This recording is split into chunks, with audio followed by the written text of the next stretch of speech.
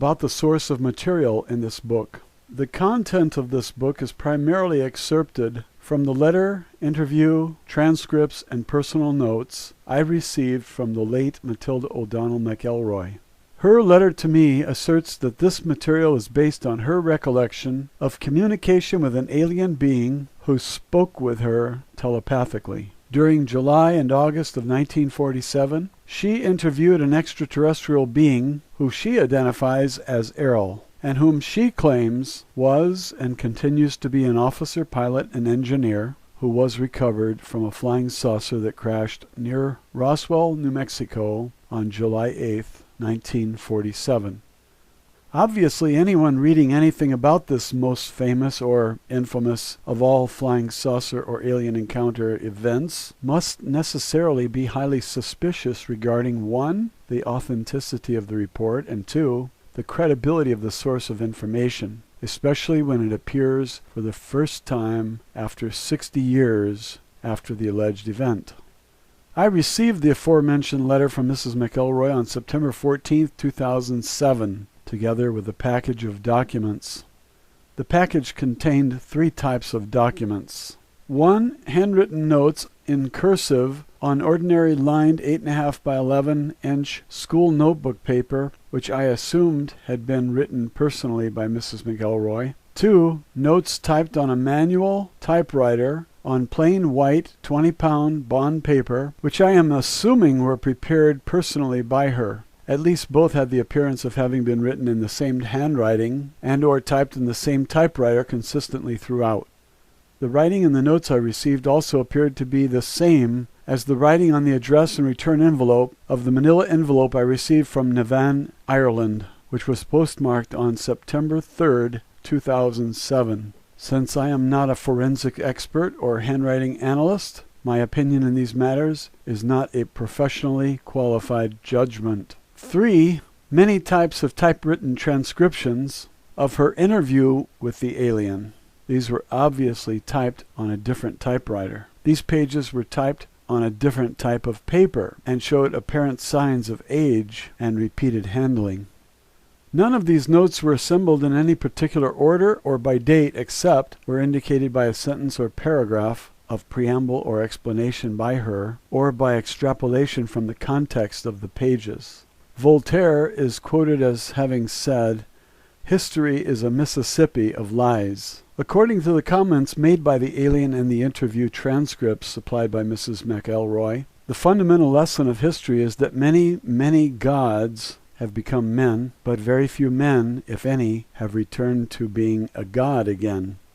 According to the alien being Airl, if anything he, she, or it supposedly communicated can be trusted, and if the translation or interpretation of this alleged communication is accurate, the history of this universe is a river of lies, down which the might and freedom of all-powerful godlike immortal spiritual beings ended and was lost in a sea of matter and mortality. Furthermore, according to the very direct and undiplomatic statements made, which seem to express the personal opinion of the alien, if one were traveling the far reaches of the universe in search of a place called Hell, it would be an accurate description of Earth and the inhabitants in its current condition. To further compound, complicate, and magnify the incredible source of the interview transcripts I received from Mrs. MacElroy is the fact that they are 1. Based almost entirely on telepathic communication between the alien and Mrs. MacElroy. 2. Many of these interviews discuss paranormal activities of immortal spiritual beings. Of course, most scientific authorities are unwilling to acknowledge or perceive spiritual phenomena of any kind. The dictionary definition of the word paranormal is, adjective, 1. Cannot be explained by scientific methods. 2. Supernatural or seemingly outside the normal sensory channels. By definition, people who use the word paranormal are 1. Not able to explain spiritual phenomena, and 2. Spiritual phenomena are outside of their normal sensory channels. In short, scientists suffer from the inability and or unwillingness to perceive and or explain spiritual activities. Therefore, the discussion of spiritual activities or spiritual universes in this book are expected to be understood only by those who can and will perceive such things. According to the time spans related by the alien in several of the interviews, there are a number of compelling and heretofore unknown reasons that suggest the possibility that many extraordinary miscalculations have been made by Earth scientists regarding the origins and antiquity of the universe, Earth, life forms, and events. Of course, these may or may not be accurate either, as time and its ugly stepchild, history, are largely subjective. However, it can be observed that, by contrast with interstellar or macrocosmic time, the historical perspectives of residents of Earth is limited to a relatively microscopic period of time compared to what are considered to be recent times in the chronology of a space travel civilization, much less the entire span of the universe. The geological record of Earth is reckoned by the best guesses of scientists to be about 4 billion years. The antiquity of Homo sapiens in the archaeological textbooks is estimated at only a few million years at most. Even the entire biological spectrum is considered to have existed on this planet for only a few 100 million years, and by and large the personal memory of individual beings on this planet is limited to only one lifetime. All other dates, events, or interpretations of events cited in this book are from terrestrial sources, which are purely subjective observations, conjectures, or inventions of human beings, including those of the author, and must therefore be credited or disregarded by the reader accordingly, considering the penchant of Earth inhabitants to myopia, egocentricity, and general ignorance of the several universes in which we dwell. This book is intended to be an informal presentation of information provided to me 60 years after the fact of a series of interviews between an alien spacecraft officer, pilot, and engineer and an Army Air Force surgical nurse.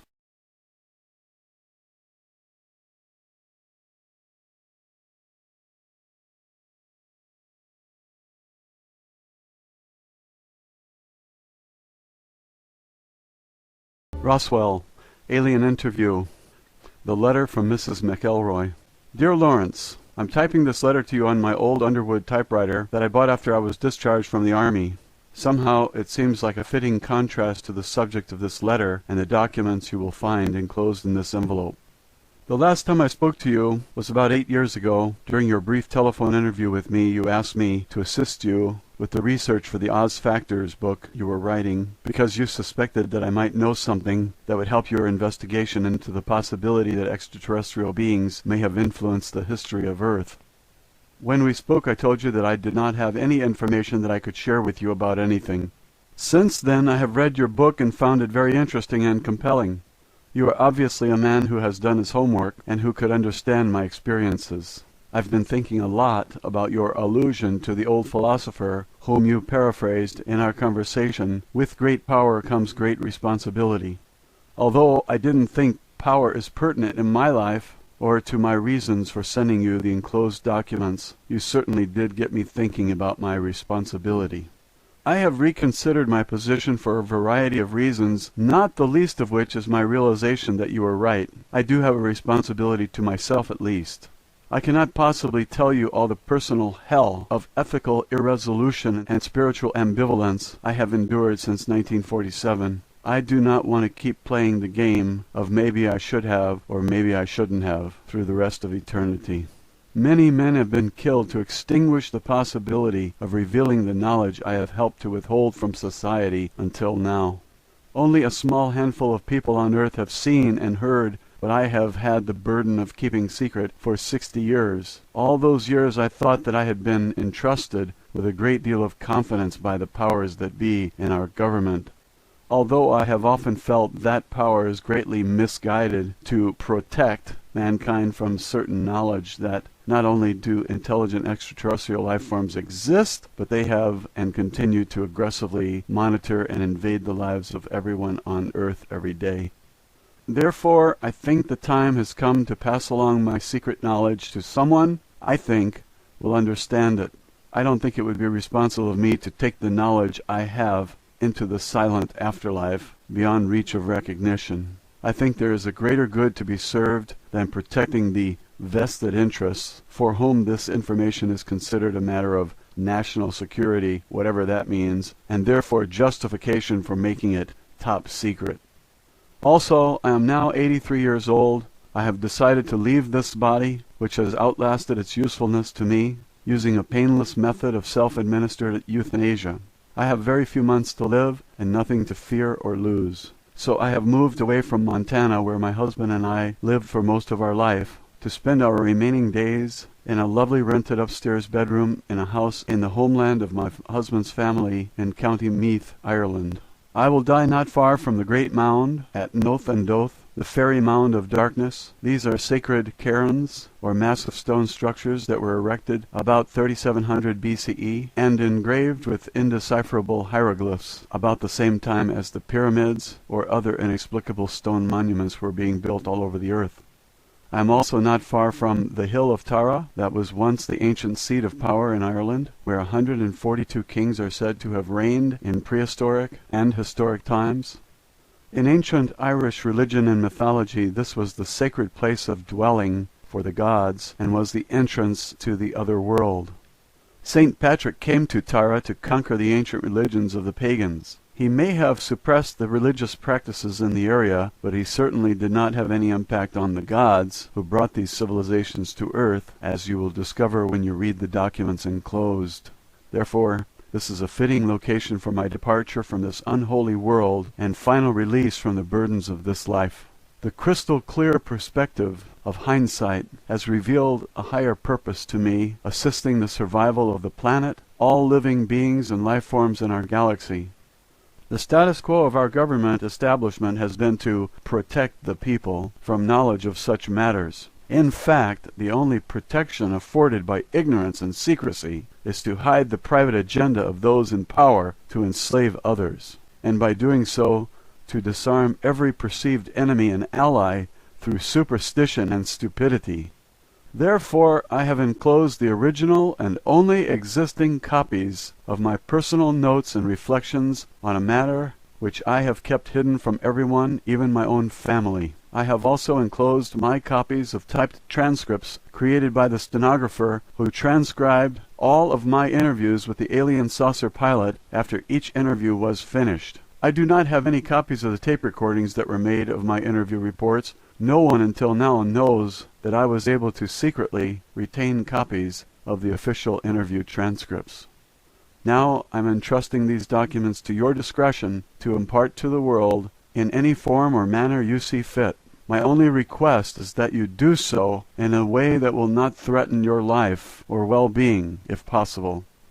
If you were to incorporate these notes of my experiences into a work of fiction, such as a novel, the factual nature of the material could be easily dismissed or discredited by any agency for whom the national security is used as a personal shield against scrutiny and justice. In doing so, you could disavow any knowledge of their true origin and claim that it is a fictitious work of your imagination.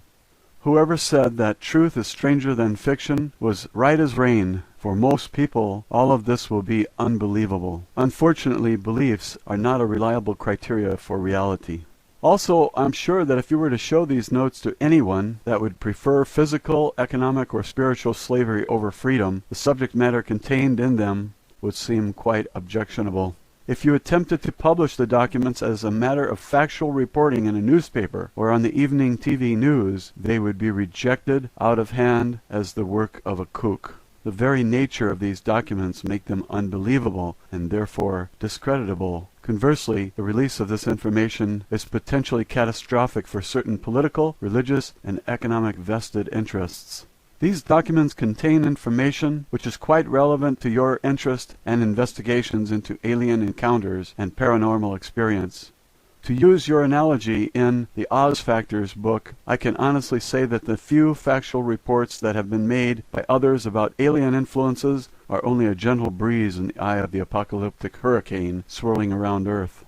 There really are wizards and wicked witches and flying monkeys in this universe. This information, which has been suspected and or speculated upon by so many for so long, has been constantly denied by mainstream media, academia, and the military-industrial complex that President Eisenhower warned us about in his farewell address. As you know, in July 1947, the Roswell Army Airfield, RAAF, issued a press release stating that personnel from the field's 509th Bomb Group had recovered a crashed flying disc from a ranch near Roswell, New Mexico, sparking intense media interest. Later that same day, the commanding general of the 8th Air Force stated that Major Jesse Marcel, who was involved with the ordinary recovery of the debris, had recovered only the tattered remnants of a weather balloon. The true facts of the incident have been suppressed by the United States government since then. You may not know that I was enlisted in the U.S. Women's Army Air Force, WAC, Medical Corps, which was a part of the U.S. Army back then. I was assigned to the 509th Bomb Group as a flight nurse at the time of the incident. When the news that there had been a crash was received at the base, I was asked to accompany Mr. Cavett, the county intelligence officer, to the crash site as the driver of his vehicle and to render any needed emergency medical assistance to any survivors, if necessary. Therefore, I briefly witnessed the wreckage of an alien spacecraft as well as the remains of the several alien personnel aboard the craft who were already dead. When we arrived, I learned that one of the personnel on board the craft had survived the crash and was conscious and apparently uninjured. The conscious alien was similar in appearance but not the same as the others. None of the other personnel present could communicate with the survivor, as the being did not communicate verbally or by any recognizable signs. However, while I examined the patient for injuries, I immediately detected and understood that the alien being was attempting to communicate with me by mental images or telepathic thought, which projected directly from the mind of the being. I immediately reported this phenomenon to Mr. Cavett, as no other person present could perceive these thoughts and the alien seemed able and willing to communicate with me. It was decided after a brief consultation with a senior officer that I would accompany the surviving alien back to the base. This was partly due to the fact that I was a nurse and could attend to the physical needs of the alien, as well as serve as a non-threatening communicator and companion. After all, I was the only woman at the site and the only one who was not armed. I was thereafter assigned permanently to serve as a companion of the alien at all times. My duty was to communicate with and interview the alien and to make a complete report of all that I had discovered to command authorities. Subsequently, I was supplied with specific lists of questions provided to me by military and non-military personnel, which I was to interpret for the alien and record the responses to the questions provided. I also accompanied the alien at times during medical testing and the many other examinations to which the alien was subjected by staff from numerous government agencies. I was given a promotion in rank to Senior Master Sergeant to improve my security rating and to increase my pay grade from $54 a month to $138 per month for this very unusual assignment. I performed these duties from July 7 through August 1947, at which time the alien died or departed the body, as you will read about in my notes. Although I was never left entirely alone with the alien, as there were always military personnel, intelligence agency people, and a variety of other officials present from time to time, I did have uninterrupted access to and communication with the alien being for nearly 6 weeks. Hereinafter is an overview and summary of my personal recollections of conversations with the alien craft pilot, whom I came to know by the identity of Airl. I feel that it is my duty at this time, in the best interest of the citizens of Earth, to reveal what I have learned from my interaction with Airl during those 6 weeks, on the anniversary of her death or departure 60 years ago. Although I served as a nurse in the Army Air Force, I am not a pilot or technician. Further, I did not have any direct contact with the spacecraft or other materials recovered from the crash site at that time or thereafter. To that degree, it must be taken into consideration that my understanding of the communications I had with Airl are based on my own subjective ability to interpret the meaning of the thoughts and mental images I was able to perceive. Our communication did not consist of spoken language in the conventional sense. Indeed, the body of the alien had no mouth through which to speak. Our communication was by telepathy. At first I could not understand Airl very clearly. I could perceive images, emotions, and impressions, but it was difficult for me to express these verbally. Once Airl learned the English language, she was able to focus her thoughts more precisely using symbols and meanings of words I could understand. Learning the English language was done as a favor to me. It was more for my own benefit than hers. By the end of our interview sessions, and increasingly since then, I have become more comfortable with telepathic communication. I have become more adept at understanding Airl's thoughts as though they are my own. Somehow her thoughts became my thoughts. Her emotions are my emotions. However, this is limited by her willingness and intention to share her own personal universe with me. She is able to be selective about what communication I am allowed to receive from her. Likewise, her experience, training, education, relationships, and purposes are uniquely her own. This is the symbol of the domain.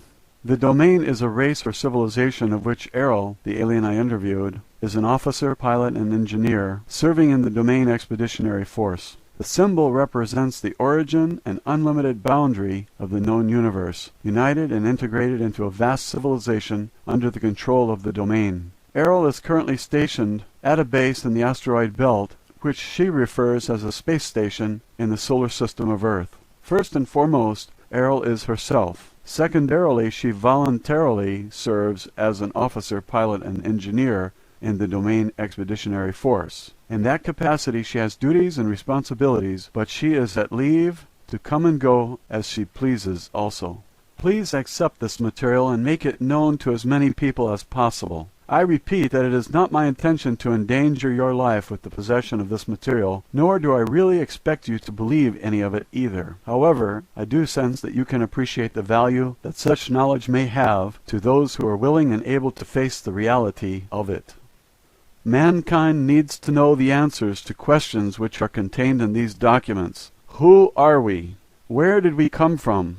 What is our purpose on Earth? Is mankind alone in the universe? If there is intelligent life elsewhere, why have they not contacted us? It is vital that people understand the devastating consequences to our spiritual and physical survival if we fail to take effective action to undo the long-standing and pervasive effects of alien intervention on Earth. Perhaps the information in these documents will serve as a stepping stone to a better future for mankind. I hope that you can be more clever, creative, and courageous in the distribution of this information than I have been. May the gods bless you and keep you. Mrs. Matilda O'Donnell MacElroy, Senior Master Sergeant, Women's Army Air Force Medical Corps, retired. 100 Troytown Heights, Nevenmeath County, Meath, Ireland. Chapter 1. My first interview with the alien. Matilda O'Donnell MacElroy personal note. By the time the alien had been returned to the base, I had already spent several hours with her. As I mentioned, Mr. Cavett told me to stay with the alien since I was the only person among us who could understand her communication. I could not understand my ability to communicate with the being. I had never before that time experienced telepathic communication with anyone. The non-verbal communication I experienced was like the understanding you might have when a child or dog is trying to get you to understand something, but much, much more direct and powerful. Even though there were no words spoken or signs made, the intention of the thoughts were unmistakable to me. I realized later that although I received the thought, I did not necessarily interpret its meaning exactly.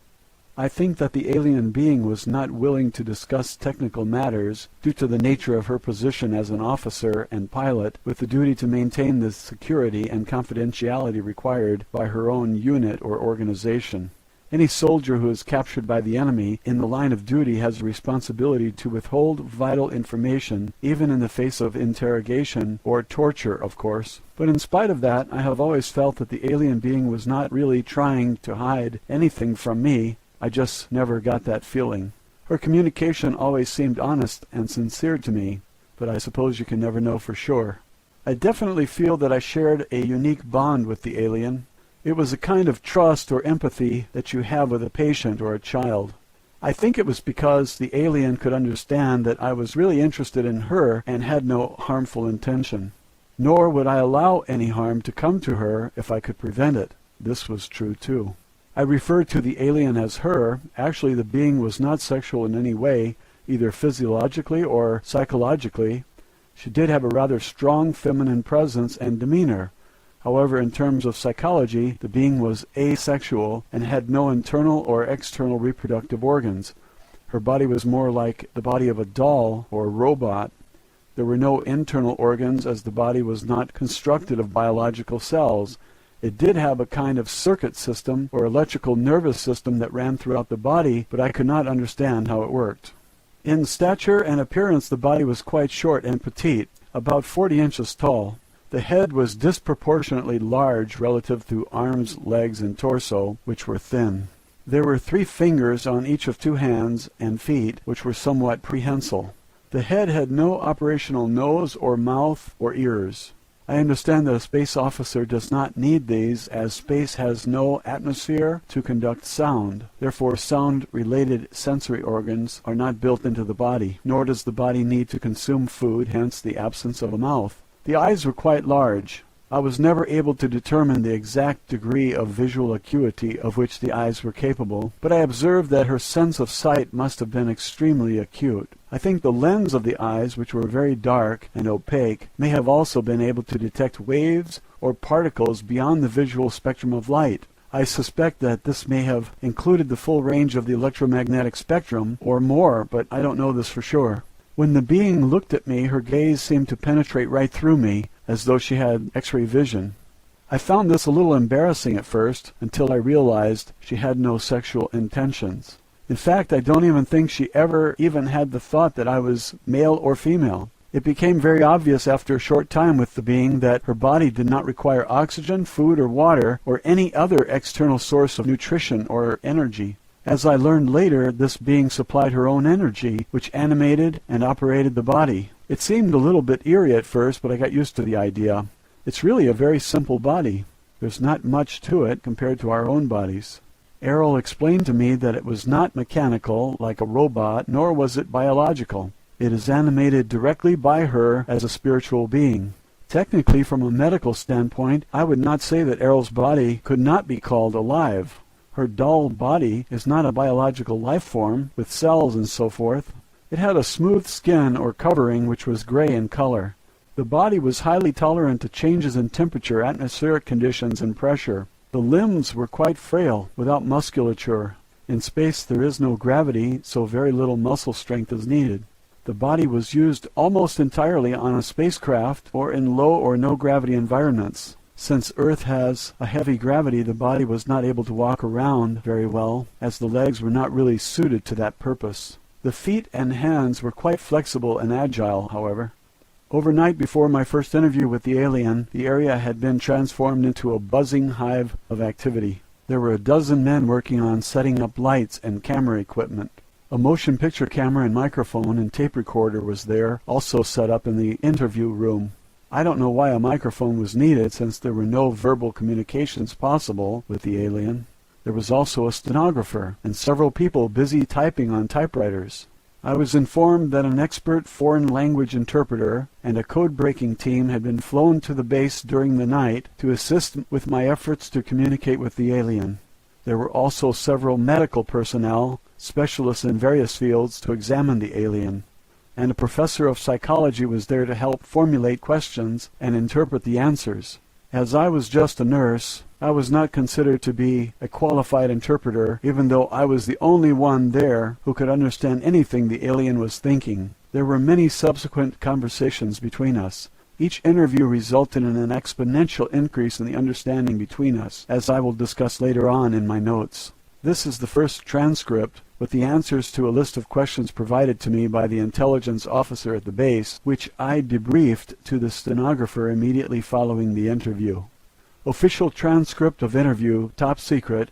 Official transcript of the U.S. Army, Air Force Roswell Army Airfield, 509th Bomb Group. Subject, alien interview, July 9th, 1947. Question, are you injured? Answer, no. Question, what medical assistance do you require? Answer, none. Question, do you need food or water or other sustenance? Answer, no.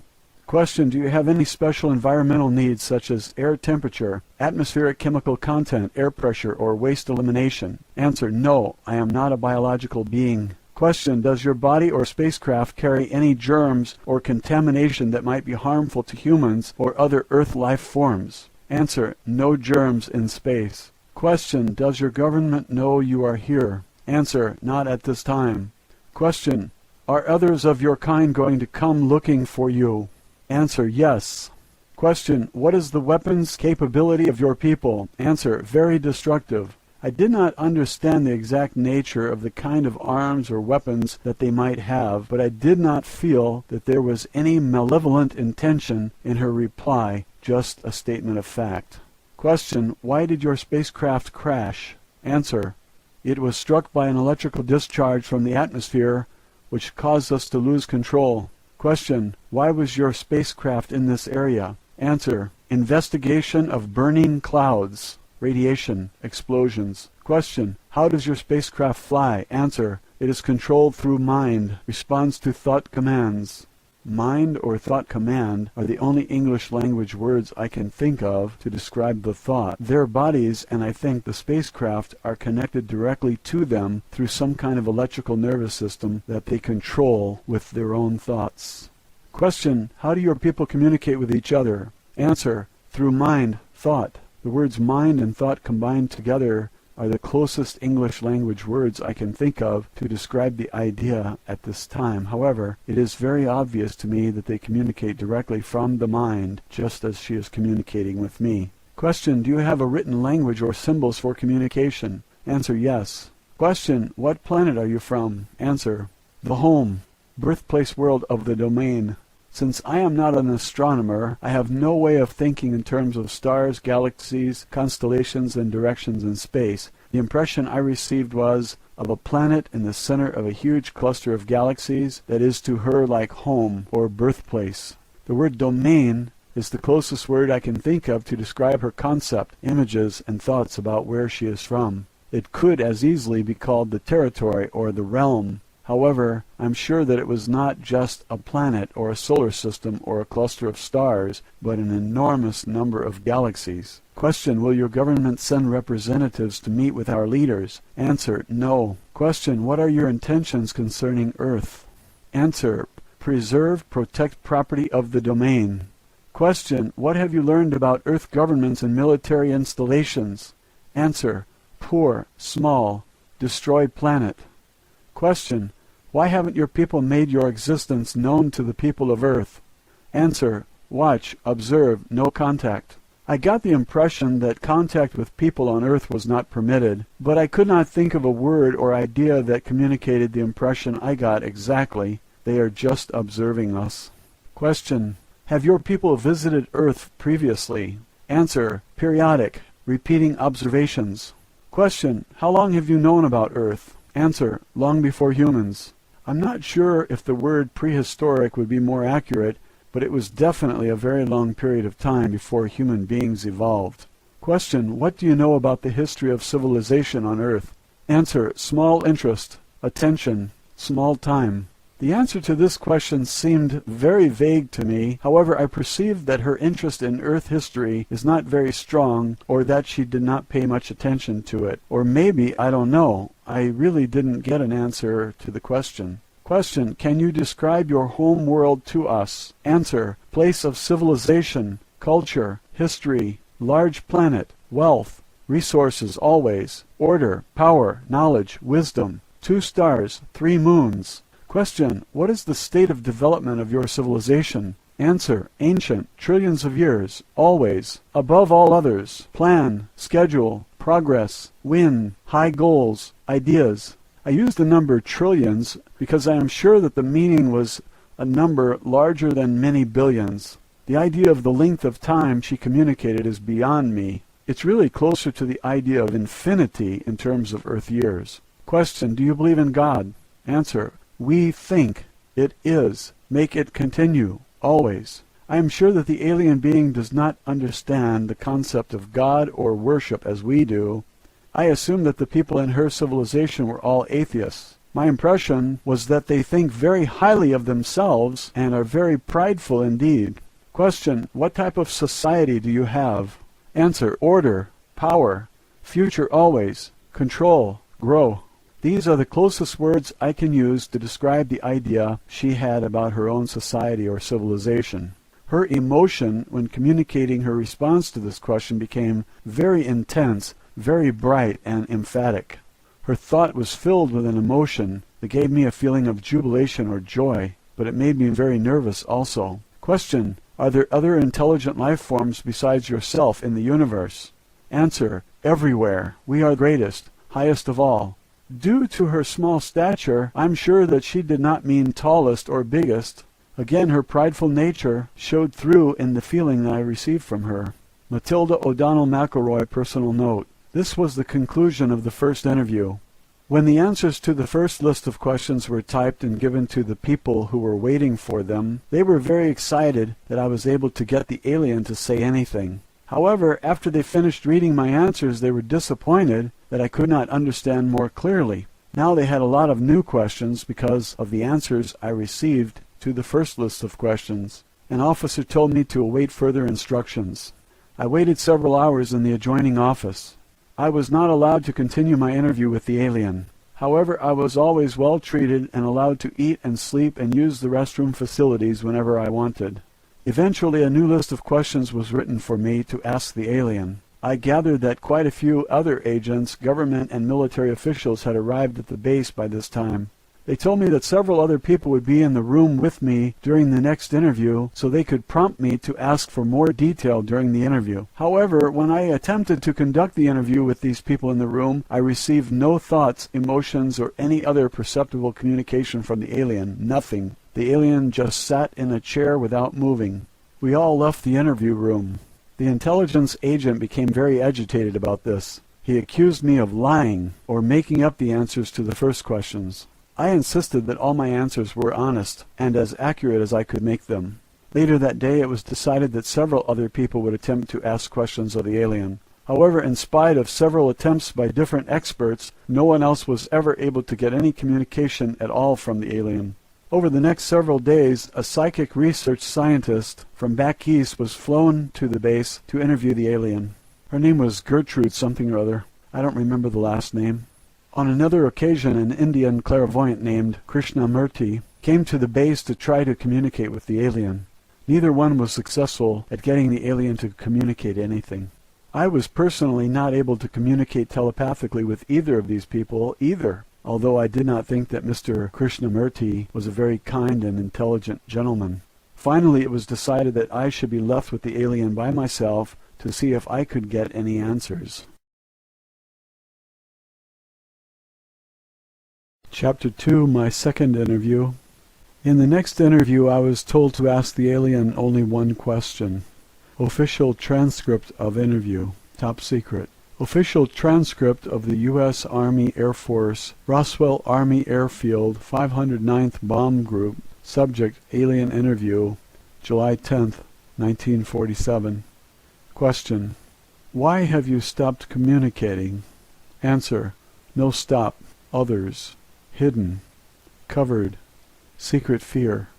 The alien cannot communicate with them because they were afraid of her or did not trust her. And it is clear to me that the alien is not aware that some people have secret intentions toward her and are hiding their real thoughts. It is equally obvious to me that the alien does not have even a tiny bit of fear of us, or anything else for that matter. Matilda O'Donnell McElroy, personal note. I pondered the words I chose to convey the meaning of the alien's thoughts very carefully before reporting to the stenographer and the people who were waiting anxiously in the other room. Personally, I never suffered any fear or misapprehension about the alien whatsoever. I was very, very curious and excited to learn anything and everything I could about her and from her. However, like the aliens, I did not have much trust or confidence in the agents or authorities who were controlling my interviews. I had no idea what their intentions toward her might be. However, I am sure that the military officers were very, very nervous about having an alien spacecraft and pilot on their hands. At that moment, my greatest worry was how to more clearly understand the thoughts and ideas of the alien. I think that I was doing pretty well as a telepathic receiver, but not as good as a telepathic sender. I wanted desperately to figure out a better way to communicate with the alien, in a way that would enable the growing legion of government officials to understand her more directly, without having to rely on my interpretation of her thoughts. I did not feel very well qualified to act as an interpreter, yet I was the only person with whom the alien would communicate, so it was up to me to get the job done. I was also becoming acutely aware that this was probably the biggest news event in the history of the Earth, and that I should be proud to have had any part in it. Of course, by that time the entire incident had been officially denied in the press, and a cover-up of immense proportions by the military and the powers that be had already begun. However, I was beginning to feel the pressure of the responsibility for being the first person on Earth, as far as I knew, to communicate with an extraterrestrial life form.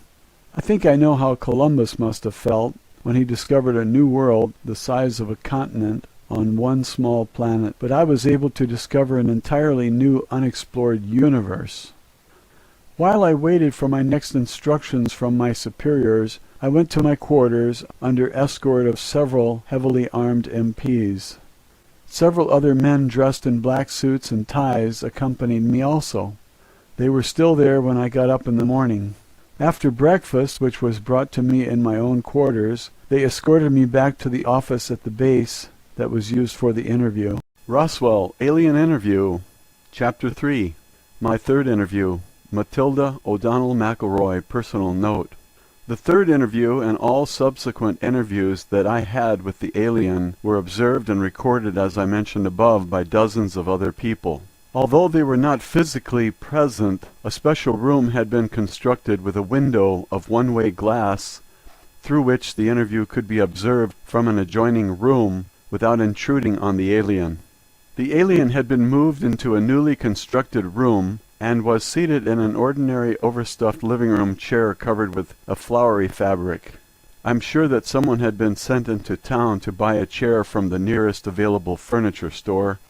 The alien's body was about the same size as a very thin 5-year-old child, so she was dwarfed by the chair. Since her body was not biological, it didn't need any food, air, or heat, and apparently she didn't sleep either. There were no eyelids or eyebrows above her eyes, so the eyes didn't close. I don't think anyone could tell whether she was sleeping or awake as long as she was sitting upright in the chair. Unless she moved her body or gestured with her hand, it would be hard to tell whether she was even alive or not unless you could perceive her thoughts. Eventually, I learned that the alien was not identified by her body, but by her personality, so to speak. She was known by her fellow aliens as Airl. This is the closest word I can use to describe the name using the English alphabet. I sensed that she preferred the feminine gender. I think we shared a natural female empathy and nurturing attitude toward life and each other.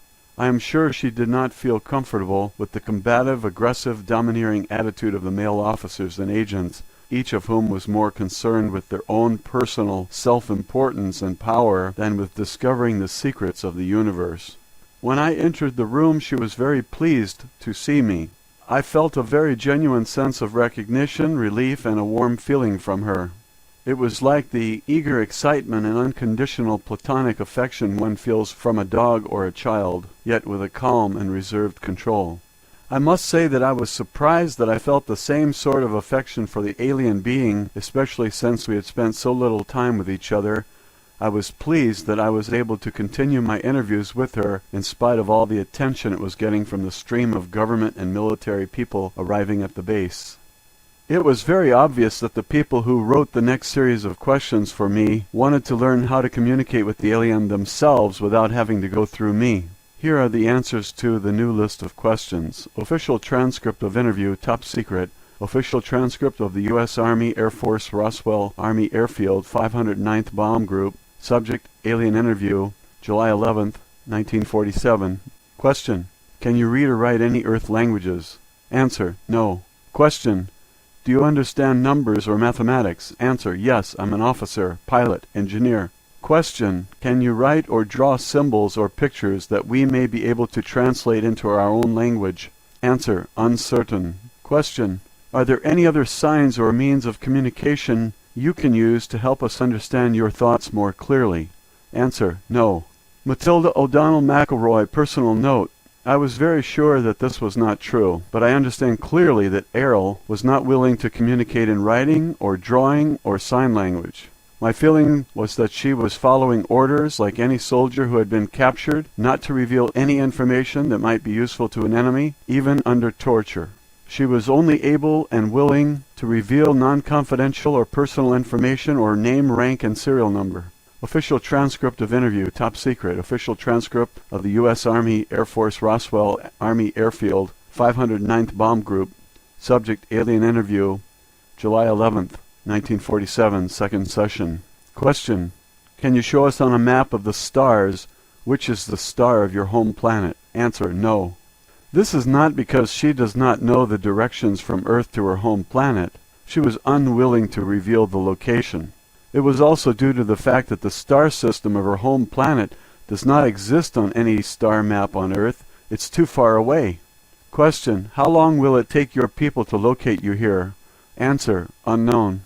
Question: how long would it take your people to travel here to rescue you? Answer: minutes or hours.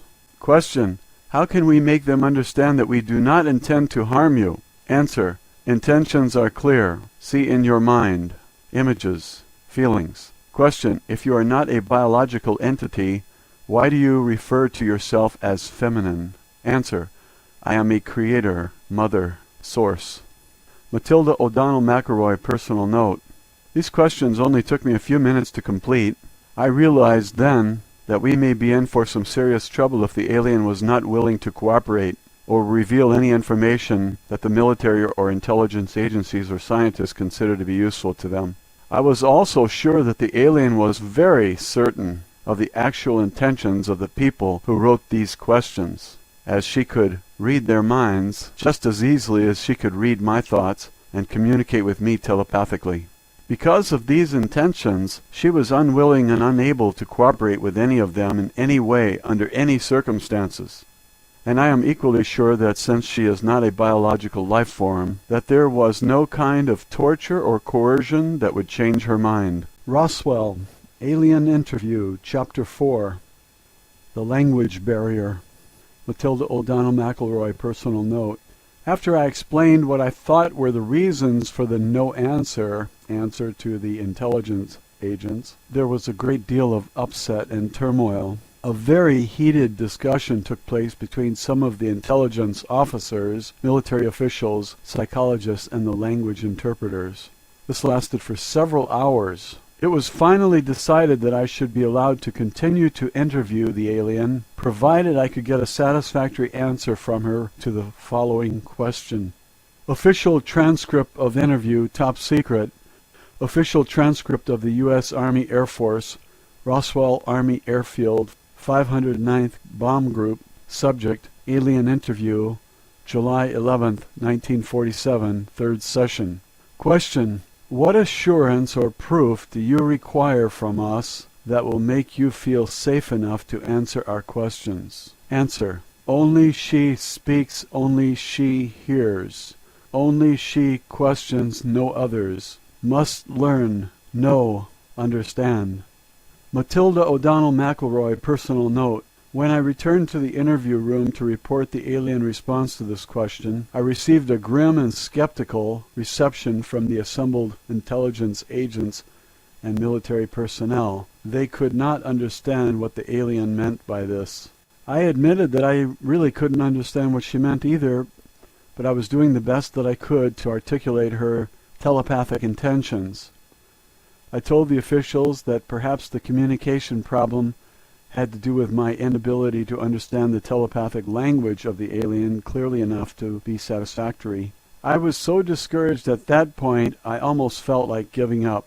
And now there was even more arguments than before. I was sure I was going to be removed from my position in spite of the fact that the alien refused to communicate with anyone else, or that no one else had been found who could communicate with her. Fortunately, a very clever fellow named John Newble, who was a Japanese language specialist from the Navy, had an explanation and a solution to the problem. He explained that first, the problem had very little to do with the inability of the alien to communicate. It had more to do with her unwillingness to communicate with anyone other than myself. Second, In order for any clear, comprehensive communication to happen, both parties needed to understand and communicate through a common language. Words and symbols in language convey very precise concepts and meanings. He said that the Japanese people have a lot of homonyms in their language which cause a lot of confusion in day-to-day communication. They solved this problem by using standard Chinese characters to write down the exact meaning of the word they are using. This clears up the matter for them. Without a defined nomenclature, communication was not possible beyond the rudimentary understanding between men and dogs or between two small children.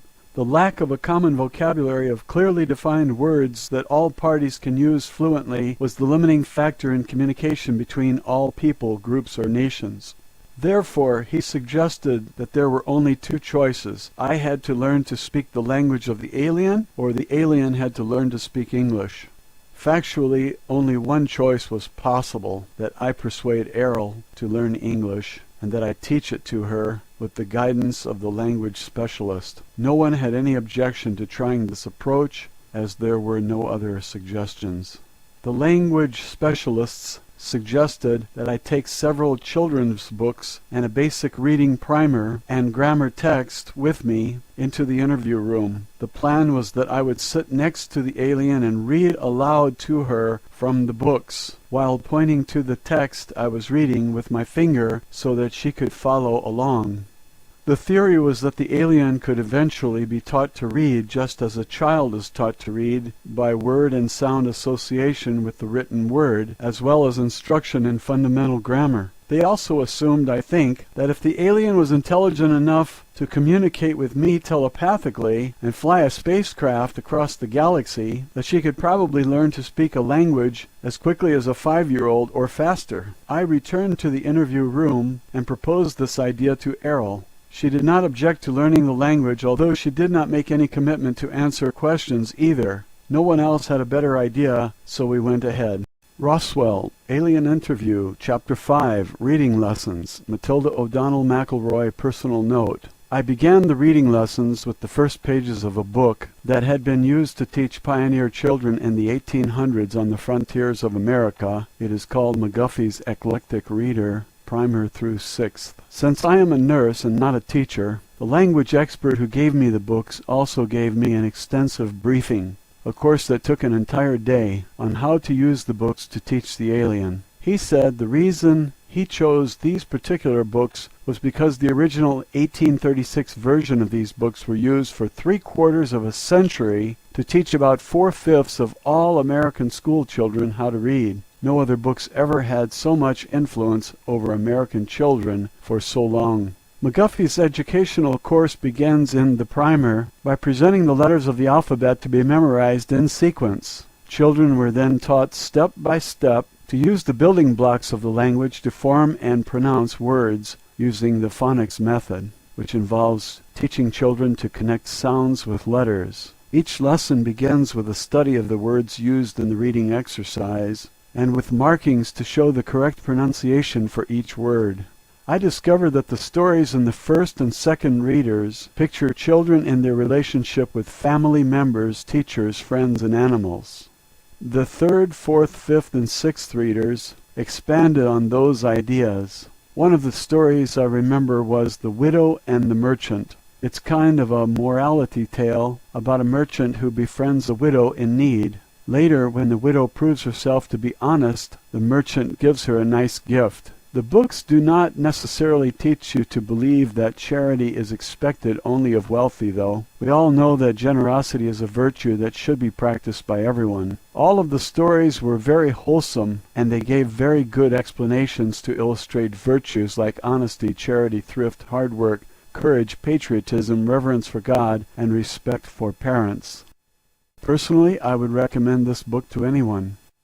I also discovered that the vocabulary used in the book was very advanced compared to the relatively limited number of words people use commonly in our modern age. I think that we have lost a lot of our own language since our founding fathers wrote the Declaration of Independence over 200 years ago. As instructed, I sat next to Airl in the interview room, reading aloud to her from each successive book in the series of the McGuffey Readers. Each of the books had excellent, simple illustrations of the stories and subjects being taught, although they are very outdated by today's standards. Nonetheless, Airl seemed to understand and absorb every word, sound, syllable, and meaning as we progressed. We continued this process for 14 hours a day for 3 consecutive days without interruption, except for a few meals and rest breaks on my part. Airl did not take breaks for anything. She did not sleep. Instead, she remained sitting in the overstuffed chair in the interview room, reviewing the lessons we already covered. When I returned each morning to begin where we'd left off, she had already memorized the previous lessons and was well into the next pages. This pattern continued to accelerate until it became pointless for me to continue reading to her. Although Airl did not have a mouth to speak with, she was now able to think at me in English. At the end of these lessons, Airl was able to read and study by herself. I showed her how to use a dictionary to look up new words she encountered. Airl consulted the dictionary continually after that. From then on, my job was acting as a courier for her, requesting that reference books be brought to her in a steady stream. Next, Mr. Newble brought in a set of the Encyclopedia Britannica. Airl especially enjoyed this because it had a lot of pictures. After that, she requested many more picture books and reference books with photographs and drawings, because it was much easier to understand the meaning if she could see a picture of the thing she was studying. Over the next 6 days, books were brought in from libraries all over the country, I presume, because it wasn't more than a few more days before she had read through several hundred of them. She studied every subject I could imagine, and many other very technical things I never wanted to know anything about, like astronomy, metallurgy, engineering, mathematics, various technical manuals, and so forth. Later she began to read fiction books, novels, poetry, and the classics of literature. Airl also asked to read a great many books on the subjects in the humanities, especially history.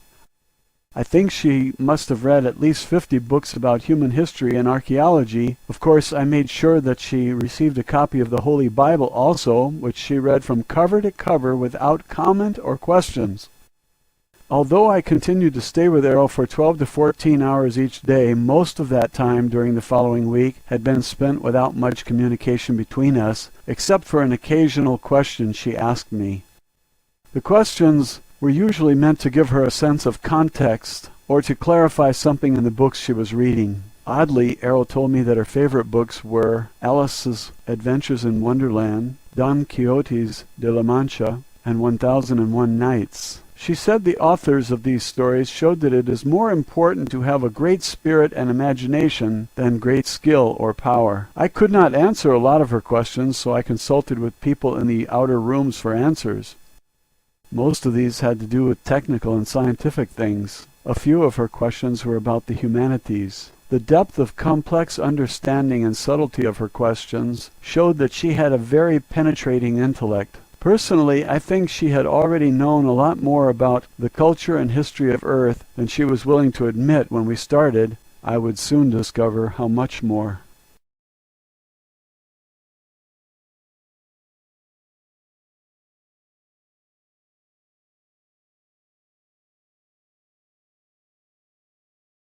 Roswell Alien Interview, Chapter 6. My Education Begins. Matilda O'Donnell MacElroy personal note. By the 15th day after rescuing Airl from the crash site, I was able to communicate fluidly and effortlessly with her in English. She had absorbed so much more written material by this time that her academic education far exceeded my own. Although I graduated from high school in Los Angeles in 1940 and attended college for 4 years of pre-medical and nursing training, the variety of my own reading had been fairly limited. I had not studied most of the subjects to which Airl had now been exposed, especially considering her acute understanding, very intense study habits, and a nearly photographic memory. She was able to recall long passages from books she read. She was especially fond of sections of her favorite stories from classic literature like The Adventures of Huckleberry Finn, Tales from Gulliver's Travels, and Peter Pan, and The Legend of Sleepy Hollow. By this time Airl had become the teacher and I was the student. I was about to learn what men of Earth don't know and have no way of knowing. The throng of scientists and agents who observed us through the one-way glass of our interview room, whom Airl and I now referred to as the gallery, were growing increasingly impatient to ask her questions. But Airl continued to refuse to allow any questions to be asked of her by anyone other than myself, even vicariously through me as an interpreter or in writing. On the afternoon of the 16th day, Airl and I sat next to each other as she read. She closed the last page of a book she was reading and placed it aside. I was about to hand her the next book from a large pile waiting to be read, when she turned and said, or thought to me, "I'm ready to speak now." At first I was a little confused by the remark. I gestured for her to continue, and she began to teach me my first lesson. Official transcript of interview, top secret. Official transcript of the U.S. Army Air Force, Roswell Army Airfield, 59th Bomb Group. Subject, Alien Interview, July 24th, 1947. First session. "What would you like to say, Airl?" I asked. "I have been part of a domain expeditionary force in this sector of space for several thousand years. However, I have not personally had intimate contact with beings on Earth since 5965 BCE. It is not my primary function to interact with inhabitants of planets within the domain. I am an officer, pilot, and engineer, with many duties to perform. Nonetheless, although I'm fluent in 347 other languages within the domain, I have not been exposed to your English language. The last Earth language with which I was conversant was the Sanskrit language of the Vedic hymns. At that time I was a member of a mission sent to investigate the loss of a domain base located in the Himalaya Mountains. An entire battalion of officers, pilots, communications, and administrative personnel disappeared and the base destroyed. Several million years ago, I was trained and served as an investigation, data evaluation, and program development officer for the domain. Because I was experienced in that technology, I was sent to Earth as part of a search team. One of my duties involved interrogation of the human population that inhabited the adjoining area at that time. Many of the people in that region reported sighting Vimanas, or spacecraft, in the area.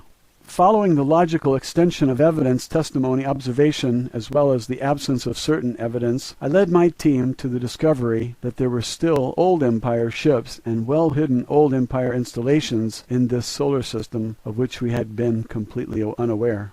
You and I were unable to communicate in your language because I personally have not been exposed to your language. However, now that I have scanned the books and the material you provided me, this data has been relayed to our space station in this region and processed by our communications officer through our computers. It has been translated into my own language and relayed back to me in a context that I can think with. I have also received additional information from the files stored in our computers about the English language and domain records concerning Earth civilization. Now I'm prepared to give you certain information that I feel will be of great value to you. I will tell you the truth. Although truth is relative to all other truth, I wish to share with you, as honestly and accurately as possible, truth as I see it, within the boundaries of my integrity to myself, to my race, and without violating my obligations to the organization I serve and have sworn to uphold and protect. Okay, I thought.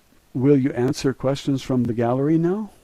No, I will not answer questions. I will provide information to you that I think will be beneficial to the well-being of the immortal, spiritual beings who comprise humanity, and that will foster the survival of all the myriad life forms and the environment of Earth, as it is a part of my mission to ensure the preservation of Earth. Personally, it is my conviction that all sentient beings are immortal spiritual beings. This includes human beings. For the sake of accuracy and simplicity, I will use a made-up word, is-be, because the primary nature of an immortal being is that we live in a timeless state of is, and the only reason for their existence is that they decide to be. No matter how lowly their station in a society, every is-be deserves the respect and treatment that I myself would like to receive from others. Each person on Earth continues to be an is-be, whether they are aware of the fact or not. Matilda O'Donnell MacElroy, personal note. I will never forget this conversation. Her tone was very matter-of-fact and emotionless. However, for the first time I sensed the presence of a warm and real personality in Airl. Her reference to immortal spiritual beings struck me like a flash of light in a dark room. I had never before considered that a human being could be an immortal being. I thought that status or power was reserved solely for the Father, the Son, and the Holy Ghost. And because I am a devout Catholic and subject to the word of the Lord Jesus and the Holy Father, I have never thought of a woman as an immortal spiritual being either, not even the Holy Mother Mary. Yet when Airl thought that thought, I became vividly aware for the first time that she personally was an immortal spiritual being, and so are we all. Airl said that she sensed that I was confused about the idea. She said she would demonstrate to me that I am also an immortal spiritual being. She said, "Be above your body." Immediately I realized that I was outside of my body, looking down from the ceiling at the top of my body's head. I was also able to see the room around me, including Airl's body, sitting in the chair next to my own body.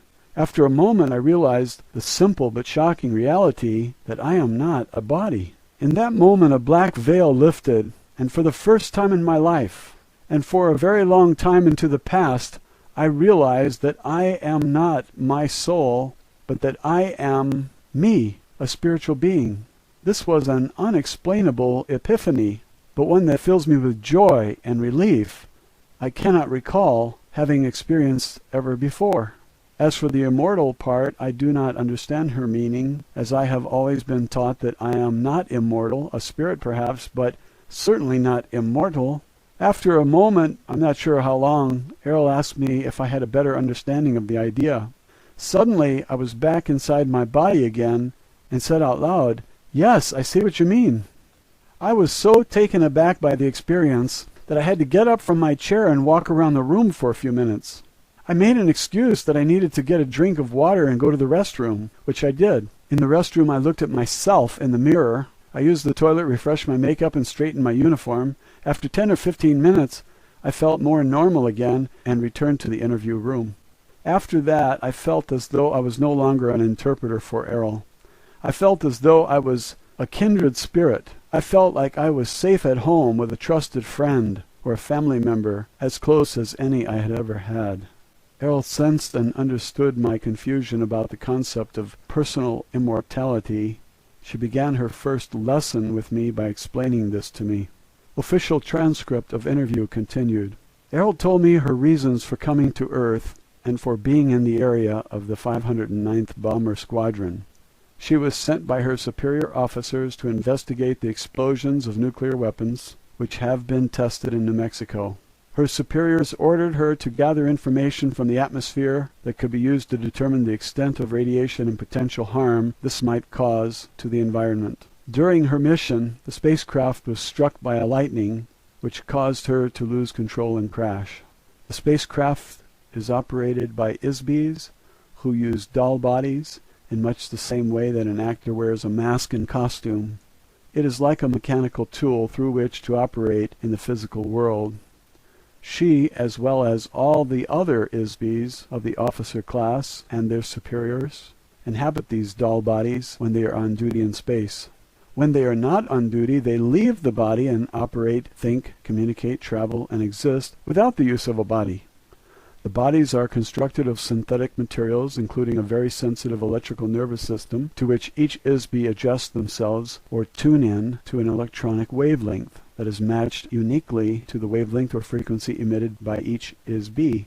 Each ISB is capable of creating a unique wave frequency which identifies them much like a radio signal frequency. This serves in part as identification like a fingerprint. The doll body acts like a radio receiver for the ISB. No two frequencies or doll bodies are exactly the same. The bodies of each ISB crew member are likewise tuned into and connected to a nervous system built into the spacecraft. The spacecraft is built in much the same way as the doll body. It is adjusted specifically to the frequency of each ISB crew member. Therefore, the craft can be operated by the thoughts or energy emitted by the ISB. It is really a very simple direct control system, so there are no complicated controls or navigation equipment on board the spacecraft. They operate as an extension of the ISB. When the lightning bolt struck the spacecraft, this caused a short circuit and consequently disconnected them from the control of the ship momentarily, which resulted in the crash. Airl was and still is an officer, pilot, and engineer in an expeditionary force which is part of a space opera civilization which refers to itself as the Domain. This civilization controls the vast number of galaxies, stars, planets, moons, and asteroids throughout an area of space that is approximately 1/4 of the entire physical universe. The continuing mission of her organization is to secure, control, and expand the territory and resources of the Domain. Airl pointed out that their own activities were very similar in many ways to the European explorers who discovered and claimed the New World for the Holy Father, the Pope, and for the kings of Spain, Portugal, and later Holland, England, France, and so forth. Europe benefited from the property acquired from the native inhabitants. However, the native inhabitants were never consulted with or asked for their permission to become a part of the domain of the European nations and the soldiers and priests they sent to acquire territory and wealth in order to advance their interests. Airl said she read in a history book that the Spanish king regretted the brutal treatment of the native inhabitants by his soldiers. He feared retribution from the gods he worshipped, as described in the various testaments of the Bible. He asked the Pope to prepare a statement called the Requirement, which was supposed to be read to each of the newly encountered native inhabitants. The king hoped that the statement, whether it was accepted or rejected by the natives, would absolve the king of all responsibility for the resulting slaughter and enslavement of these people. He used this statement as justification to confiscate their lands and possessions by his soldiers and the Pope's priests. Apparently, the Pope, personally, did not have any feelings of guilt or responsibility in the matter. Airl thought that such actions were those of a coward, and that it is no surprise that the territory of Spain was diminished so quickly. Only a few years later the king was dead, and his empire had been assimilated by other nations. Airl said that this sort of behavior does not occur in the Domain. Their leaders assume full responsibility for the actions of the Domain and would not denigrate themselves in this fashion, nor do they fear any gods or have any regret for their actions. This idea reinforces my earlier suggestion that Airl and her people are probably atheists. In the case of the acquisition of Earth by the Domain, the rulers of the Domain have chosen not to openly reveal this intention to their native inhabitants of Earth until a later time when it may or may not suit their interest to reveal themselves. For the present time, it is not strategically necessary to make the presence of the Domain expeditionary force known to mankind. In fact, until now, it has been very aggressively hidden for reasons that will be revealed later. The asteroid belt near Earth is very small, but important location for the Domain in this part of space. Actually, some of the objects in our solar system are very valuable for their use as low-gravity space stations. They are interested primarily in the low-gravity satellites in this solar system, which consists mainly of the side of the Moon facing away from Earth and the asteroid belt, which is a planet that was destroyed billions of years ago, and to a lesser degree Mars and Venus. Dome structures synthesized from gypsum or underground bases covered by electromagnetic force fields are easily constructed to house the Domain forces. Once an area of space is acquired by the Domain and becomes a part of the territory under its control, it is treated as the property of the Domain. The space station near the planet Earth is important only because it lay along a path of the Domain expansion route toward the center of the Milky Way galaxy and beyond. Of course, everyone in the Domain is aware of this, except for the people of Earth. Roswell Alien Interview, Chapter 7, A Lesson in Ancient History. Matilda O'Donnell MacElroy, Personal Note. My instruction with Airl continued through the night until dawn of the next morning. I must say that I was fascinated, skeptical, shocked, alarmed, dismayed, and disgruntled by the lesson I was getting from Airl. I could never have imagined any of what she was telling me, not even in my wildest dreams and nightmares. The next afternoon, after I had slept, showered, and eaten, I was debriefed about my interview session the previous evening by members of the gallery who recorded my account of what Airl told me. There was a stenographer present for the session as usual, to whom I debriefed after each interview, and there were also 6 or 7 men who asked for clarification of my statements. As always, there was constant pressure applied to me to use my influence with Airl to persuade her to answer specific questions prompted by members of the gallery. I did my best to reassure everyone that I would give my very best efforts to do so. Nevertheless, only 3 things happened every day thereafter. Airl resolutely refused to answer any questions that she sensed had been posed by or suggested to me by the gallery. 2. Airl continued to instruct me in the subject matter of her own choice. 3. Every evening after my interview with or instruction from Airl, she would give me a new list of subject matter about which she wanted more information. Each evening I presented this list to the gallery. The next day Airl received a large stack of books, magazines, articles, and so forth. She would study all of these during the night while I slept. This pattern repeated every day during the remainder of the time I spent with her. The subject matter of my next interview or lesson from Airl continued with a brief history of Earth, our solar system, and nearby space from the perspective of the domain. Official transcript of interview, top secret. Official transcript of the U.S. Army Air Force Roswell Army Airfield 509th Bomb Group. Subject Alien Interview, July 25, 1947, first session. Before you can understand the subject of history, you must first understand the subject of time. Time is simply an arbitrary measurement of the motion of objects through space. Space is not linear. Space is determined by point of view of an ISB when viewing an object. The distance between an ISB and the object being viewed is called space. Objects or energy masses in space do not necessarily move in a linear fashion. In this universe, objects tend to move randomly or in a curving or cyclical pattern, or as determined by agreed-upon rules. History is not only a linear record of events, as many authors of Earth history books imply, because it is not a string that can be stretched out and marked like a measuring tool.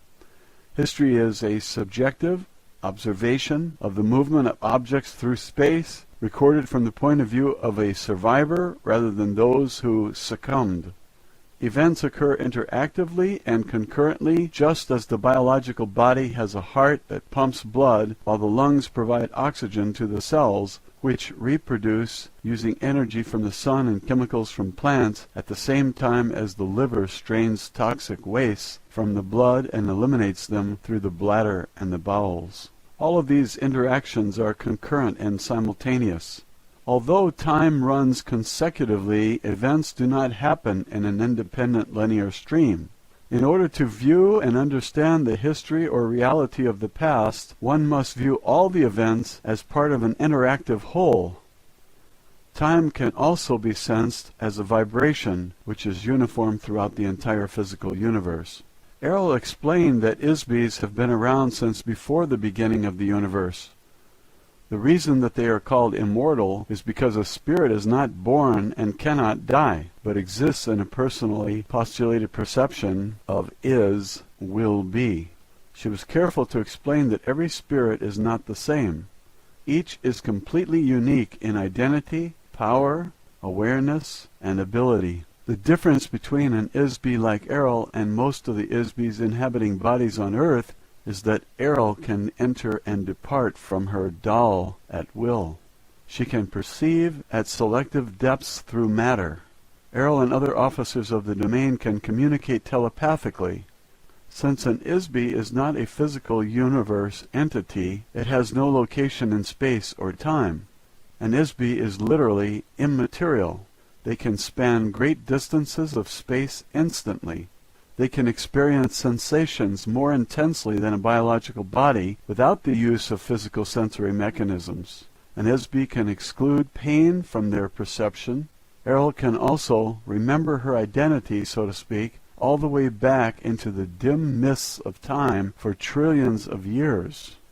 She says that the existing collection of suns in this immediate vicinity of the universe have been burning for the last 200 trillion years. The age of the physical universe is nearly infinitely old, but probably at least 4 quadrillion years. since its earliest beginnings. Time is a difficult factor to measure as it depends on the subjective memory of ISBs, and there has been no uniform record of events throughout the physical universe since it began. As on Earth, there are many different time measurement systems defined by various cultures, which use cycles of motion and points of origin to establish age and duration. The physical universe itself is formed from the convergence and amalgamation of many other individual universes, each of which were created by an ISB or group of ISBs. The collision of these illusionary universes commingled and coalesced and were solidified to form a mutually created universe. Because it is agreed that energy and forms can be created but not destroyed, this creative process has continued to form an ever-expanding universe of nearly infinite physical proportions. Before the formation of the physical universe, there was a vast period during which universes were not solid but wholly illusionary. You might say that the universe was a universe of magic illusions, which were made to appear and vanish at the will of the magician. In every case, the magician was one or more ISBs. Many ISBs on Earth can still recall vague images from that period. Tales of magic, sorcery, and enchantment, fairy tales and mythology speak of such things, although in very crude terms. Each ISB entered into the physical universe when they lost their own home universe. That is, when an ISB's home universe was overwhelmed by the physical universe, or when the ISB joined with other ISBs to create or conquer the physical universe. On Earth, the ability to determine when an ISB entered the physical universe is difficult for two reasons. One, the memory of ISBs on Earth have been erased, and two, ISB's arrival or invasion into the physical universe took place at different times, some 60 trillion years ago, and others only 3 trillion. Every once in a short while, a few million years, an area or planet will be taken over by another group of ISBs entering into the area. Sometimes they will capture other ISBs as slaves. They will be forced to inhabit bodies to perform menial or manual work, especially mining mineral ores on heavy gravity planets such as Earth. Airl says that she has been a member of the Domain Expeditionary Force for more than 625 million years. When she became a pilot for a biological survey mission, which included occasional visits to Earth. She can remember her entire career there and for a very long time before that. She told me that Earth scientists do not have an accurate measuring system to gauge the age of matter. They assume that because certain types of materials seem to deteriorate rather quickly, such as organic or carbon-based matter, that there is a deterioration of matter. It is not accurate to measure the age of stone based on the measurement of the age of wood or bone. This is a fundamental error. Factually, matter does not deteriorate. It cannot be destroyed. Matter can only be altered in form, but it is never truly destroyed. The Domain has conducted a periodic survey of the galaxies in this sector of the universe since it developed space travel technologies about 80 trillion years ago. A review of changes in the complexion of Earth revealed that mountain ranges rise and fall, continents change location, the poles of the planet shift, ice caps come and go, oceans appear and disappear, rivers, valleys, and canyons change. In all cases the matter is the same. It is always the same sand. Every form and substance is made of the same basic materials which never deteriorates. Matilda O'Donnell MacElroy, personal note. I cannot even begin to imagine how advanced a civilization may have become technically and mentally after trillions of years. Just think of how advanced our own country has become compared to only 150 years ago. Only a few generations ago, transportation was on foot, horseback, or boat. Reading was done by candlelight, heating and cooking were done over a fireplace, and there wasn't any indoor plumbing. Official transcript of interview. Airl described the abilities of an ISB officer of the Domain to me. and she demonstrated one to me when she contacted telepathically a communications officer of the domain who was stationed in the asteroid belt. The asteroid belt is composed of thousands of broken-up pieces of a planet that once existed between Mars and Jupiter.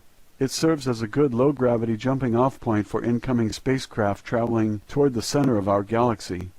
She requested that this officer consult information stored in the files of the domain concerning the history of Earth. She asked the communications officer to feed this information to Airl. The communications officer immediately complied with the request. Based on the information stored in the files of the domain, Airl was able to give me a brief overview of our history lesson. This is what Airl told me that the domain had observed about the history of Earth. She told me that the domain expeditionary force first entered into the Milky Way galaxy very recently, only about 10,000 years ago. Their first action was to conquer the home planets of the Old Empire. This is not the official name, but a nickname given to the conquered civilization by the domain forces that served as the seat of central government for this galaxy and other adjoining regions of space. These planets are located in the stars systems in the tail of the Big Dipper constellation. She did not mention which stars exactly. About 1,500 years later, the domain began the installation bases for their own forces along the path of invasion which leads towards the center of the galaxy and beyond. About 8,200 years ago, the domain forces set up a base on Earth in the Himalaya Mountains near the border of modern Pakistan and Afghanistan. This was a base for the battalion of the Domain Expeditionary Force, which included about 3,000 members. They set up a base under or inside the top of the mountain. The mountain top was drilled into and made hollow to create an area large enough to house the ships and personnel of that force. An electronic illusion of the mountain top was created to hide the base by projecting a false image from inside the mountain against a force screen. The ships could then enter and exit through the force screen, yet remain unseen by Homo sapiens.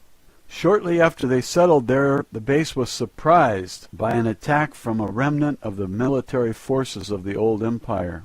Unbeknownst to the domain, a hidden underground base on Mars, operated by the old empire, had existed for a very long time. The domain base was wiped out by a military attack from the Mars base, and the ISBs of the Domain Expeditionary Force were captured. You can imagine that the domain was very upset about losing such a large force of officers and crew, so they sent other crews to Earth to look for them. Those crews were also attacked. The captured ISBs from the domain forces were handled in the same fashion as all other ISBs who have been sent to Earth. They were each given amnesia, had their memories replaced with false pictures and hypnotic commands, and sent to Earth to inhabit biological bodies. They are still a part of the human population today. After a very persistent and extensive investigation into the loss of their crews, the domain discovered that Old World Empire has been operating a very extensive and very carefully hidden base of operations in this part of the galaxy for millions of years. No one knows exactly how long. Eventually the spacecraft of the Old Empire forces and the domain engaged each other in open combat in the space of the solar system.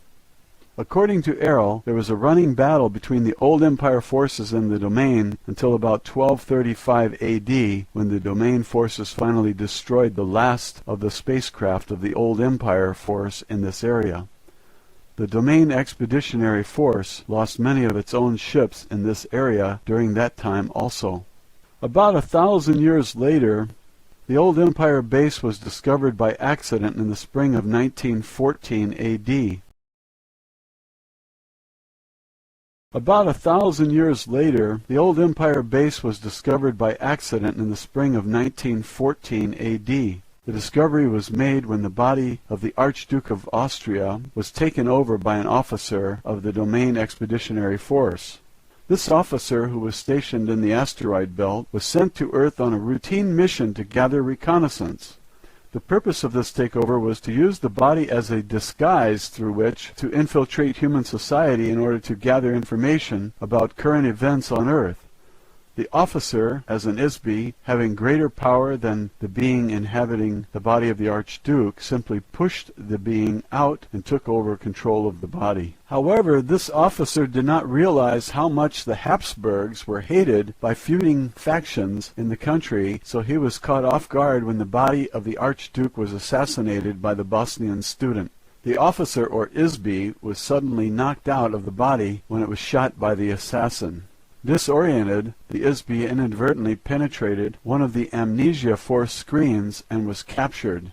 Eventually, the domain discovered that a wide area of space is monitored by an electronic force field which controls all of the Isbys in this end of the galaxy, including Earth. The electronic force screen is designed to detect Isbys and prevent them from leaving the area. If an Isby attempts to penetrate the force screen, it captures them in a kind of electronic net. The result is that the captured Isby is subjected to very severe brainwashing treatment, which erases the memory of the Isby. This process uses a tremendous electrical shock, just like the Earth psychiatrists use electrical shock therapy to erase the memory and personality of a patient and to make them more cooperative.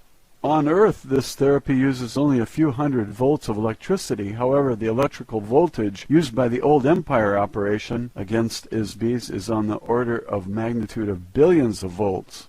This tremendous shock completely wipes out all the memory of the Isby. The memory erasure is not just for one life or one body. It wipes out all the accumulated experiences of a nearly infinite past, as well as the identity of the Isby. The shock was intended to make it impossible for the Isby to remember who they are, where they came from, their knowledge or skills, their memory of the past, and ability to function as a spiritual entity. They are overwhelmed into becoming a mindless, robotic non-entity. After the shock, a series of post-hypnotic suggestions are used to install false memories and a false time orientation in each Isby. This includes the command to return to the base after the body dies, so that the same kind of shock and hypnosis can be done again and again and again forever. The hypnotic command also tells the patient to forget to remember.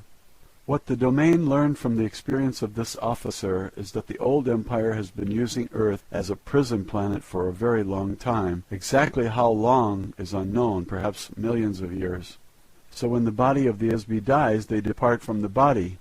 They are detected by the force screen, they are captured, and ordered by hypnotic command to return to the light. The idea of heaven and the afterlife are part of the hypnotic suggestion, a part of the treachery which makes the whole mechanism work. After the Isby has been shocked and hypnotized to erase the memory of the life just lived, the Isby is immediately commanded hypnotically to report back to the Earth as though they were on a secret mission to inhabit a new body. Each Isby is told that they have a special purpose for being on Earth, but of course there is no purpose for being in a prison, at least not for the prisoner. Any undesirable Isbys who are sentenced to Earth were classified as untouchable by the Old Empire. This included anyone that the Old Empire judged to be criminals who are too vicious to be reformed or subdued, as well as other criminals such as sex perverts or beings unwilling to do any productive work. An untouchable classification of Isbys also includes a variety of political prisoners. This includes Isbys who are considered to be non-compliant freethinkers or revolutionaries who make trouble for the governments of the various planets of the Old Empire. Of course, anyone with a previous military record against the Old Empire is also shipped off to Earth. A list of untouchables includes artists, painters, singers, musicians, writers, actors, and performers of every kind. For this reason, Earth has more artists per capita than any other planet in the Old Empire. Untouchables also include intellectuals, inventors, and geniuses in almost every field. Since everything the Old Empire considers valuable has long since been invented or created over the last few trillion years, they have no further use for such beings. This includes skilled managers also, which are not needed in a society of obedient robotic citizens. Anyone who is not willing or able to submit to mindless economic, political, and religious servitude as a tax-paying worker in the class system of the Old Empire are untouchable and sentenced to receive memory wipeout and permanent imprisonment on Earth. The next result is that an ISB is unable to escape because they can't remember who they are, where they came from, where they are. They have been hypnotized to think that they are someone, something, sometime, and somewhere other than where they really are. The domain officer who was assassinated while in the body of Archduke of Austria was likewise captured by the old Empire force. Because this particular officer was a high-powered ISB compared to most, he was taken away to a secret old Empire base under the surface of the planet Mars. They put him into a special electronic prison cell and held him there. Fortunately, this domain officer was able to escape from the underground base after 27 years in captivity. When he escaped from the old Empire base, he returned immediately to his own base in the asteroid belt. His commanding officer ordered that a battle cruiser be dispatched to the coordinates of that base provided by this officer and to destroy that base completely. This old Empire base was located a few hundred miles north of the equator on Mars in the Cydonia region.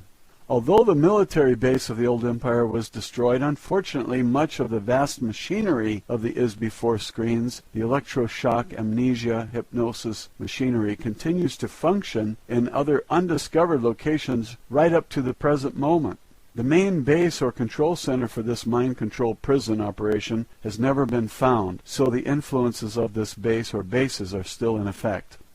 The domain has observed that since the old Empire space forces were destroyed, there is no one left to actively prevent other planetary systems from bringing their own untouchable ISBs to Earth from all over this galaxy and from other galaxies nearby. Therefore, Earth has become a universal dumping ground for this entire region of space. This in part explains the very unusual mix of races, cultures, languages, moral codes, religious and political influences among the ISB population on Earth.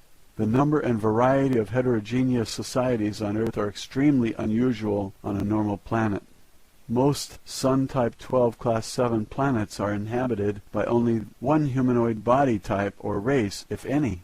In addition, most of the ancient civilizations of Earth and many of the events of Earth have been heavily influenced by the hidden hypnotic operation of the old Empire base. So far, no one has figured out exactly where and how this operation is run, or by whom, because it is so heavily protected by screens and traps. Furthermore, there has been no operation undertaken to seek out, discover, and destroy the vast and ancient network of electronics machinery that create the ISB-4 screens at this end of the galaxy. Until this has been done, we are not able to prevent or interrupt the electric shock operation, hypnosis, and remote thought control of the old Empire prison planet. Of course, all the crew members of the Domain Expeditionary Force now remain aware of this phenomena at all times while operating in this solar system space, so as to prevent detection and the capture by old Empire traps. Roswell Alien Interview, Chapter 8, A Lesson in Recent History. Matilda O'Donnell MacElroy, personal note. This interview taught me a history lesson I will never read in any textbook written on Earth. The Domain has a much different view of events than we do. Official transcript of interview, top secret. Official transcript of the U.S. Army Air Force, Roswell Army Airfield, 509th Bomb Group. Subject, Alien Interview, July 26, 1947, first session.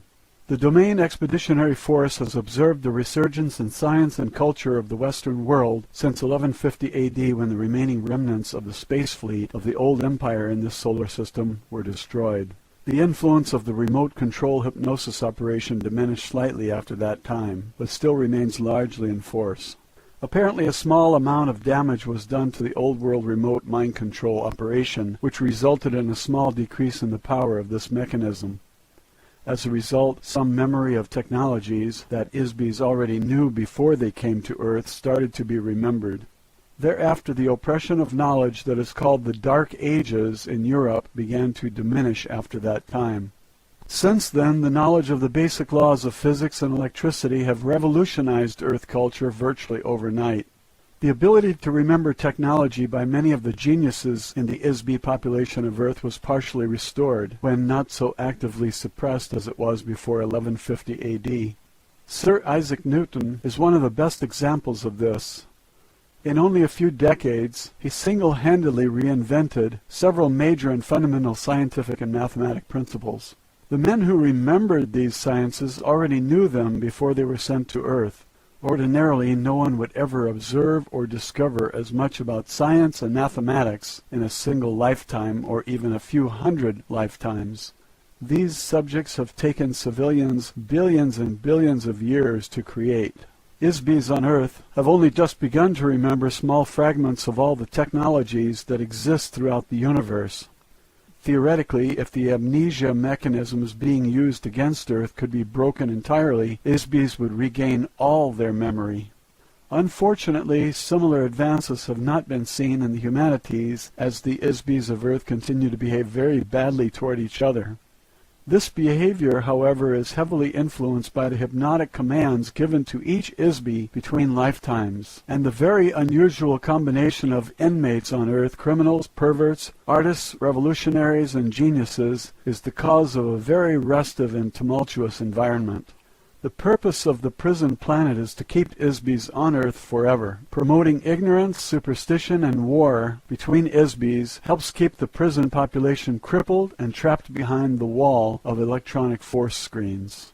ISBs have been dumped on Earth from all over the galaxy, adjoining galaxies, and from planetary systems all over the old empire, like Sirius, Aldebaran, the Pleiades, Orion, Draconis, and countless others. There are ISBs on Earth from unnamed races, civilizations, cultural backgrounds, and planetary environments. Each of the various ISB populations have their own language, belief systems, moral values, religious beliefs, training, and unknown and untold histories. These ISBs are mixed together with earlier inhabitants of Earth who came from another star system more than 400,000 years ago to establish the civilizations of Atlantis and Lemuria. Those civilizations vanished beneath the tidal waves caused by a planetary polar shift many thousands of years ago before the current prison population started to arrive. Apparently, the ISBs from those star systems were the source of the original Oriental races of Earth beginning in Australia. On the other hand, the civilizations set up on Earth by the Old Empire prison system were very different from the civilization of the Old Empire itself, which is an electronic space opera, atomic-powered conglomeration of earlier civilizations that were conquered with nuclear weapons and colonized by ISBs from another galaxy.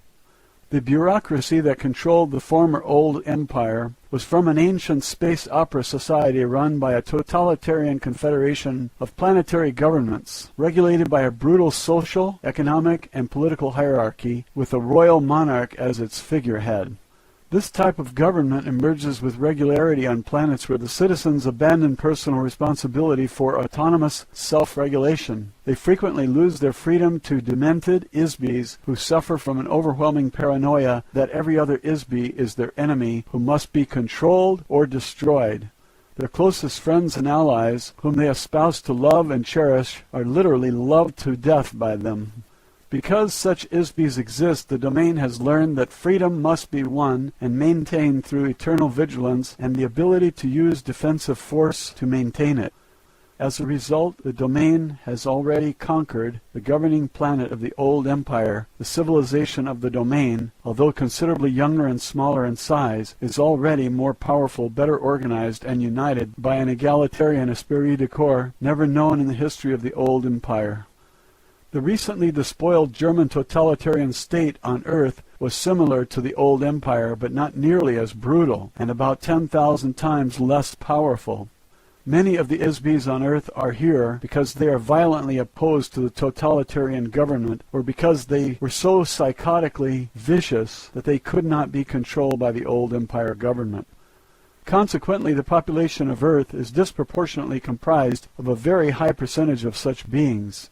The conflicting cultural and ethical moral codes of the ISBs on Earth is unusual in the extreme. The domain conquest of the central Old Empire planets was fought with electronic cannon. The citizens of the planet forming the core of government for the Old Empire are a filthy, degraded, slave society of mindless, tax-paying workers who practice cannibalism. Violent automotive racetracks and bloody Roman circus-type entertainments are their only amusements. Regardless of any reasonable justification we may have had for using atomic weapons to vanquish the planets of the old empire, the domain is careful not to ruin the resources of those planets by using weapons of crude radioactive force.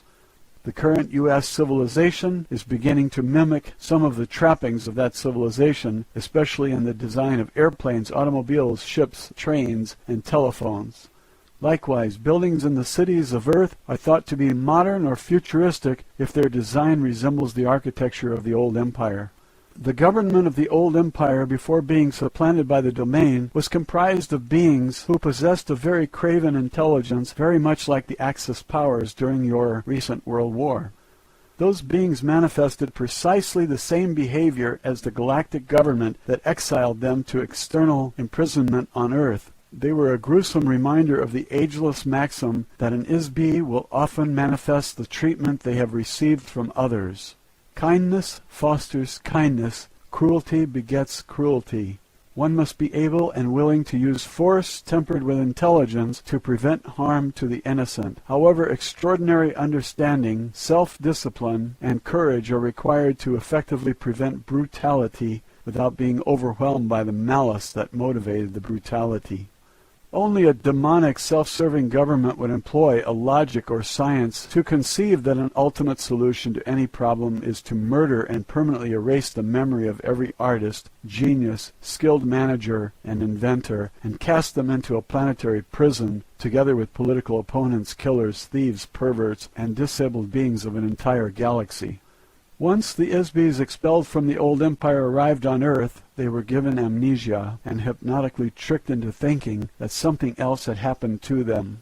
The next step was to implant the ISBs into biological bodies on Earth. The bodies became the human populations of false civilizations which were designed and installed in the minds of the ISBs to look completely unlike the old empire. All of the ISBs of India, Egypt, Babylon, Greece, Rome, and medieval Europe were guided to a pattern and build the cultural elements of these societies based on standard patterns developed by the ISBs of many earlier similar civilizations on Sun-type 12 Class 7 planets that have existed for trillions of years throughout the universe. In the earliest times, the ISBs sent to prison Earth lived in India. They gradually spread into Mesopotamia, Egypt, Mesoamerica, Archaea, Greece, Rome, medieval Europe, and to the New World. They were hypnotically commanded to follow the pattern of a given civilization by the old empire prison operators. This is an effective mechanism to disguise the actual time and location from the ISBs imprisoned on Earth. The languages, customs, and culture of each false civilization are intended to reinforce amnesia because they do not remind the ISBs on Earth of the original old empire planets from which they were deported. On the very far back track of time, these types of civilizations tended to repeat themselves over and over because the ISBs who created them became familiar with certain patterns and styles and stayed with them. It is a lot of work to invent an entire civilization complete with culture, architecture, language, customs, mathematics, moral values, and so forth. It is much easier to replicate a copy based on a familiar and successful pattern. A Sun-type 12 Class 7 planet is the designation given to a planet inhabited by carbon-oxygen-based life forms. The class of the planet is based on the size and radiation intensity of the star, the distance of the planetary orbit from the star, and the size, density, and gravity and chemical composition of the planet. Likewise, flora and fauna are designated and identified according to the star type and class of the planet they inhabit. On the average, the percentage of planets in the physical universe with a breathable atmosphere is relatively small. Most planets do not have an atmosphere upon which life forms feed, as on Earth, where the chemical composition of the atmosphere provides nutrition to plants and other organisms which in turn support other life forms. When the domain force brought the Vedic hymns to the Himalayas region 8,200 years ago, some human societies already existed. The Aryan people invaded and conquered India, bringing the Vedic hymns to the area. The Vedas were learned by them, memorized, and carried forward verbally for 7,000 years before being committed to written form. During that span of time, one of the officers of the Domain Expeditionary Force was incarnated on Earth as a Vishnu. He is described many times in the Rig Veda. He is still considered to be a god by the Hindus. Vishnu fought in the religious wars against the old empire forces. He is a very able and aggressive Isbi, as well as a highly effective officer, who has since been reassigned to other duties in the domain. This entire episode was orchestrated as an attack and revolt against the Egyptian pantheon installed by old empire administrators. The conflict was intended to help free humankind from implanted elements of the false civilization that focused attention on many gods and superstitious ritual worship demanded by the priests who managed them. It is all part of the mental manipulation by the old empire to hide their criminal actions against the Isbis on Earth. A priesthood, or prison guards, were used to help reinforce the idea that an individual is only a biological body and is not an immortal spiritual being. The individual has no identity. The individuals have no past lives. The individual has no power. Only the gods have power, and the gods are the contrivance of the priests who intercede between men and the gods they serve. Men are slaves to the dictates of the priests who threaten eternal spiritual punishment if men do not obey them. What else would one expect on a prison planet where all the prisoners have amnesia and the priests themselves are prisoners? The intervention of the domain force on Earth has not been entirely successful due to the secret mind control operation of the old empire that still continues to operate. A battle was waged between the old empire forces and the domain through religious conquest between 1500 BCE and about 1200 BCE. The domain forces attempted to teach the concept of an individual, immortal spiritual being to several influential beings on Earth. One such instance resulted in a very tragic misunderstanding, misinterpretation, and misapplication of the concept. The idea was perverted and applied to mean that there is only one Isbi instead of the truth that everyone is an Isbi. Obviously, this was a gross incomprehension and an utter unwillingness to take responsibility for one's own power. The old empire priests managed to corrupt the concept of the individual immortality into the idea that there is only one all-powerful Isbi, and that no one else is or is allowed to be an Isbi. Obviously, this is the work of the old empire amnesia operation. It is easy to teach this altered notion to beings who do not want to be responsible for their own lives. Slaves are such beings. As long as one chooses to assign responsibility for creation, existence, and personal accountability for one's own thoughts and actions to others, one is a slave. As a result, the concept of a single monotheistic God resulted and was promoted by many self-proclaimed prophets such as the Jewish slave leader Moses, who grew up in the household of the Pharaoh Amenhotep III, and his son Akhenaten, and his wife Nefertiti, as well as his son Tutankhamun.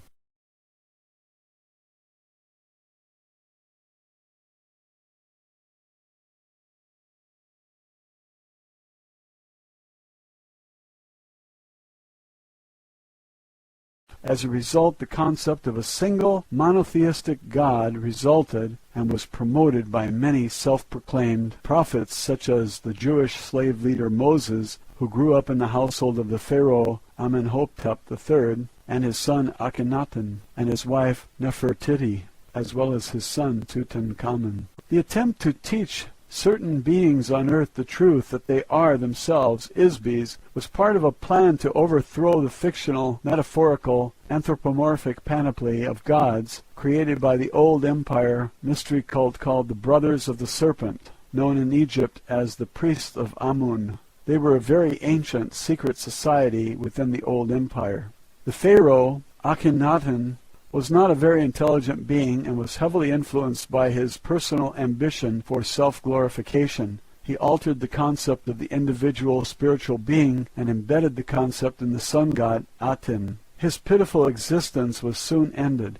He was assassinated by Maya and Paranepher, two of the priests of Amun, or Amen, which the Christians still say, who represented the interests of the old empire forces. The idea of one God was perpetuated by the Hebrew leader Moses while he was in Egypt.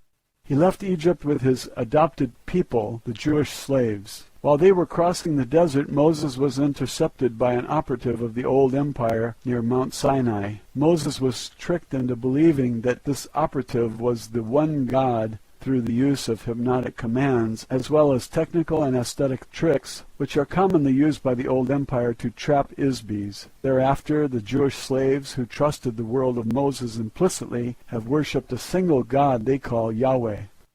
The name Yahweh means anonymous, as the Isbi who worked with Moses could not use an actual name or anything that would identify himself or blow the cover of the amnesia prison operation. The last thing the covert amnesia hypnosis prison system wants to do is reveal themselves openly to the Isbis on Earth. They feel that this would restore the inmates' memories. This is the reason that all traces of physical encounters between operatives of space civilizations and humans is very carefully hidden, disguised, covered up, denied, or misdirected. This old empire operative contacted Moses on a desert mountaintop and delivered the 10 hypnotic commands to him. These commands are very forcefully worded and compel the Isbi into utter subservience to the will of the operator. These hypnotic commands are still in effect and influence the thought patterns of millions of Isbis thousands of years later. Incidentally, we later discovered that the so-called Yahweh also wrote, programmed, and encoded the text of the Torah, which, when it is read literally or in its decoded form, will provide a great deal of more false information to those who read it.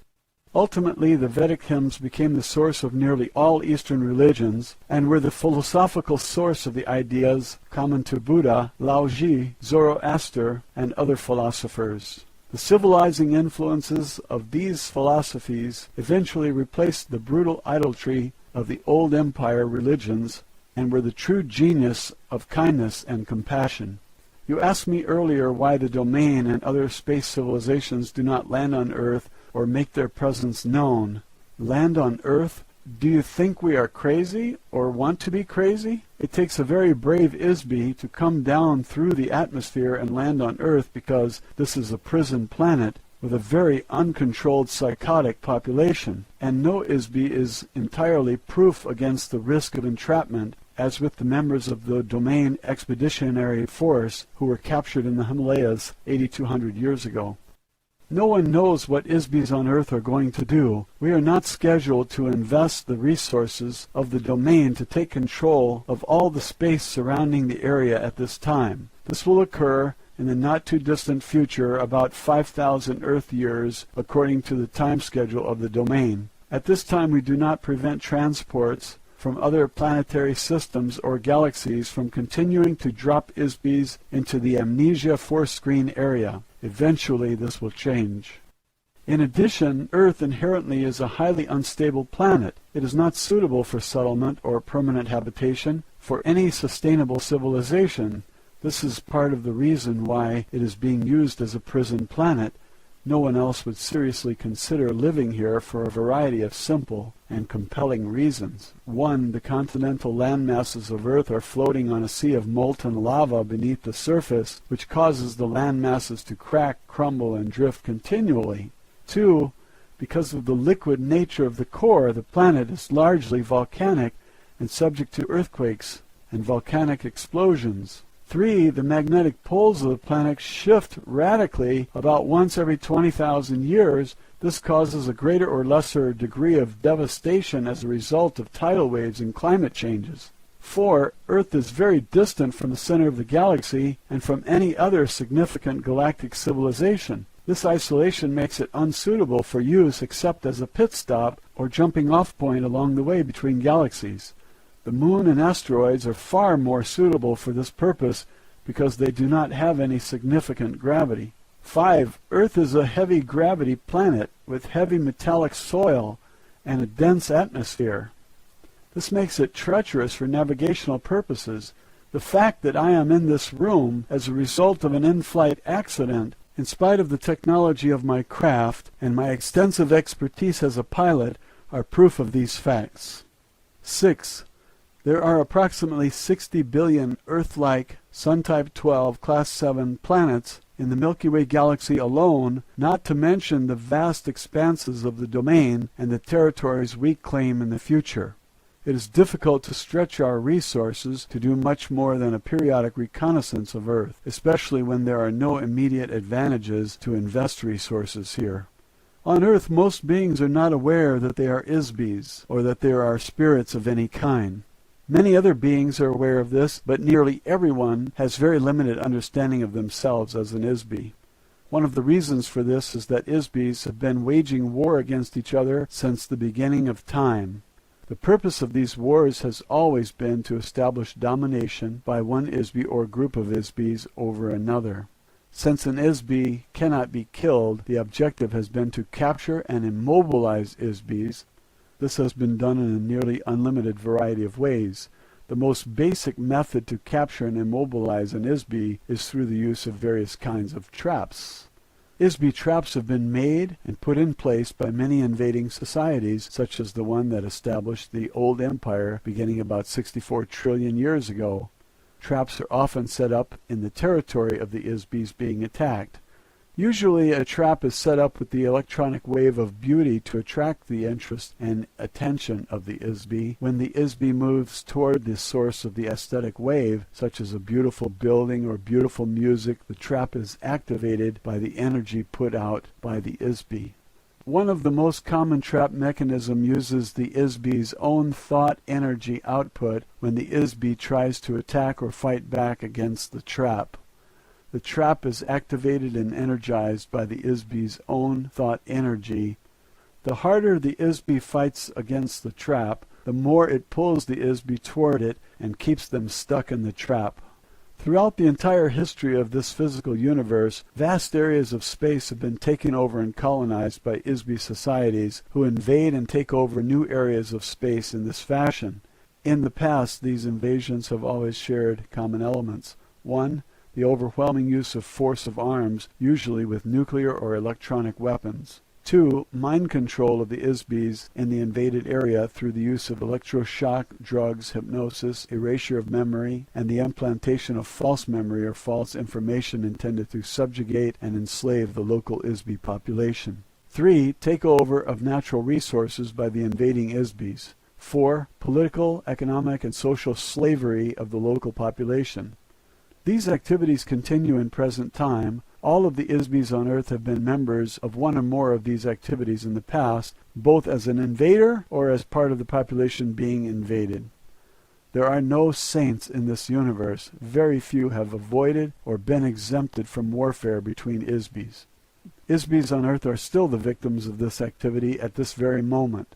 The between lives amnesia administered to Isbis is one of the mechanisms of an elaborate system of old world Isbi traps that prevent an Isbi from escaping.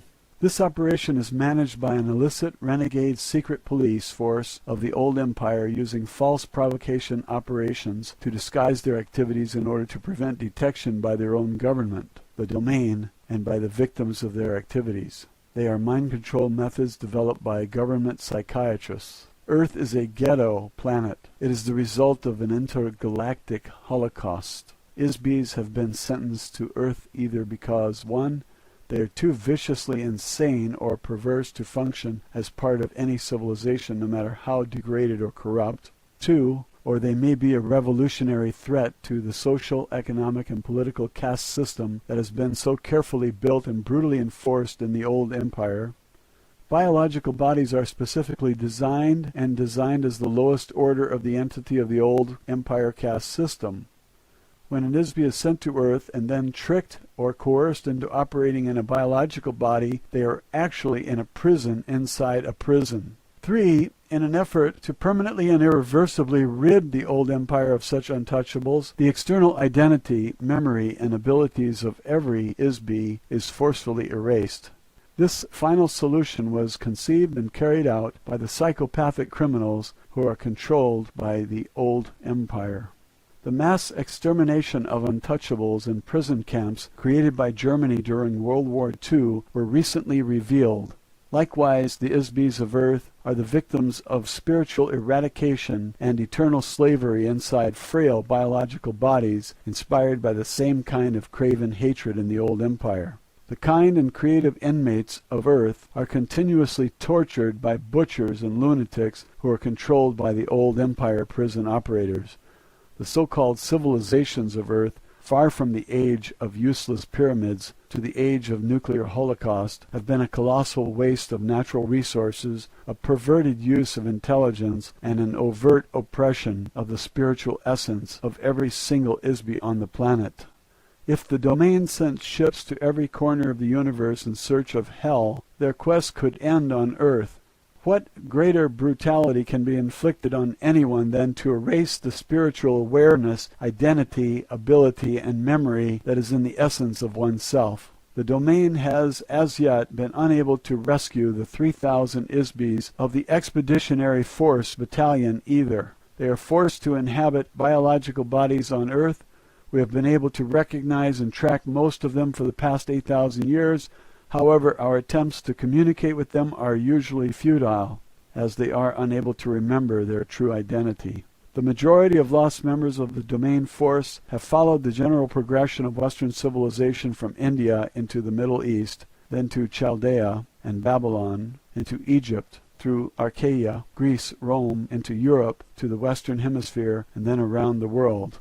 The members of the Lost Battalion and many other Isbys on Earth could be valuable citizens of the domain, not including those who are vicious criminals or perverts. Unfortunately, there has been no workable method conceived to emancipate the Isbys from Earth. Therefore, as a matter of common logic as well as the official policy of the domain, it is safer and more sensible to avoid contact with the Isby population of Earth until such time as the proper resources can be allocated to locate and destroy the old Empire force screen and amnesia machinery and develop a therapy to restore the memory of an Isby. Roswell Alien Interview, Chapter 9, A Timeline of Events. Matilda O'Donnell MacElroy, Personal Note. For this interview I took written notes because Airl gave me a lot of dates and names that I couldn't possibly remember without writing them down. I didn't usually take notes, but during this lesson I thought it was important to get the information exactly as she gave it to me. However, I discovered that my note-taking made it much more difficult for me to focus on receiving the communication from Airl. I was sometimes so distracted by my own writing that I lost the train of her thought, so I had to ask her to repeat herself several times. Airl continued to stay in communication with the communications officer on the asteroid belt station, from which she received much of this information. Since Airl was an officer, pilot, and engineer of the domain, and not a historian, she had to get this information from records of reconnaissance missions conducted by other officers of the domain expeditionary force. Official transcript of interview, top secret. The actual history of Earth is very bizarre. It's so nonsensical that it is incredible to anyone on Earth who attempts to investigate it. A myriad of vital information is missing from it. A huge conglomeration of non sequitur relics and mythology has been arbitrarily introduced into it. The volatile nature of the Earth itself cyclically covers, drowns, mixes, and shreds physical evidence. These factors, combined with amnesia, post-hypnotic suggestions, false facades, and cover manipulation, make a reconstruction of the factual origins and history of Earth civilizations virtually indecipherable. Any investigator, no matter how brilliant, is doomed to wallow in a quagmire of inconclusive assumptions, unworkable hypotheses, and perpetual mystery. Since the domain does not suffer these afflictions, having the advantage of memory, longevity, and an exterior point of view, I will add some clarification to your fragmentary knowledge of the history of Earth. These are some of the dates and events that are not mentioned in Earth history textbooks. These dates are significant because they provide some information concerning the influences of the old empire and of the domain on Earth. Although I have attended several briefings by our mission control personnel on the general background of the Earth within the past few hundred years, I will rely principally on data gathered from records captured after our invasion of the old Empire planetary headquarters. Since that time, the Domain Expeditionary Force has tracked the general progress of events on Earth. As I mentioned, in some cases the domain has chosen to intervene in certain affairs on Earth in order to ensure the success of our long-term expansion plans. Although the domain has no interest in Earth per se, or the population of Isbys on this planet, it does serve our interests to ensure that the resources of Earth are not destroyed or spoiled. To that end, certain officers of the domain have been sent to Earth on reconnaissance missions from time to gather information. However, the following dates and events have been extrapolated from the accumulated information in the data files of the domain, at least those that are accessible to me through the Space Station Communications Center. 208,000 BCE. The establishment of the old empire, whose headquarters were located near one of the tail stars of the Ursa Major Big Dipper constellation of this galaxy. The old empire invasion force conquered the area with nuclear weapons sometime earlier. After the radioactivity subsided and the cleanup and restoration were completed, it received the immigration of beings from another galaxy into this galaxy. Those beings set up a society that kept going until about 10,000 years ago, when it was superseded by the domain. Very recently, Earth civilization has come to resemble aspects of that civilization, now that it has fallen out of its immediate control. In particular, the appearance and technology of transportation, such as planes, trains, ships, fire engines, and automobiles, as well as what you consider to be modern or futuristic architecture, which emulate the design of buildings in the major cities of the old empire.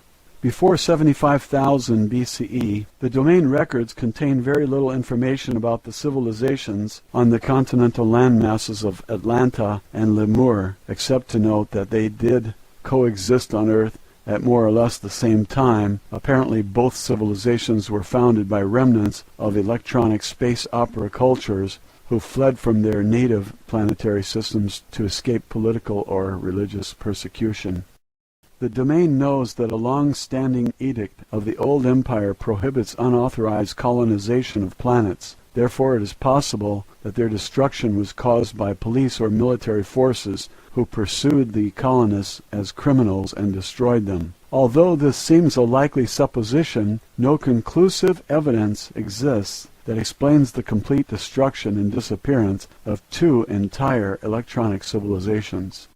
Another possibility is that a massive submarine volcanic eruption in the region of Lake Toba in Sumatra and Mount Krakatoa in Java caused the destruction of Lemur. The floodwaters caused by the eruption overwhelmed all the land masses, including the highest mountains. Survivors of the destruction of the civilization, the Lemurians, are the earliest ancestors of the Chinese. Australia and the ocean areas to the north were the center of the Lemurian civilization and are the source of the Oriental races. Both civilizations possessed electronics, flight, and similar technologies of space opera cultures.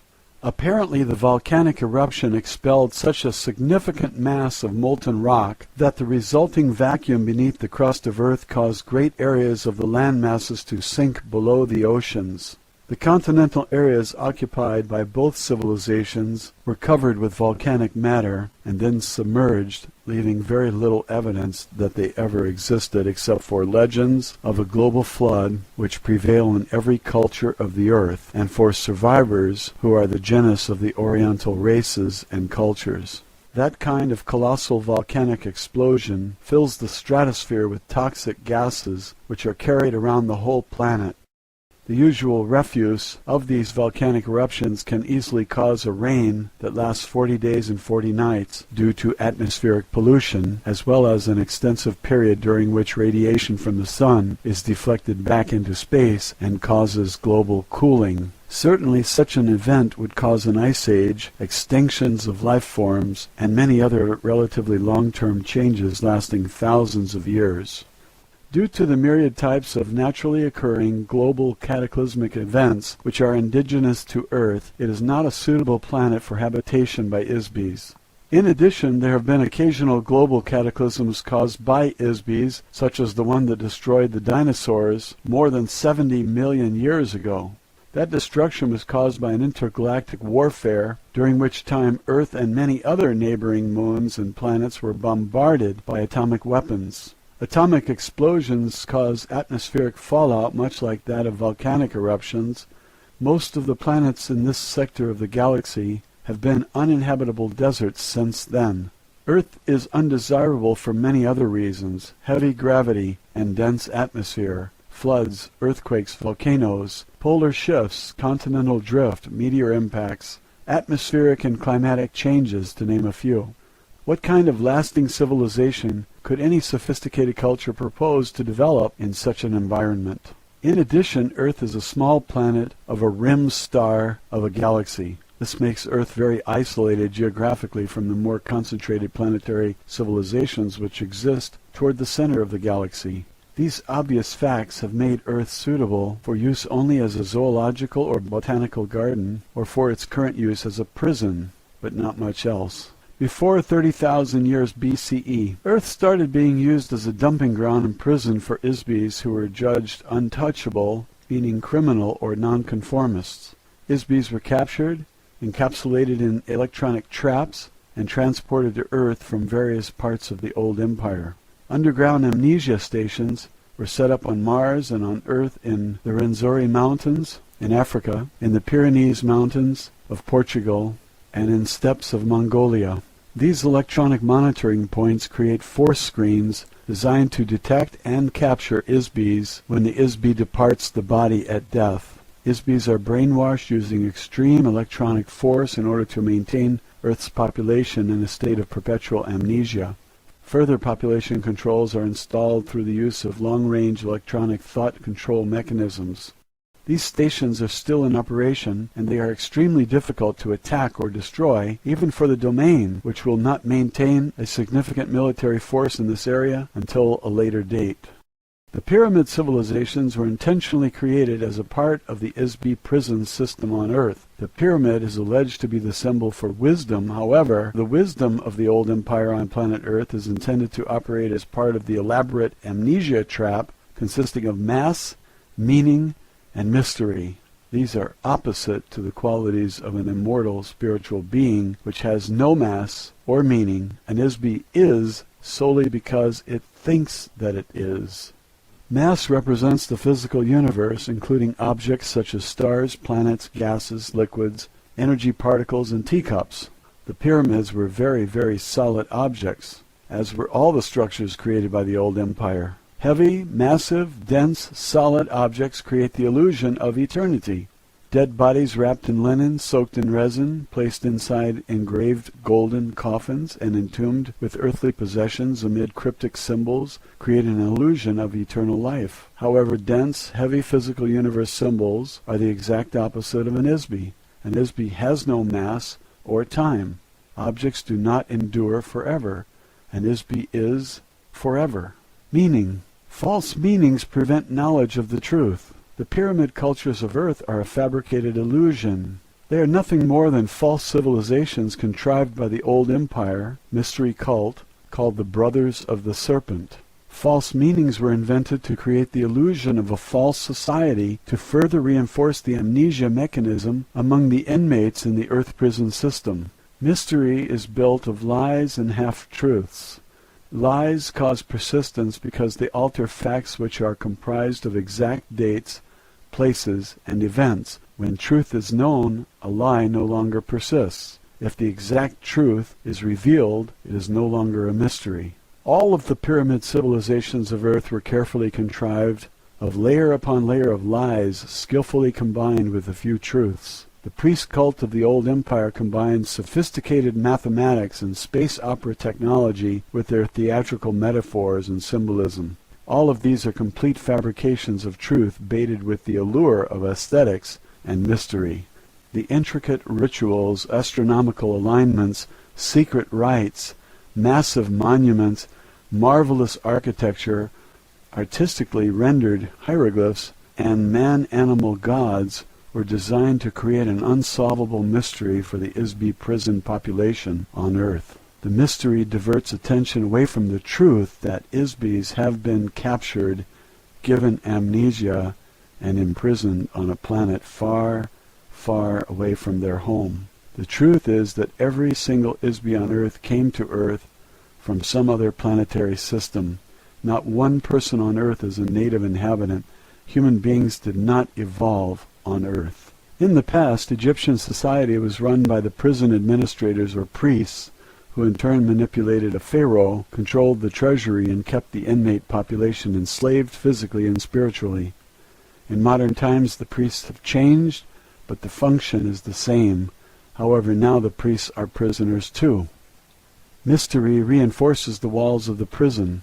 The old empire feared that the Isbis on Earth might regain their memory. Therefore, one of the primary functions of the old empire priesthood is to prevent Isbis on Earth from remembering who they really are, how they came to Earth, where they came from. The old empire operators of the prison system and their superiors do not want Isbis to remember who murdered them, captured them, stole all of their possessions, sent them to Earth, gave them amnesia, and condemned them to eternal imprisonment. Imagine what would happen if all the inmates in the prison suddenly remembered that they have the right to be free. What if they suddenly realize that they have been falsely imprisoned and rise up as one against the guards? They are afraid to reveal anything that looks like the civilization of the inmates' home planets. A body, a piece of clothing, a symbol, a spaceship, an advanced electronics device, or any other remnant of civilization from a home planet could remind a being and rekindle his memory. Sophisticated technologies of entrapment and enslavement, which were developed over millions of years in the old empire, have been applied to the Isbis on Earth with the intention to create a false facade for the prison. These facades were installed on Earth in totality all at once. Every piece is a fully integrated part of the prison system. This includes a religion of mumbo-jumbo doublespeak. Every pyramid civilization uses this as part of a control mechanism to keep the population enslaved by force, by fear, and by ignorance.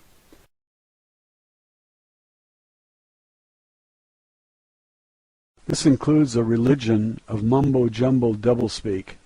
Every pyramid civilization uses this as part of a control mechanism to keep the population enslaved by force, by fear, and by ignorance. The indecipherable muddle of irrelevant information, geometric designs, mathematical calculation, astronomical alignments are part of the false spirituality based on solid objects rather than immortal spirits, in order to confuse and disorient the Isbis on Earth. When the body of a person died, they were buried with their earthly possessions, including their former body wrapped in linen, to sustain their soul, or ka, after death. An Isbi does not have a soul. An Isbi is a soul. On the home planet of an Isbi, their material possessions were not lost, stolen, or forgotten when the being died or left the body. An Isbi could return and claim the possessions.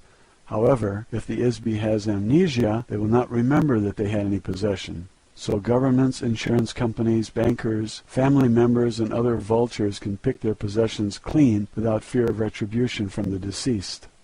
The only reason for these false meanings is to instill the idea that an Isbi is not a spirit but a physical object. This is a lie. This is a trap for an Isbi.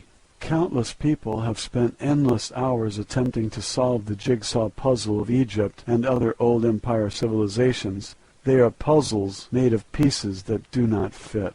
A question states its own answer. What is the mystery of Egypt and other pyramid cultures? Mystery. Circa 15,000 BCE.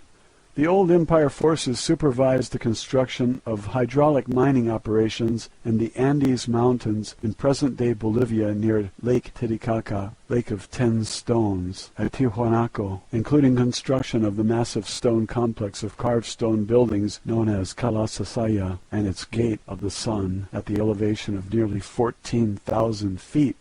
11,600 BCE. The polar axis of Earth shifted. The polar axis of Earth shifted to a sea area. The last ice age came to an end abruptly as the polar ice caps melted and the level of the ocean rose to submerge large sections of the land masses of Earth. The last remaining vestiges of Atlantis and Lemuria were covered by water. Massive extinctions of animals occurred in the Americas, Australia, and the Arctic regions due to the shift of the poles.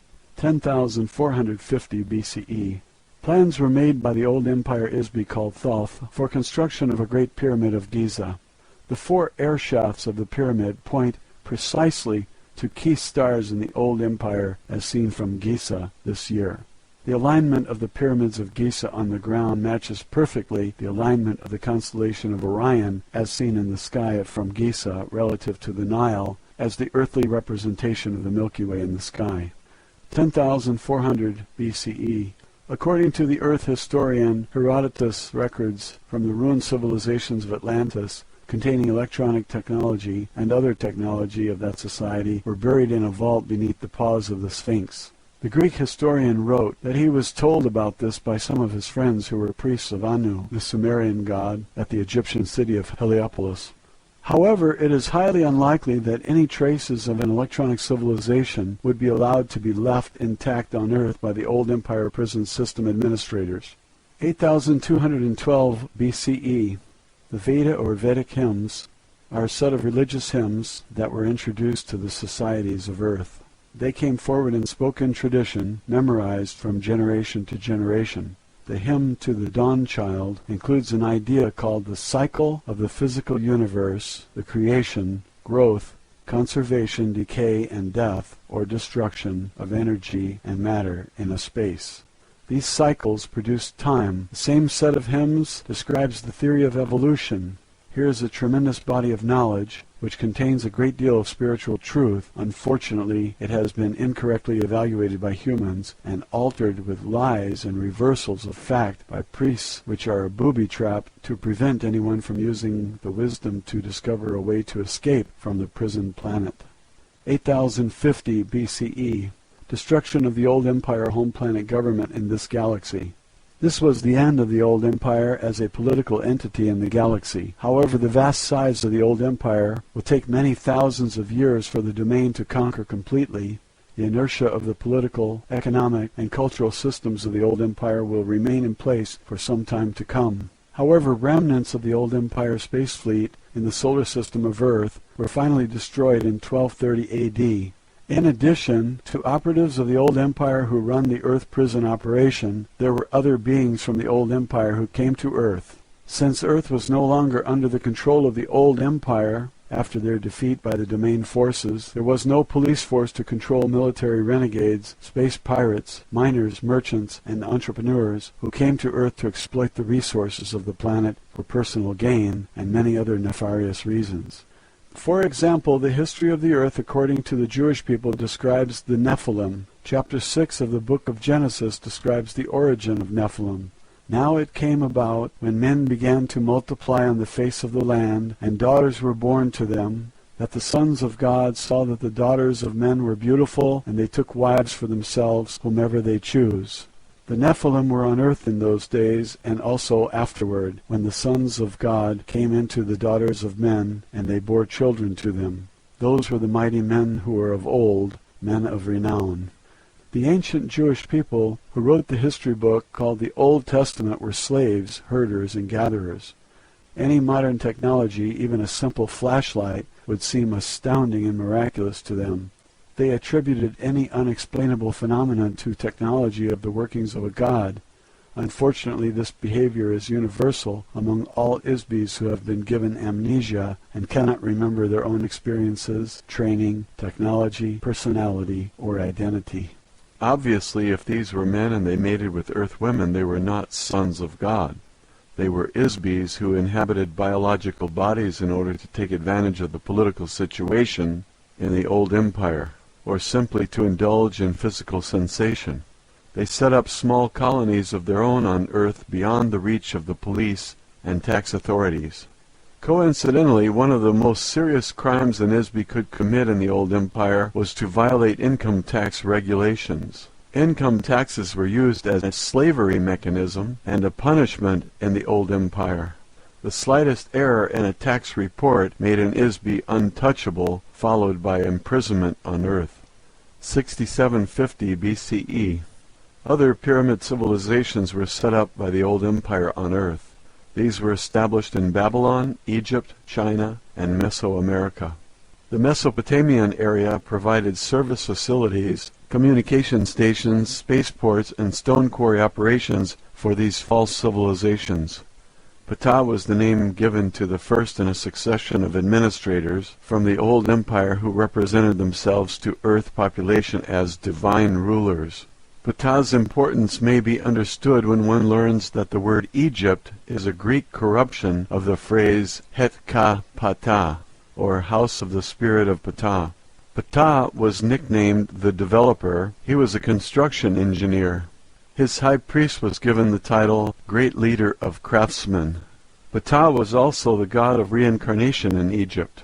He originated the opening of the mouth ceremony, which was performed by priests at funerals to release souls from their corpses. Of course, when the souls were released, they were captured, given amnesia, and returned to earth again. The so-called divine rulers who followed Ptah on earth were called Neter, meaning guardians or watchers by the Egyptians.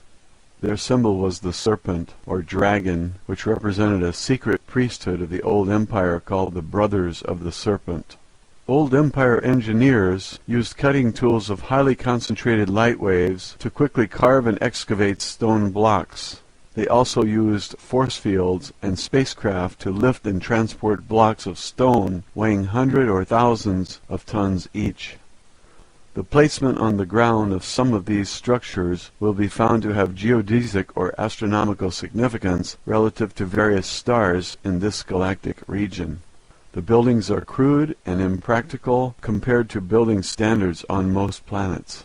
As an engineer of the domain, I can attest that makeshift structures like these would never pass inspection on a planet in the domain.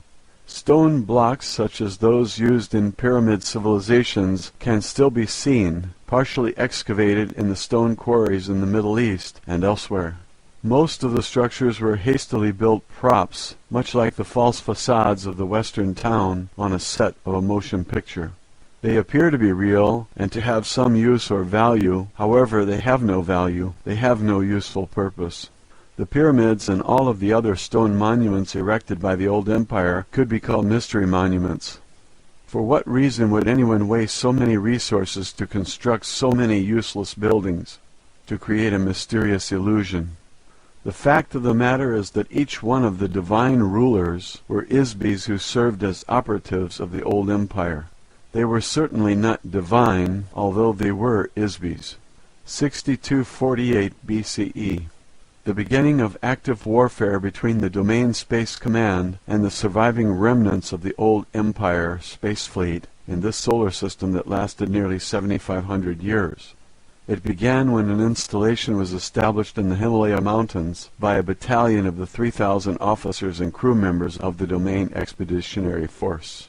The installation was not fortified, as the Domain was not aware that the Old Empire maintained Earth as a prison planet. The Domain installation was attacked and destroyed by space forces of the Old Empire, who continued to operate in the solar system of Earth. Isbis of the Domain battalion were captured, taken to Mars, given amnesia, and sent back to Earth to inhabit human biological bodies. They are still on Earth. 5965 BCE.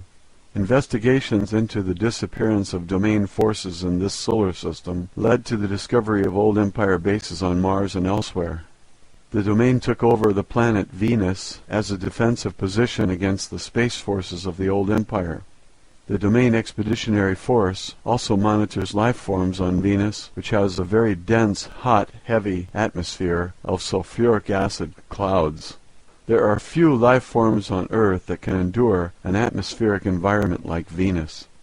The Domain also established secret installations or space stations in the Earth's solar system. This solar system has a planet that is broken up, the asteroid belt. It provides a very useful low-gravity platform for takeoff and landing of spacecraft. It is used as a galactic jump between the Milky Way and adjoining galaxies. There aren't any planets at this end of the galaxy that can serve as a good galactic entering spot for incoming transport and other ships. But this broken-up planet makes a very ideal space station. As a result of our war against the Old Empire, this area of the solar system is now a valuable possession of the Domain. 3450 to 3100 BCE. The intervention into the affairs of Earth by the Old Empire operatives, or divine gods, was disrupted at this time by the Domain forces. They were forced to replace themselves with human rulers. The first dynasty of human pharaohs, who united Upper and Lower Egypt, began with the rule of a pharaoh who coincidentally was named Men. He established the capital city called Men-Nefer, the beauty of men, in Egypt. This started the first succession of 10 human pharaohs and a period of 350 years of chaos that followed in the administrative ranks of the Old Empire. 3200 BCE. As I mentioned earlier, Earth was under attack between the Domain and the Old Empire forces during this period. Of course, this does not make any sense to archaeologists or historians on Earth, because the Egyptian period is a space opera era period. Since Earth historians have amnesia, they assume that this was only a religious period. Further, because the technology and civilizations installed on Earth during this period were pre-packaged, they did not evolve on Earth. Of course, there is no evidence anywhere on Earth of an evolutionary transition which resulted in sophisticated mathematics, language, writing, religion, architecture, cultural traditions in Egypt, or any of the pyramid civilizations. These cultures, complete with all the details of racial body types, hairstyles, facial makeup, rituals, moral codes, and so forth, just appeared as complete integrated packages. The physical evidence suggests that all evidence of the intervention of the Domain or the Old Empire forces or any other extraterrestrial activity has been carefully cleaned up so as not to create suspicion. The Old Empire force does not want the Isbis of Earth to suspect that they have been captured, transplanted to Earth, and brainwashed. So Earth historians continue to assume that Egyptian priests were not supposed to have ray guns or other technology of the Old Empire, and they suppose that there was nothing going on Earth except some priests walking around saying Amen, which the Christians still say.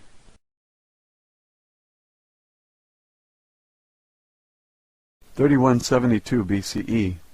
Layout of the astronomical grid that joins the key mining sites and astronomical buildings of the gods in the Andes Mountains, such as Tiwanaku, Cusco, Quito, the cities of Ollantaytambo, Machu Picchu, and Pachacamac, for the mining of rare metals, including tin for use in making bronze. Metals were the property of the gods, of course. A great variety of entrepreneurial mining was done on Earth at that time, due to the war between the Old Empire force and the Domain. These miners did carve a few sculptures of themselves. They were seen wearing mining helmets. The Ponce Stela sculpture in the sunken courtyard of the Kalasasaya temple is a crude rendering of a stone worker using an electronic light wave emitting stone cutter and carving tools held in a holster. The Old Empire has also maintained mining operations on planets throughout the galaxy for a very long time. The mineral resources of Earth are now a property of the Domain. 2450 BCE. The Great Pyramid and complex of Pyramid near Cairo were completed. An inscription created by the Old Empire administrators can be seen in the so-called pyramid texts. The texts say that the pyramid was built under the direction of Thoth, son of Ptah. Of course, there was never a king buried in the chamber, since the pyramids were never intended to be used as a burial chamber. The Great Pyramid was located precisely at the exact center of all land masses of Earth, as viewed from space.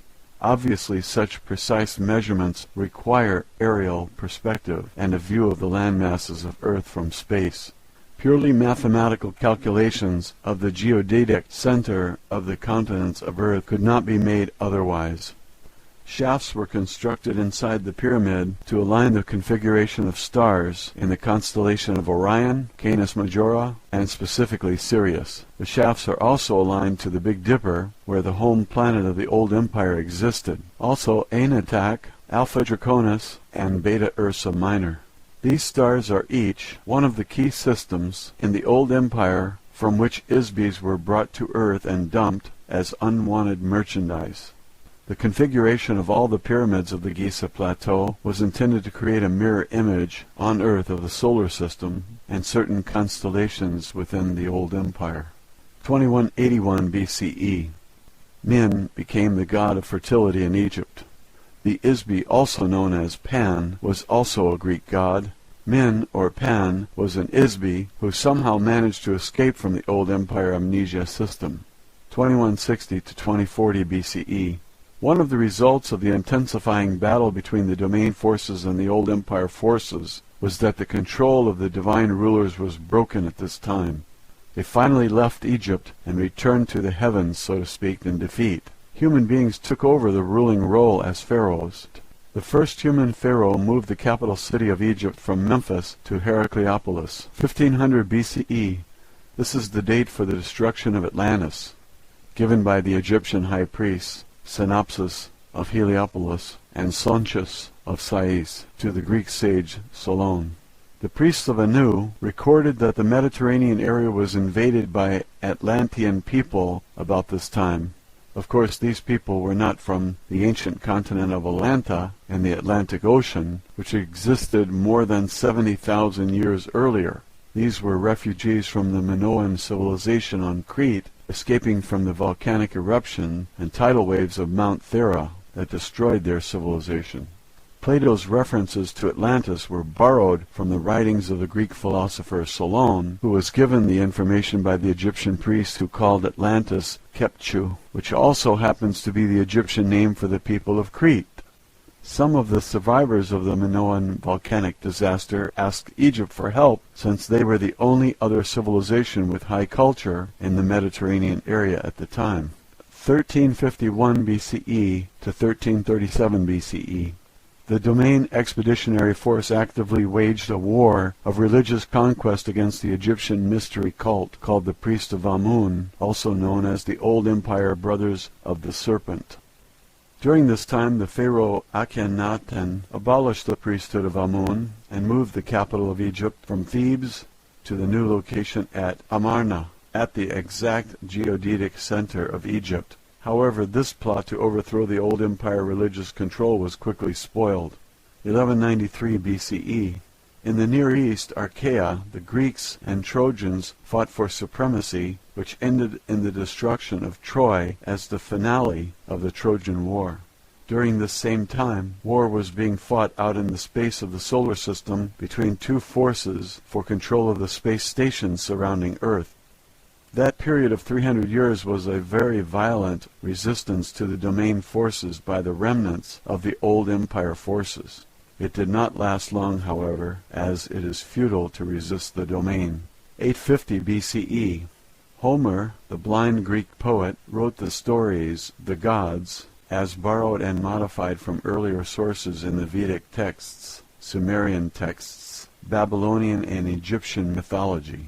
His poems, as well as many other myths of the ancient world, are very accurate descriptions of the exploits of Isbis on Earth, who were able to avoid the old empire amnesia operation and operate without biological bodies. 700 BCE, the Vedic hymns were first translated in the Greek language. This was the beginning of a cultural revolution in Western civilization that transformed crude and brutal tribal cultures into democratic republics based on more reasonable conduct. 638 to 559 BCE, Solon, a wise man from Greece, reported the existence of Atlantis. This was information he received from the old empire high priests Synopsis of Heliopolis and Sonchus of Sais, with whom he studied in Egypt. 630 BCE, Zoroaster created religious practices in Persia around an Isbi called Ahura Mazda. This was yet another of the growing number of monotheistic gods put in place by operatives of the domain to displace a panoply of old empire gods. 604 BCE, Lao Ji, a philosopher who wrote a small book called The Way, was an Isbi of great wisdom who overcame the effects of the old empire amnesia, hypnosis machinery, and escaped from Earth. His understanding of the nature of an Isbi must have been very good to accomplish this. According to the common legend, his last lifetime as a human was lived in a small village in China. He contemplated the existence of his own life. Like Gautama Siddhartha, he confronted his own thoughts and past lives. In doing so, he recovered some of his own memory, ability, and immortality. As an old man, he decided to leave the village and go to the forest to depart the body. The village gatekeeper stopped him and begged him to write down his personal philosophy before leaving. Here is a small piece of the advice he gave about the way he rediscovered his own spirit. He who looks will not see it. He who listens will not hear it. He who gropes will not grasp it. The formless non-entity, the motionless source of motion, the infinite essence of the spirit, is the source of life. Spirit is self. Walls form and support a room, yet the space between them is most important. A pot is formed of clay, yet the space formed therein is most useful. Action is caused by the force of nothing on something, just as the nothing of spirit is the source of all form. One suffers great afflictions because one has a body. Without a body, what afflictions could one suffer? When one cares more for the body than for his own spirit, one becomes the body and loses the way of the spirit. The self, the spirit, creates illusion. The delusion of man is that reality is not an illusion. One who creates illusions and makes them more real than reality follows the path of the spirit and finds the way of heaven. 593 BCE, the Genesis story written by the Jewish people, described angels or sons of God mating with women of earth who bore them children. These were probably renegades from the old empire. They may also have been space pirates or merchants from a system outside the galaxy who came to steal mineral resources or smuggle drugs. The domain has observed that there are many visitors to Earth from neighboring planets and galaxies, but they rarely stop and live here. What kind of beings would live on a prison planet if they were not forced to do so? The same book also reports the story of a human named Ezekiel, who witnessed a spacecraft or aircraft landing near Chebar River in Chaldea. His description of the craft uses very archaic language, technically, but is nevertheless quite an accurate description of an old empire saucer or scout craft. It is similar to the sightings of Vimanas by the people in the foothills of the Himalayas. Their Genesis story also mentions that Yahweh designed biological bodies to live for 120 years on Earth. Biological bodies on most Sun-type 12 Class 7 planets are usually engineered to last for an average of about 150 years. Human bodies on Earth last only about one-half as long.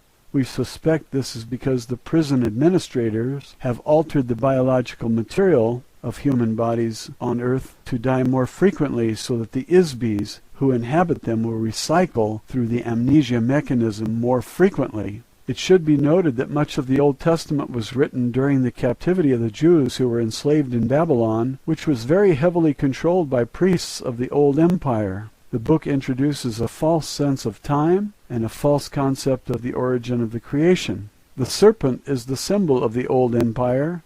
It appears in the beginning of their creation story, or as the Greeks say, Genesis, and causes the spiritual destruction of the first human beings, who are metaphorically represented by Adam and Eve.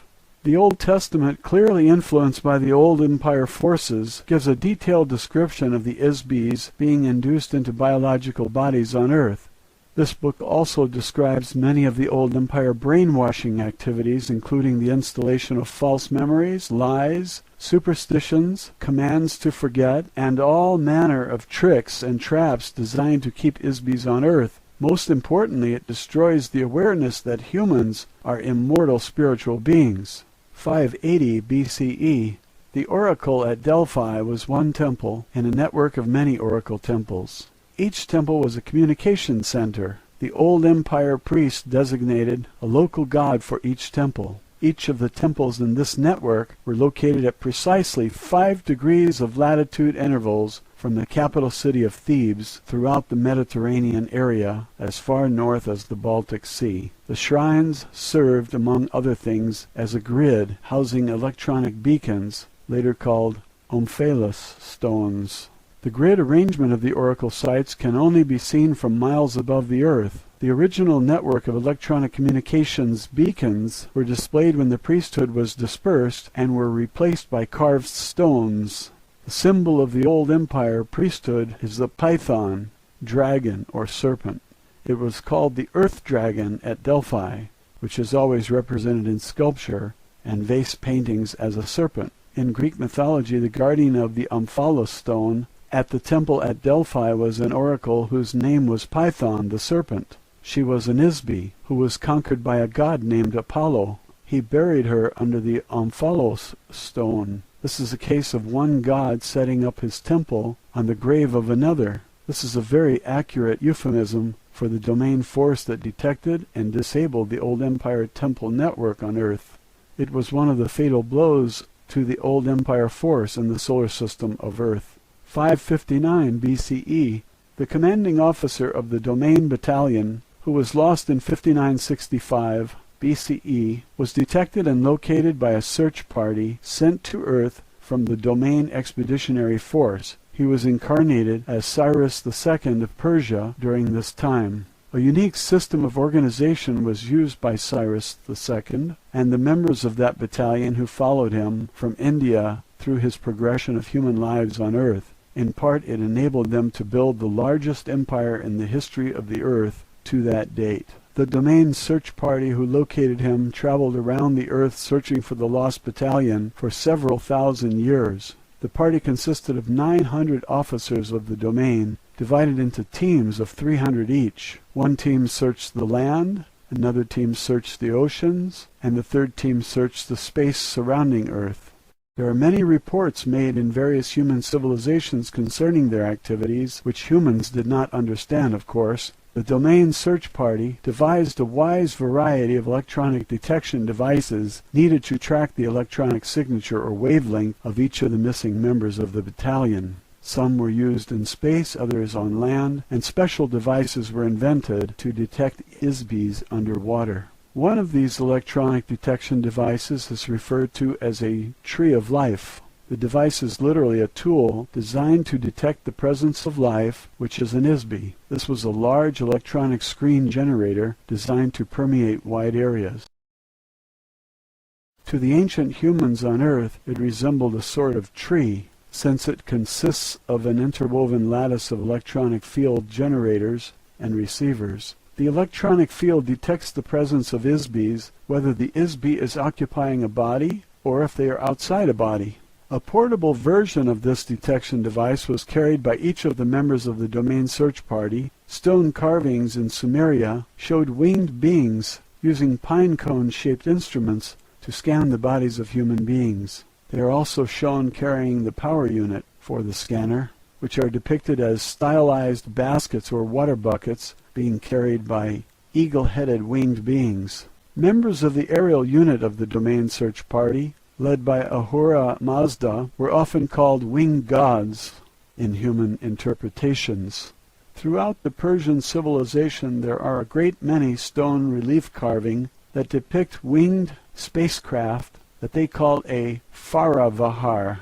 Members of the aquatic unit of the Domain Search Party were called Ons by local humans. Stone carvings of the so-called Ons are shown wearing silver diving suits. They lived in the sea and appeared to the human population to be men dressed to look like fish. Some members of the Lost Battalion were found in the oceans inhabiting the bodies of dolphins or whales. On land, the Domain Search Party members were referred to as Anunnaki by the Sumerians and Nephilim in the Bible. Of course, their true mission and activities were never disclosed to Homo sapiens. Their activities have been purposely disguised. Therefore, the human stories and legends about the Anunnaki and the other members of the Domain Search Party have not been understood and were badly misinterpreted. In the absence of complete and accurate data, anyone observing a phenomenon will assume or hypothesize explanations in an attempt to make sense of the data. Therefore, although mythology and history may be based on factual events, they are likewise full of misunderstood and misinterpreted evaluations of the data and embellished with assumptions, theories, and hypotheses which are false. The space unit of the Domain Expeditionary Force are shown flying in a winged disc. This is an allusion to the spiritual power of the ISBs, as well as to the spacecraft used by the Domain Search Party. The commander of the Lost Battalion, as Cyrus II, was an ISB who was regarded as a messiah on Earth by both the Jews and the Muslims. In less than 50 years he established a highly ethical and humanitarian philosophy which pervaded all of Western civilization. His territorial conquests, organization of people, and monumental building projects were unprecedented before or since. Such sweeping accomplishments in a short period of time could only have been achieved by a leader and a team of trained officers, pilots, engineers, and crew members of a unit of the Domain acting as a team, who had been trained and worked together for thousands of years. Although we have discovered the location of many of the Isbys in the Lost Battalion, the domain has been unable to restore their memory and return them to active duty as yet. Of course, we cannot transport Isbys who are inhabiting biological bodies to the space stations of the domain since there is no oxygen in our spacecraft. Also, we do not maintain life support facilities for biological entities there. Our only hope has been to locate and rekindle the awareness, memory, and identity of the Isbys of the Lost Battalion. One day they will be capable of rejoining us. 200 BCE. The last remnant of the old empire, pyramid civilization, is at Teotihuacan. The Aztec name means place of the gods, or where the men were transformed into gods. Like the astronomical configuration of the Giza pyramids in Egypt, the entire complex is a precise scale model of the solar system that accurately reflects the orbital distances of the inner planets, the asteroid belt, Jupiter, Saturn, Uranus, Neptune, and Pluto. Since the planet Uranus had only been discovered with the modern Earth telescopes in 1787, and Pluto not until 1930, it is apparent that the builders had information from other sources. A common element of the pyramid civilizations around the Earth is the constant use of the image of the snake, dragon, or serpent. This is because the beings who planted these civilizations here want to create an illusion that the gods are reptilian. This is also part of an illusion designed to perpetuate amnesia. The beings who placed false civilizations on Earth are Isbys just like you. Many of the biological bodies inhabited by Isbys in the old empire are very similar in appearance to the bodies on Earth. The gods are not reptiles, although they often behave like snakes. 1034 to 1124 AD. The entire Arab world was enslaved by one man, Hassan ibn al-Sabah, the old man of the mountain. He established the Hashashin, who operated apart Mohammedanism, which controlled by terror and fear much of India, Asia Minor, and most of the Mediterranean basin. They became a priesthood that used an extremely effective mind control mechanism, an extortion tool that enabled the assassins to control the civilized world for several hundred years. Their method was simple. Young men were kidnapped and knocked unconscious with hashish. They were taken to a garden filled with beautiful black-eyed houris in a harem decorated with rivers of milk and honey. The young men were told that they were in paradise. They were promised they could return and live there forever if they sacrificed themselves as an assassin of whomever they were commanded to kill. The men were knocked out again and shoved out of the world to carry out the assassination mission. Meanwhile, the old man of the mountain sent a messenger to the caliph, or whatever wealthy ruler from whom they demanded a payment, demanding camel loads of gold, spices, incense, or other valuables. If payment did not arrive on time, the assassin would be sent to kill the offending party. There was virtually no defense against the unknown assailant, who wanted nothing more than to carry out his mission, be killed, and return to heaven.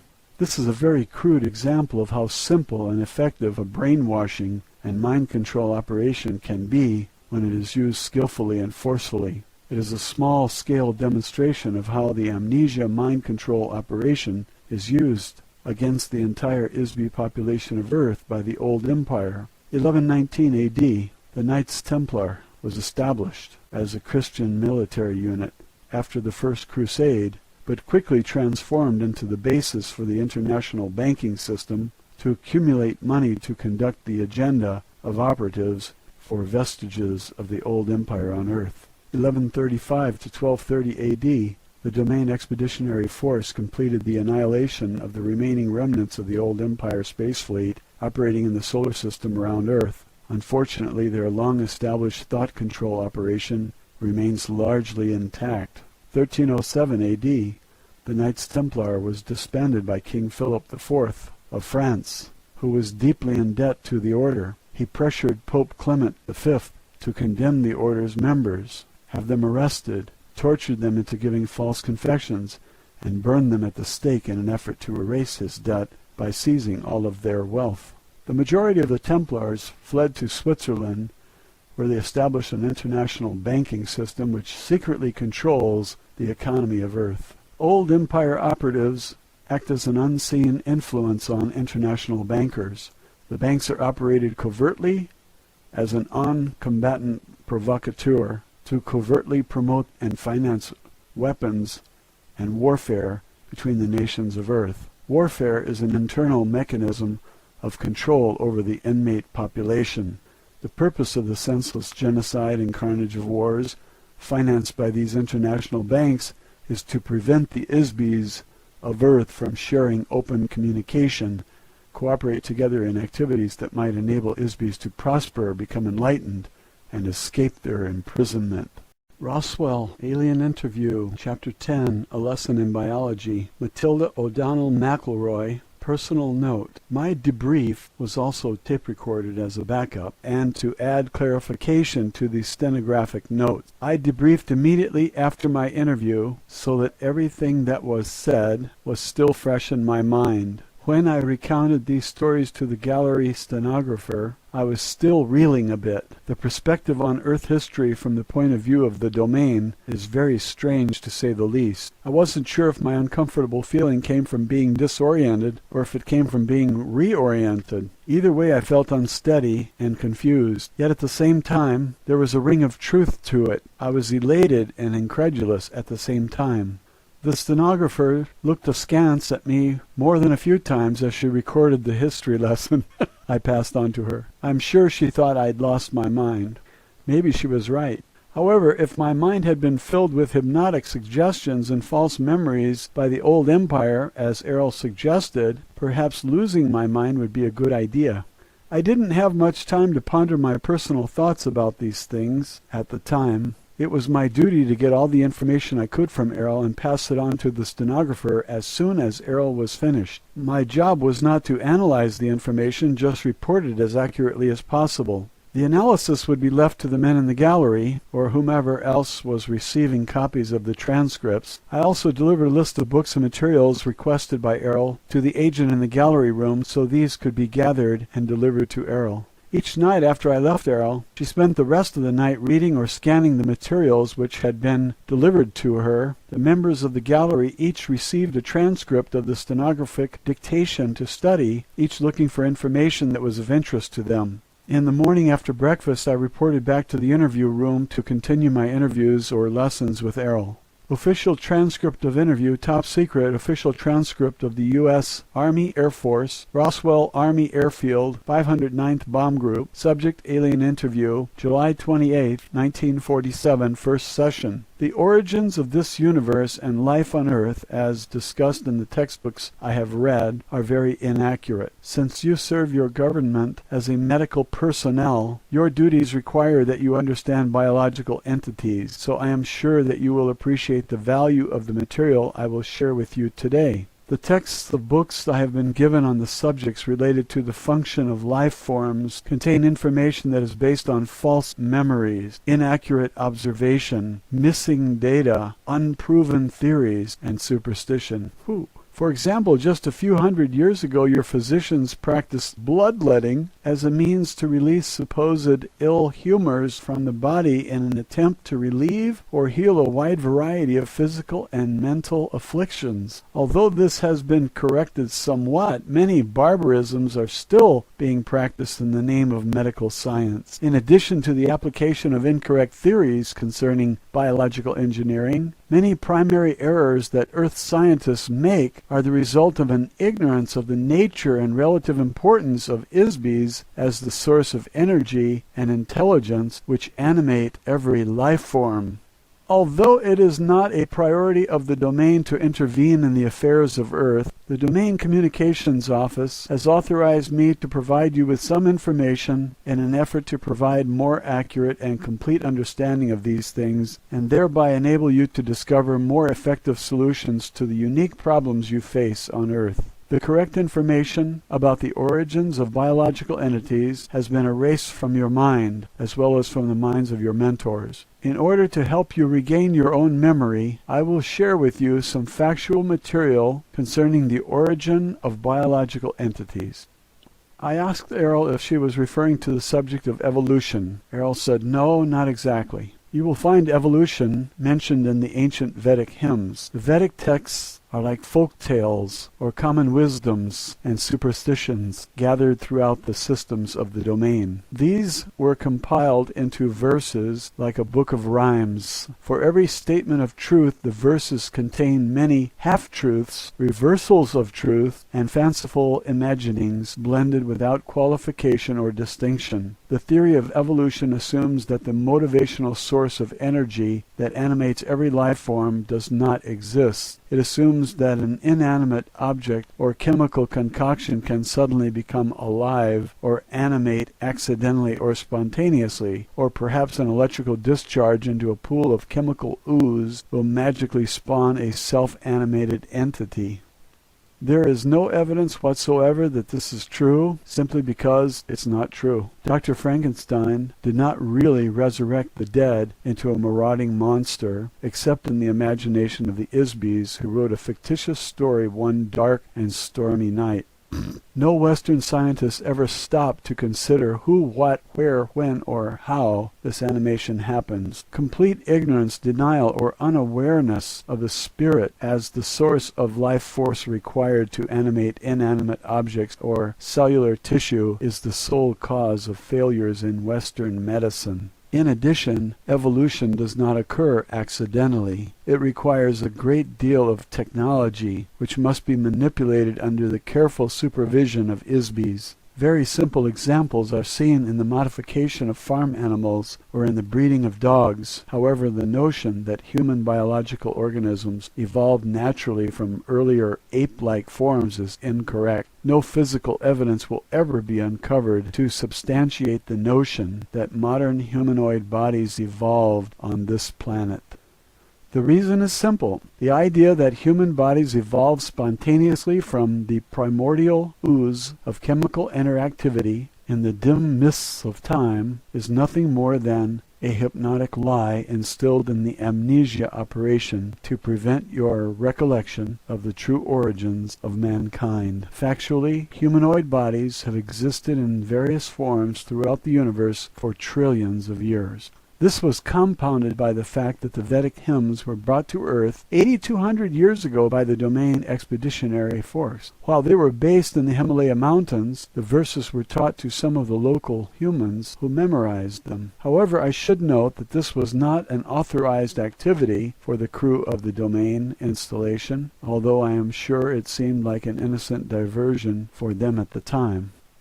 The verses were passed along verbally from one generation to the next for thousands of years in the foothills and eventually spread throughout India. No one in the domain credits any of the material in the Vedic hymns as factual material, any more than you would use Grimm's fairy tales as a guide for rearing children. However, on a planet where all of the Isbys have had their memory erased, one can understand how these tales and fantasies could be taken seriously. Unfortunately, the humans who learned the Vedic verses passed them along to others, saying that they came from the gods. Eventually, the content of the verses were adopted verbatim as truth. The euphemistic and metaphorical content of the Veda were accepted and practiced as dogmatic fact. The philosophy of the verses were ignored, and the verses became the genesis of nearly every religion practiced on the planet except Hinduism.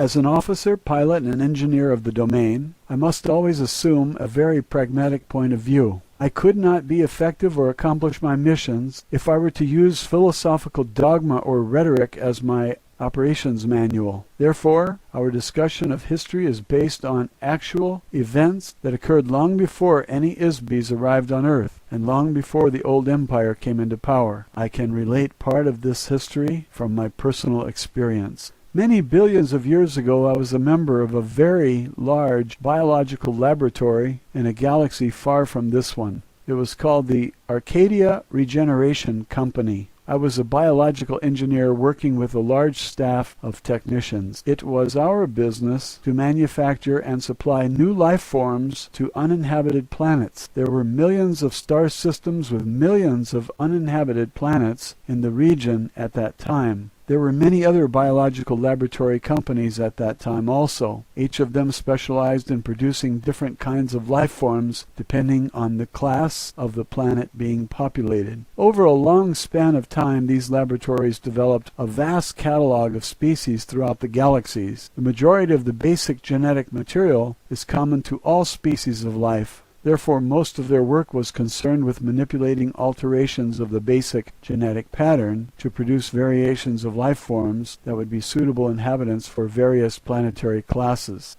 The Arcadia Regeneration Company specialized in mammals for forested areas and birds for tropical regions. Our marketing staff negotiated contracts with various planetary governments and independent buyers from all over the universe. The technicians created animals that were compatible with the variations in the climate, atmospheric and terrestrial density, and chemical content. In addition, they were paid to integrate our specimens with biological organisms engineered by other companies already living on a planet. In order to do this, our staff was in communication with other companies who created life forms. There were industry trade shows, publications, and a variety of other information supplied through an association that coordinated related projects. As you can imagine, our research required a great deal of interstellar travel to conduct planetary surveys. This is when I learned my skills as a pilot. The data gathered was accumulated in huge computer databases and evaluated by biological engineers.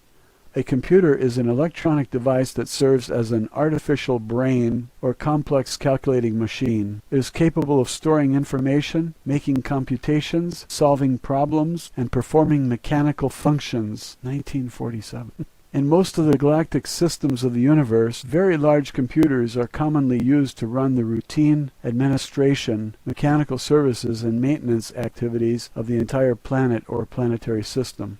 Based on the survey data gathered, designs and artistic renderings were made for new creatures. Some designs were sold to the highest bidder. Other life forms were created to meet the customized requests of our clients. The design and technical specifications were passed along an assembly line through a series of cellular, chemical, and mechanical engineers to solve the various problems. It was their job to integrate all the component factors into a workable, functional, and aesthetic finished product. Prototypes of these creatures were then produced and tested in artificially created environments. Imperfections were worked out, modifications made, and eventually a new life form was endowed or animated with a life force or spiritual energy before being introduced into the actual planetary environment for final testing. After a new life form was introduced, we monitored the interaction of these biological organisms with the planetary environment and with other indigenous life forms. Conflicts resulting from the interaction between incompatible organisms were resolved through negotiation between ourselves and other companies. The negotiations usually resulted in compromises requiring further modification to our creatures or to theirs, or both. This is a part of science or art you call eugenics. In some cases, changes were made in a planetary environment, but not often, as planet building is much more complex than making changes to an individual life form. Coincidentally, a friend and engineer with whom I used to work with at the Arcadia Regeneration Company a long time after I left the company told me that one of the projects they contracted to do in more recent times was to deliver life forms to Earth to replenish them after a war in this region of the galaxy devastated most of the life on the planets in this region of space. This would have been about 70 million years ago. The skill required to modify the planet into an ecologically interactive environment that will support billions of diverse species was an immense undertaking. Specialized consultants from nearly every biotechnology company in the galaxy were brought in to help with the project. What you now see on Earth is the huge variety of life forms left behind. For scientists believe that the fallacious theory of evolution is an explanation for the existence of all life forms here. The truth is that all life forms on this and any other planet in this universe were created by companies like ours. How else can you explain the millions of completely divergent and unrelated species of life on land and in the oceans of this planet? How else can you explain the source of spiritual animation which defines every living creature? To say it is the work of God is far too broad. Every Isby has many names and faces in many times and places. Every Isby is a god. When they inhabit a physical object, they are the source of life. For example, there are millions of species of insects. About 350,000 of these are species of beetles. There may be as many as 100 million species of life forms on Earth at any given time. In addition, there are many times more extinct species of life on Earth than there are living life forms. Some of these will be rediscovered in the fossil or geological records of Earth. The current theory of evolution of life forms on Earth does not consider the phenomena of biological diversity. Evolution by natural selection is science fiction. One species does not accidentally or randomly evolve to become another species, as the Earth textbooks indicate, without manipulation of genetic material by an Isby. A simple example of Isby intervention is the selective breeding of a species on Earth. Within the past few hundred years, several hundred dog breeds and hundreds of varieties of pigeons and dozens of koi fish have been evolved in just a few years, beginning with one original breed. Without active intervention by Isbys, biological organisms rarely change. The development of an animal like the duck-billed platypus required a lot of very clever engineering to combine the body of a beaver with the bill of a duck and make a mammal that lays eggs. Undoubtedly, some wealthy client placed a special order for it as a gift for some curious amusement. I'm sure that the laboratory of some biotechnical company worked on it for years to make it a self-replicating life form. The notion that the creation of any life form could have resulted from a coincidental chemical interaction moldering up from some primordial ooze is beyond absurdity. Factually, some organisms on Earth, such as proteobacteria, are modifications of a phylum designed primarily for the star Type 3 Class C planets. In other words, the domain designation for a planet with an anaerobic atmosphere nearest a large, intensely hot blue star, such as those in the constellation of Orion's belt in this galaxy. Creating life forms is very complex, highly technical work for Isbys who specialize in this field. Genetic anomalies are very baffling to Earth biologists who have had their memory erased. Unfortunately, the false memory implantations of the old empire prevent Earth scientists from observing obvious anomalies. The greatest technical challenge of biological organisms was the invention of self-generation or sexual reproduction. It was invented as the solution to the problem of having to continually manufacture replacement creatures for those that have been destroyed or eaten by other creatures. Planetary governments did not want to keep buying replacement animals. The idea was contrived trillions of years ago as a result of a conference held to resolve arguments between disputing vested interests within the biotechnology industry. The infamous Council of Yumi Krum was responsible for coordinating creature production. A compromise was reached after certain members of the council were strategically bribed or murdered to author an agreement which resulted in the biological phenomenon which we now call the food chain. The idea that a creature would need to consume the body of another life form as an energy source was offered as a solution by one of the biggest companies in the biological engineering business. They specialized in creating insects and flowering plants. The connection between the two is obvious. Nearly every flowering plant requires a symbiotic relationship with an insect in order to propagate. The reason is obvious. Both the bugs and the flowers were created by the same company. Unfortunately, the same company also had a division which created parasites and bacteria.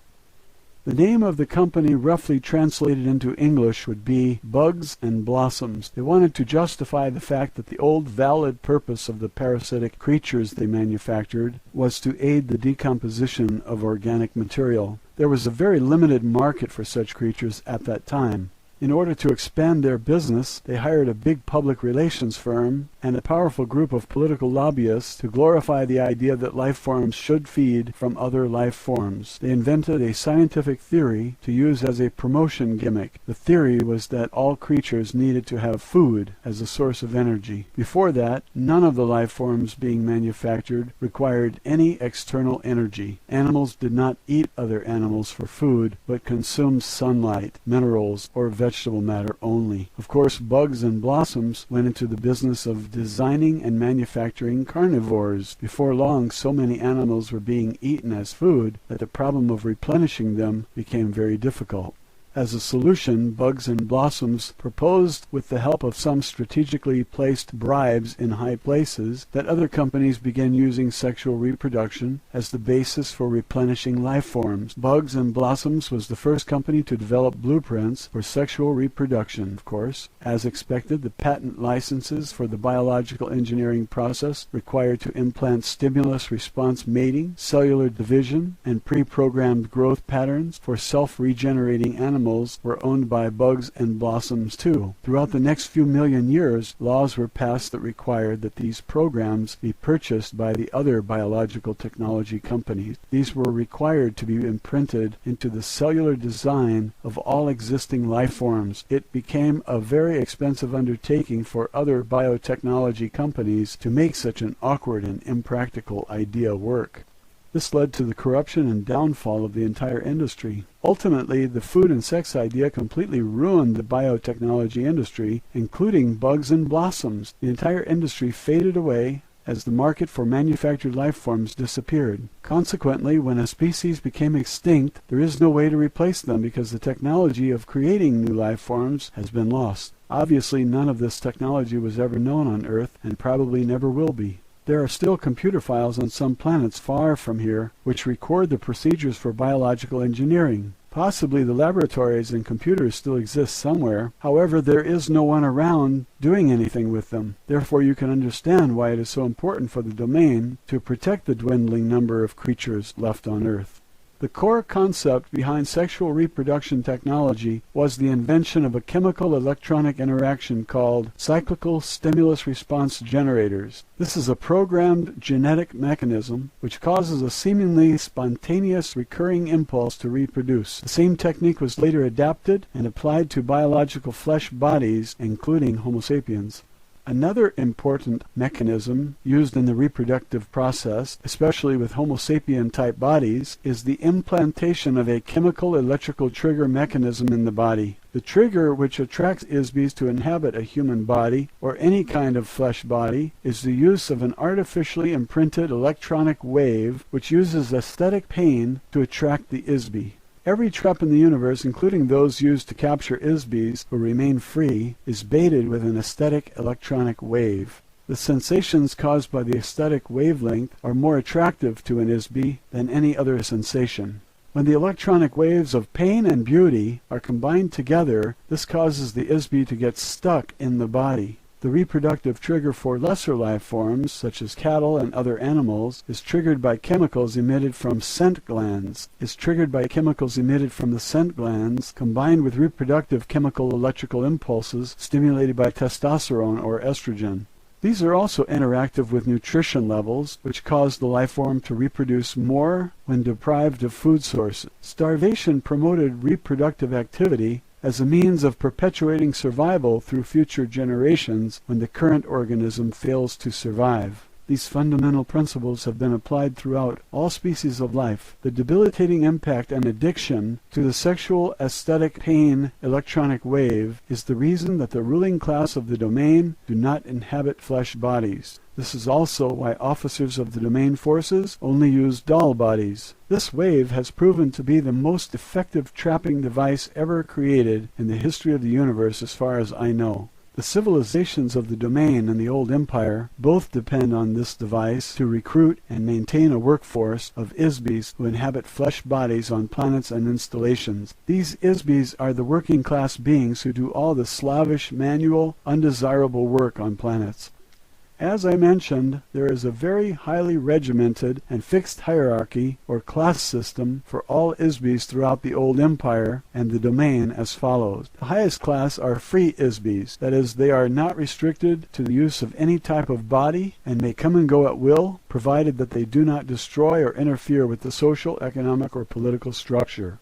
Below this class are many strata of limited Isbis who may or may not use a body from time to time. Limitations are imposed on each Isbi regarding range of power, ability, and mobility they can exercise. Below these are dull body class, to which I belong. Nearly all space officers and crew members of spacecraft are required to travel through intergalactic space. Therefore, they are each equipped with a body manufactured from lightweight, durable materials. Various body types have been designed to facilitate specialized functions. Some bodies have accessories such as interchangeable tools or apparatus for activities such as maintenance, mining, chemical management, navigation, and so forth. There are many graduations of this body type, which also serve as an insignia of rank. Below these are the soldier class. The soldiers are equipped with a myriad of weapons and specialized armaments designed to detect, combat, and overwhelm any imaginable foe. Some soldiers are issued mechanical bodies. Most soldiers are merely remote-controlled robots with no class designation.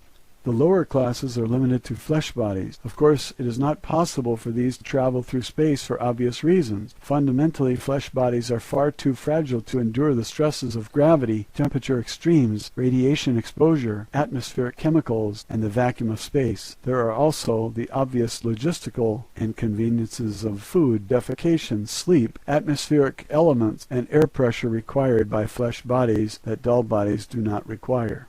Most flesh bodies will suffocate in only a few minutes without a specific combination of atmospheric chemicals. After 2 or 3 days, the bacteria which live internally and externally on the body cause severe odors to be emitted. Odors of any kind are not acceptable in a space vessel. Flesh can tolerate only a very limited spectrum of temperatures, whereas in space the contrast of temperatures may vary hundreds of degrees within seconds. Of course, flesh bodies are utterly useless for military duty. A single shot from a handheld electronic blast gun instantly turns a flesh body into a noxious vapor cloud. Isbis who inhabit flesh bodies have lost much of their native ability and power. Although it is theoretically possible to regain or rehabilitate these abilities, no practical means has been discovered or authorized by the domain. Even though spacecraft of the domain travel trillions of light years in a single day, the time required to traverse the space between galaxies is significant, not to mention the length of time to complete just one set of mission orders, which may require thousands of years. Biological flesh bodies live for only a very short time, only 60 to 150 years at most, whereas dull bodies can be reused and repaired almost indefinitely. The first development of biological bodies began in this universe about 74 trillion years ago. It rapidly became a fad for Isbis to create and inhabit various types of bodies for an assortment of nefarious reasons. Especially for amusement, this is to experience various physical sensations vicariously through the body. Since that time there has been a continuing de-evolution in the relationship of Isbis to bodies. As Isbis continue to play around with these bodies, certain tricks were introduced to cause Isbis to get trapped inside a body so they were unable to leave again. This was done primarily by making bodies that appeared sturdy but were actually very fragile. An Isbi, using their natural power to create energy, accidentally injured a body when contacting it. The Isbi was remorseful about having injured this fragile body. The next time they encountered a body, they began to be careful with them. In so doing, the Isbi would withdraw or minimize their own power so as not to injure the body. A very long and treacherous history of this kind of trickery, combined with similar misadventures, eventually resulted in a large number of Isbis becoming permanently trapped in bodies. Of course, this became a profitable enterprise for some Isbis, who took advantage of the situation to make slaves of others. The resulting enslavement progressed over trillions of years and continues today. Ultimately, the dwindling ability of Isbis to maintain a personal state of operational freedom and ability to create energy resulted in the vast and carefully guarded hierarchy or class system. Using bodies as a symbol of each class is used throughout the old empire as well as the domain. The vast majority of ISBs throughout the galaxies of this universe inhabit some form of flesh body. The structure, appearance, operation, and habitat of these bodies vary according to the gravity, atmosphere, and climatic conditions of the planet they inhabit. Body types are predetermined largely by the type and size of the star around which the planet revolves, the distance from the star, the geological as well as the atmospheric components of the planet. On the average, these stars and planets fall into gradients of classification which are fairly standard throughout the universe. For example, Earth is identified roughly as a Sun Type 12 Class 7 planet. This is a heavy gravity, nitrogen-oxygen atmosphere planet with biological life forms in proximity to a single yellow, medium-sized, low-radiation sun or Type 12 star. The proper designations are difficult to translate accurately due to the extreme limitations of astronomical nomenclature in the English language. There are as many varieties of life forms as there are grains of sand on the beach. You can imagine how many different creatures and types of bodies have been manufactured by millions of companies such as Bugs and Blossoms for all the myriad planetary systems during the course of 74 trillion years. Matilda O'Donnell MacElroy, personal note. When Airl finished telling me this story, there was a long, silent pause while I muddled through all this in my mind. Had Airl been reading science fiction books and fantasy stories during the night? Why would she tell me something so incredibly far-fetched? If there had not been a 40-inch tall alien with gray skin and 3 fingers on each hand and foot sitting directly across from me, I would not have believed a single word of it. In retrospect, over the 60 years since Airl gave me this information, Earth doctors have begun to develop some of the biological engineering technology that Airl told me about right here on Earth. Heart bypasses, cloning, test tube babies, organ transplants, plastic surgery, genes, chromosomes, and so on. One thing is for sure, I have never looked at a bug or flower in the same way since then, not to mention my religious belief in Genesis.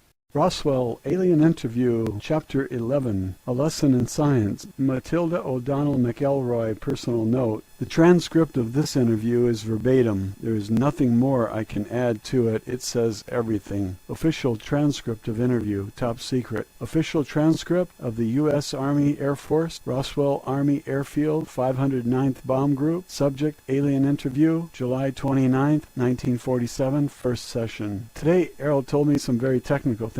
I took a few notes to remind myself so I can repeat what she said as closely as possible. She began with an analogy about scientific knowledge. Can you imagine how much progress could have been made on Earth if people like Johannes Gutenberg, Sir Isaac Newton, Benjamin Franklin, George Washington Carver, Nikola Tesla, Jonas Salk, and Richard Trevithick, and many thousands of similar geniuses and inventors were living today? Imagine what technical accomplishments might have been developed if men like these never died. What if they were never given amnesia and made to forget everything they knew? What if they continued to learn and work forever? What level of technology and civilization could be attained if immortal spiritual beings like these were allowed to continue to create in the same place at the same time for billions or trillions of years? Essentially, the domain is one civilization that has existed for trillions of years with relatively uninterrupted progress. Knowledge has been accumulated, refined, and improved upon in nearly every field of study imaginable and beyond imagining.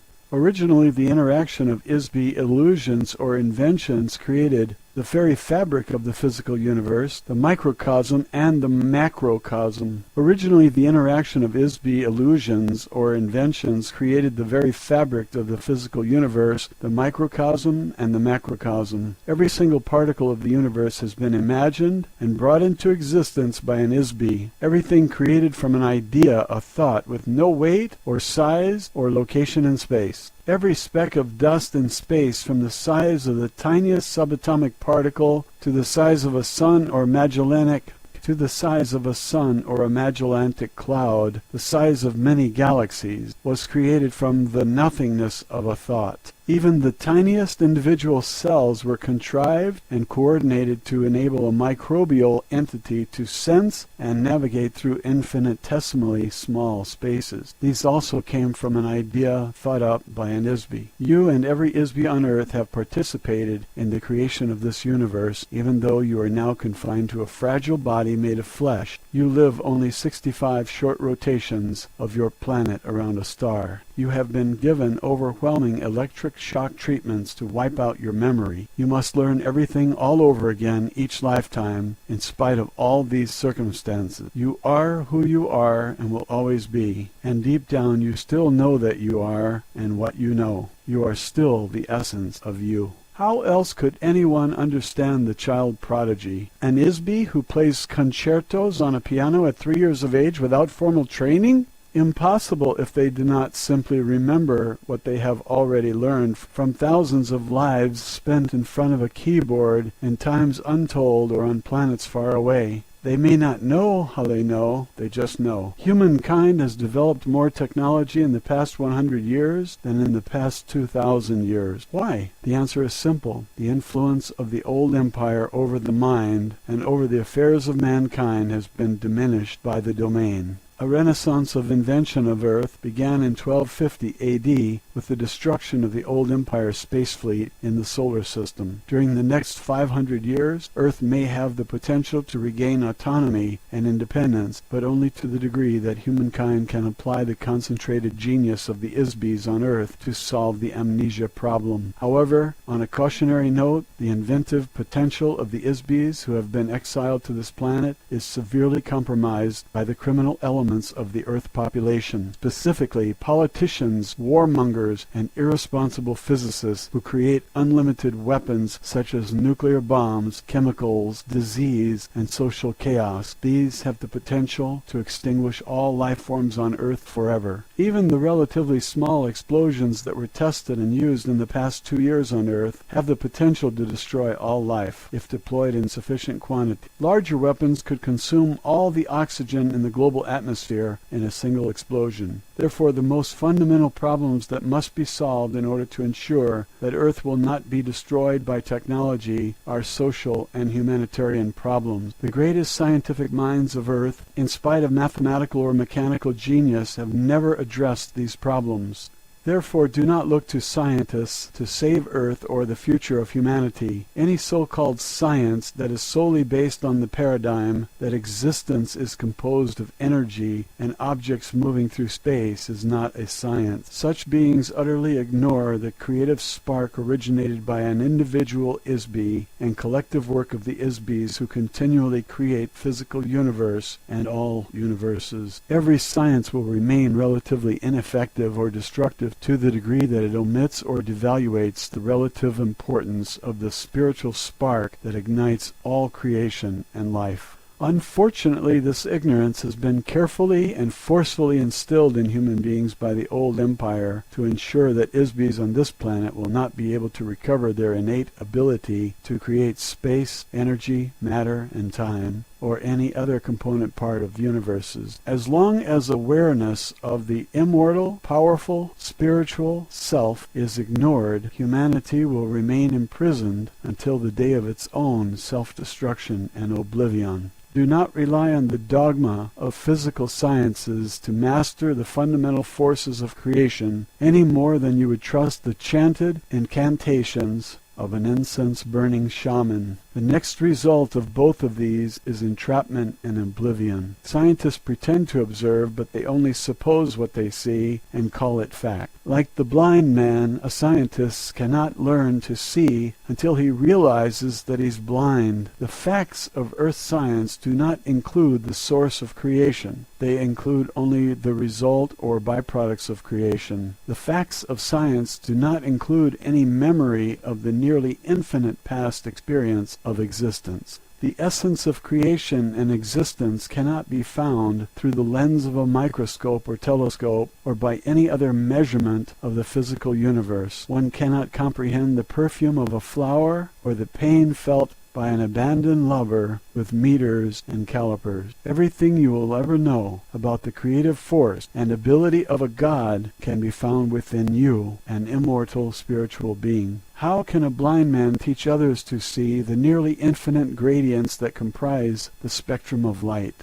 The notion that one can understand the universe without understanding the nature of an Isby is as absurd as conceiving that an artist is a speck of paint on his own canvas, or that the lace on a ballet shoe is the choreographer's vision, or the grace of a dancer, or the electric excitement of opening night. Study of the spirit has been booby-trapped by the thought control operation through religious superstitions they instill in the minds of men. Conversely, the study of the spirit and the mind have been prohibited by science, which eliminates anything that is not measurable in the physical universe. Science is the religion of matter. It worships matter. The paradigm of science is that creation is all and the creator is nothing. Religion says the creator is all and the creation is nothing. These two extremes are the bars of a prison cell. They prevent observation of all phenomenon as an interactive whole. Study of creation without knowing the Isby, the source of creation, is futile. When you sail to the edge of a universe conceived by science, you fall off the end into an abyss of dark, dispassionate space and lifeless, unrelenting force. On earth you have been convinced that the oceans of the mind and spirit are filled with gruesome, ghoulish monsters that will eat you alive if you dare to venture beyond the breakwater of superstition. The vested interest of the old empire prison system is to prevent you from looking at your own soul. They fear that you will see in your own memory the slave masters who kept you imprisoned. The prison is made of shadows in your mind. The shadows are made of lies and pain and loss and fear. The true geniuses of civilization are those Isbys who will enable other Isbys to recover their memory and regain self-realization and self-determination. This issue is not solved through enforcing moral regulation on behavior or through the control of beings through mystery, faith, drugs, guns, or other dogma of a slave society, and certainly not through the use of electric shock and hypnotic commands.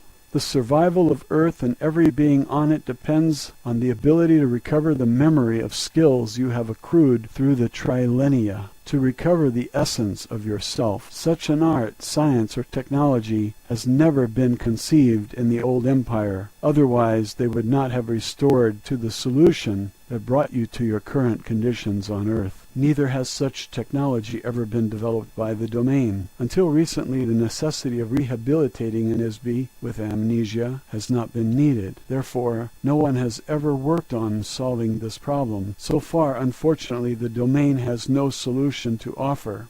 A few officers of the Domain Expeditionary Force have taken it upon themselves to provide technology to Earth during their off-duty time. These officers leave their doll at the space station and as an Isby assume or take over a biological body on Earth. In some cases, an officer can remain on duty while they inhabit and control other bodies at the same time. This is a very dangerous and adventurous undertaking. It requires a very able Isby to accomplish such a mission and return to the base successfully. One officer who did this recently while continuing to attend his official duties was known on Earth as the electronics inventor Nikola Tesla. It is my intention, although is not a part of my mission orders, to assist you in your efforts to advance scientific and humanitarian progress on Earth. My intention is to help other Isbys to help themselves. In order to solve the amnesia problem on Earth, you will need much more advanced technology, as well as social stability to allow enough time for research, and need much more advanced technology as well as social stability to allow enough time for research and development of techniques to free the Isby from the body and to free the mind of the Isby from amnesia. Although the domain has a long-term interest in maintaining Earth as a useful planet, it has no particular interest in the human population of Earth other than its own personnel here. We are interested in preventing the destruction as well as accelerating the development of technologies that will sustain the infrastructures of the global biosphere, hydrosphere, and atmosphere. To this end, you will discover on very careful and thorough examination that my spacecraft contains a wide assortment of technology that does not exist on your Earth.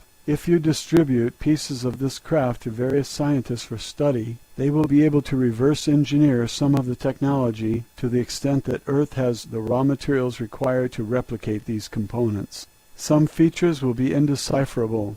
Other features cannot be duplicated as Earth does not have the natural resources required to replicate them. This is especially true of the metals used to construct the craft. Not only do these metals not exist on Earth, the refining process required to produce these metals took billions of years to develop. It is also true of the navigation system, which requires an ISB whose own personal wavelength has been specifically attuned to the neural network of the craft. The pilot of the craft must possess a very high order of energy, volition, discipline, training, and intelligence to manipulate such a craft. ISBs on Earth are incapable of this expertise because it requires the use of an artificial body specifically created for this purpose. Certain individual Earth scientists, some of whom are among the most brilliant minds in the history of the universe, will have their memory of this technology jogged when they examine the craft components, just as some of the scientists and physicists on Earth have been able to remember how to recreate electronic generators, internal combustion, and steam locomotion, refrigeration, aircraft, antibiotics, and other tools of your civilization. They will also rediscover other vital technology in my craft. The following are the specific systems embodied in my craft that contain useful components. There is an assortment of microscopic wiring or fibers within the walls of the craft that control such things as communications, information storage, computer function, and automatic navigation. The same wiring is used for light, sublight, and ultralight spectrum detection and vision. The fabrics of the interior of the craft are far superior to any on Earth at this time and have hundreds of thousands of applications. You will also find mechanisms for creating, amplifying, and channeling light particles or waves as a form of energy. As an officer, pilot, and engineer of the domain forces, I am not at liberty to discuss or convey the detailed operation or construction of the craft in any way other than what I have just disclosed. However, I am confident that there are many competent engineers on Earth who will develop useful technology with these resources. I am providing these details to you in the hope that the greater good of the domain will be served. Roswell Alien Interview, Chapter 12, A Lesson in Immortality. Matilda O'Donnell MacElroy, Personal Note. I think the following transcript is pretty much self-explanatory. Official transcript of interview, top secret. Official transcript of the U.S. Army Air Force, Roswell Army Airfield, 509th Bomb Group. Subject, Alien Interview, July 30th, 1947, first session. Immortal spiritual beings, which I refer to as ISBs for the sake of convenience, are the source and creators of illusions. Each one individually and collectively, in their original unfettered state of being, are an eternal, all-powerful, all-knowing entity. ISBs create space by imagining a location. The intervening distance between themselves and the imagined location is what we call space. An ISB can perceive the space and objects created by other ISBs. ISBs are not physical universe entities. They are a source of energy and illusion. ISBs are not located in space or time, but can create space, place particles in space, create energy, and shape particles into various forms, cause the motion of forms, and animate forms. Any form which is animated by an ISB is called life.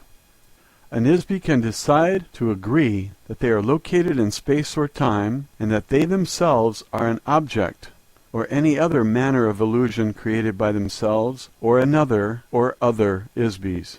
The disadvantages of creating an illusion is that an illusion must be continually created. If not continually created, it disappears. Continual creation of an illusion requires incessant attention to every detail of the illusion in order to sustain it. A common denominator of ISBs seems to be the desire to avoid boredom. A spirit only, without interaction with other ISBs, and the unpredictable motion, drama, and unanticipated intentions and illusions being created by other ISBs, is easily bored. What if you could imagine anything, perceive everything, and cause anything to happen at will? What if you couldn't do anything else? What if you always knew the outcome of every game and the answer to every question? Would you get bored? The entire back-time track of ISBs is immeasurable, nearly infinite, in terms of physical universe time. There is no measurable beginning or end for an ISB.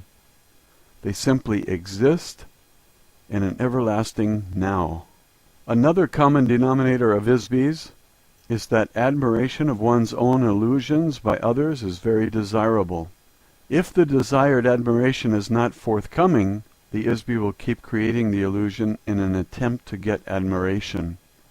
One could say that the entire physical universe is made of unadmired illusions. The origins of this universe began with the creation of individual illusionary spaces. These were the home of the ISBs. Sometimes a universe is a collaborative creation of illusions by two or more ISBs. A proliferation of ISBs in the universe they create sometimes collide or become commingled or merge to an extent that many ISBs shared in the co-creation of a universe. ISBs diminish their ability in order to have a game to play. ISBs think that any game is better than no game. They will endure pain, suffering, stupidity, privation, and all manner of unnecessary and undesirable conditions just to play a game.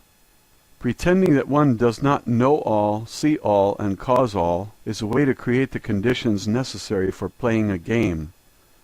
Unknowns, freedoms, barriers, and/or opponents and goals. Ultimately, playing a game solves the problem of boredom. In this fashion, all the space, galaxy, suns, planets, and physical phenomena of this universe, including life forms, places, and events that have been created by ISBs and sustained by mutual agreement that these things exist. There are as many universes as there are ISBs to imagine, build, and perceive them, each existing concurrently with its own continuum. Each universe is created using its own unique set of rules as imagined, altered, preserved, or destroyed by one or more ISBs who created it. Time, energy, objects, and space, as defined in terms of the physical universe, may or may not exist in other universes. The domain exists in such a universe as well as in the physical universe. One of the rules of the physical universe is that energy can be created but not destroyed. So the universe will keep expanding as long as ISBs keep adding more new energy to it.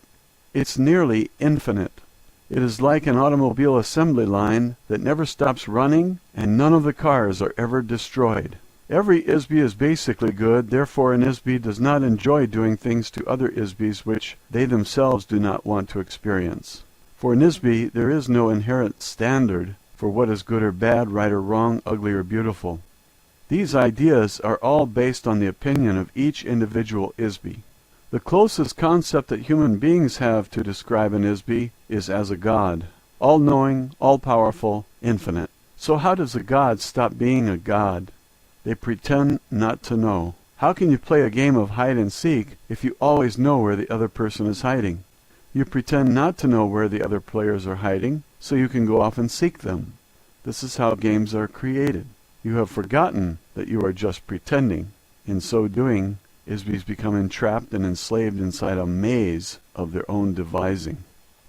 How does one create a cage, lock one's own self inside the cage, throw away the key, and forget there is a key or cage, and forget there is an inside or outside, and even forget that there is a self? Create the illusion that there is no illusion, the entire universe is real, and that no other universe exists or can be created. On earth, the propaganda taught and agreed upon is that the gods are responsible and that human beings are not responsible. You are taught that only God can create universes, so the responsibility for every action is assigned to another ISB or God, never oneself. No human being ever assumes personal responsibility for the fact that they themselves, individually and collectively, are gods. This fact alone is the source of entrapment for every ISBE. Roswell Alien Interview, Chapter 13, A Lesson in the Future. Matilda O'Donnell MacElroy, personal note. I think this transcript speaks for itself also. I relayed Airl's exact communication as faithfully as possible. My superior officers became very alarmed about the possible military implications of what Airl said in this interview. Official transcript of interview, top secret. Official transcript of the U.S. Army Air Force. Roswell Army Airfield, 509th Bomb Group. Subject, Alien Interview, July 31st, 1947, first session. It is my personal belief that the truth should not be sacrificed on the altar of political, religious, or economic expediency. As an officer, pilot, and engineer of the domain, it is my duty to protect the greater good of the domain and its possessions. However, we cannot defend ourselves against forces of which we are not aware. The isolation of Earth from the rest of civilization prevents me from discussing many subjects with you at this time. Security and protocol prevent me from revealing any but the broadest general statements about the plans and activities of the domain. However, I can give you some information that you might find useful. I must return to my assigned duties on the space station now. I have provided as much help as I feel ethically able to offer, given the requirements and constraints of my duties as an officer, pilot, and engineer of the domain forces. Therefore, I will depart as an ISBE from Earth within the next 24 hours. Editor's note: the following several paragraphs appear to be personal comments made by Matilda to the stenographer regarding her interview with Airl. What this means is that Airl will leave her doll with us, as her craft is damaged beyond repair. We can examine, dissect, and study the body at our leisure. She does not have any further use for it, nor does she have any personal feelings or attachments to it, as others are readily available for her to use. Airl does not recommend that there are any technology in the body that Earth scientists will find useful, however. The technology of the body is simple, yet vastly beyond the reckoning of our current ability to analyze or reverse engineer any facet of it. The body is neither biological or mechanical, but a unique fabrication of materials and ancient technologies not found on any Earth-type planet. As Airl mentioned previously, a very rigid and distinctive hierarchy of social, economic, and cultural classes exists throughout the domain, which has remained unvaried and inviolate for many millennia. The body type and function assigned to an ISBE officer vary specifically according to the rank, class, longevity, training level, command level, service record, and meritorious citations earned by each individual ISBE, as with any other military insignia. The body used by Airl is specifically designed for an officer, pilot, and engineer of her rank and class.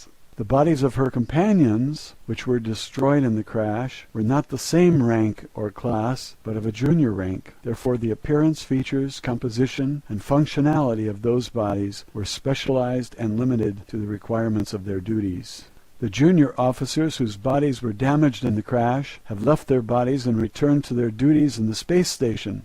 The damage suffered by their bodies was due primarily to the fact that they were officers of lower rank. They used bodies which were partially biological and therefore far less durable and resilient than hers. Editor's note: at this point the transcript appears to resume with statements made by Airl. Although the domain will not hesitate to destroy any active vestiges of the old Empire operations wherever they are discovered, this is not our primary mission in this galaxy. I'm sure that the old Empire mind control mechanisms can be deactivated and destroyed eventually. However, it is not possible to estimate how long this may take, as we do not understand the extent of this operation at this time. We do know that the old Empire force screen is vast enough to cover this end of the galaxy at least. We also know from experience that each force generator and trapping device is very difficult to detect, locate, and destroy. Also, it is not the current mission of the Domain Expeditionary Force to commit resources to this endeavor. The eventual destruction of these devices may make it possible for your memory to be restored simply by virtue of not having it erased after each lifetime. Fortunately, the memory of an ISBE cannot be permanently erased. There are many other active space civilizations who maintain various nefarious operations in this area, not the least of which is dumping unwanted ISBEs on Earth. None of these craft are hostile or in violent opposition to the domain forces. They know better than to challenge us. For the most part, the domain ignores Earth and its inhabitants, except to ensure that the resources of the planet itself are not permanently spoiled. This sector of the galaxy was annexed by the domain and is the possession of the domain to do with or dispose of it as deems best. The moon of Earth and the asteroid belt have become a permanent base of operations for the domain forces. Needless to say, any attempt by humans or others to interfere in the activities of the domain in this solar system, even if it were possible, which it definitely is not, will be terminated swiftly. This is not a serious concern, as I mentioned earlier, since Homo sapiens cannot operate in open space. Of course, we will continue with the next steps of the domain expansion plan, which has remained on schedule for billions of years. Over the next 5,000 years, there will be increasing traffic and activity of the domain forces as we progress toward the center of this galaxy and beyond to spread our civilization through the universe. If humanity is to survive, it must cooperate to find effective solutions to the difficult conditions of your existence on Earth. Humanity must rise above its human form and discover where they are and that they are ISBEs and who they really are as ISBEs in order to transcend the notion that they are merely biological bodies. Once these realizations have been made, it may be possible to escape your current imprisonment. Otherwise, there will be no future for the ISBEs on Earth. Although there are no active battles or wars being waged between the domain and the old empire, there still exists the covert actions of the old empire taken against Earth through their thought control operation. When one knows that these activities exist, the effects can be observed clearly. The most obvious examples of these actions against the human race can be seen as incidents of sudden, inexplicable behavior. A very recent instance of this occurred in the United States military just before the Japanese attack on Pearl Harbor. Just 3 days before the attack, someone in authority ordered all the ships in Pearl Harbor to go into port and secure for inspection. The ships were ordered to take all the ammunition out of their magazines and store it below. On the afternoon before the attack, all of the admirals and generals were attending parties, even though 2 Japanese aircraft carriers were discovered standing right off Pearl Harbor. The obvious action to take would have been to contact Pearl Harbor by telephone to warn them of the danger of a fight starting and to put the ammunition back and order the ships to get out of port into the open sea. About 6 hours before the Japanese attack began, a U.S. Navy ship sank a small Japanese submarine right outside the harbor. Instead of contacting Pearl Harbor by telephone to report the incident, a warning message was put into top-secret code, which took about 2 hours to encode. Then it took another 2 hours to decode. The word of warning to Pearl Harbor did not arrive until 10 a.m. Pearl Harbor time, Sunday, 2 hours after the Japanese attack destroyed the U.S. fleet. How do things like this happen? If the men who were responsible for these obviously disastrous errors were stood up and asked bluntly to justify their actions and intentions, we would find out that they were quite sincere in their jobs. Ordinarily, they do the very best they can do for people and nations. However, all of a sudden, from some completely unknown and undetectable source, enters these wild, unexplainable situations that just can't exist. The old empire thought control operation is run by a small group of old baboons with very small minds. They are playing insidious games with no purpose and no goal other than to control and destroy ISBEs who could otherwise manage themselves perfectly well if left alone. These types of artificially created incidents are being forced upon the human race by the operations of the mind-control prison system.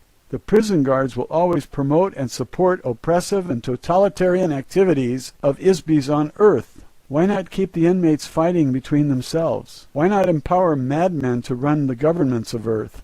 The men who run the criminal governments of Earth mirror the commands given them by covert thought controllers of the old empire. The human race will continue to shadowbox with this for a long as it remains the human race. Until then, the ISBEs on Earth will continue to live a series of consecutive lives over and over and over. The same Isby who lived during the rise and fall of civilizations in India, China, Mesopotamia, Greece, and Rome are inhabiting bodies in the present time in America, France, Russia, Africa, and around the world. In between each lifetime, an Isby is sent back again to begin all over, as though the new life was the only life they had ever lived. They begin anew in pain, in misery, and mystery. Some Isbys have been transported to Earth more recently than others. Some Isbys have been on Earth only a few hundred years, so they have no personal experience with the earlier civilizations of Earth. They have no experiences of having lived on Earth, so could not remember a previous existence here, even if their memory was restored. They might, however, remember lives they lived elsewhere, on other planets, and in other times. Others have been here since the first days of Lemuria. In any case, the Isbys of Earth are here forever until they can break the amnesia cycle, conquer the electronic traps set up by their captors, and free themselves. Because the domain has 3,000 of their own Isbys in captivity on Earth also, they have an interest in solving this problem. This problem has never been encountered or effectively solved before in the universe as far as they know. They will continue their efforts to free those Isbys from Earth where and when it is possible, but it will require time to develop an unprecedented technology and the diligence to do so. Editor's note: the following statement is a comment by Matilda. I think that it is Airl's sincere desire, as one Isby to another, that the rest of our eternity will be as pleasant as possible. Roswell Alien Interview, Chapter 14. Airl reviews the interview transcripts. Matilda O'Donnell MacElroy, personal note. Shortly after I finished recounting the previous interview with Airl to the stenographer, I was summoned urgently to the office of the commanding officer of the base. I was escorted by 4 heavily armed military policemen. When I arrived, I was asked to be seated in a very large makeshift office that had been arranged with a conference table and chairs. In the office were several dignitaries I had seen at various times in the gallery. I recognized a few of them because they were famous men. I was introduced to these men, which included Army Air Force Secretary Symington, General Nathan Twining, General Jimmy Doolittle, General Vandenberg, and General Northstadt. To my surprise, Charles Lindbergh was also in the office. Secretary Symington explained to me that Mr. Lindbergh was there as a consultant to the Chief of Staff of the U.S. Air Force. There were several other men present in the room who were not introduced. I assume these men were personal aides to the officers or agents of some intelligence service. All of this sudden attention, not only from the Secretary and generals, but from world-famous people as Mr. Lindbergh and Mr. Doolittle, made me realize how critically important my role as an interpreter for Airl was, as seen through the eyes of others.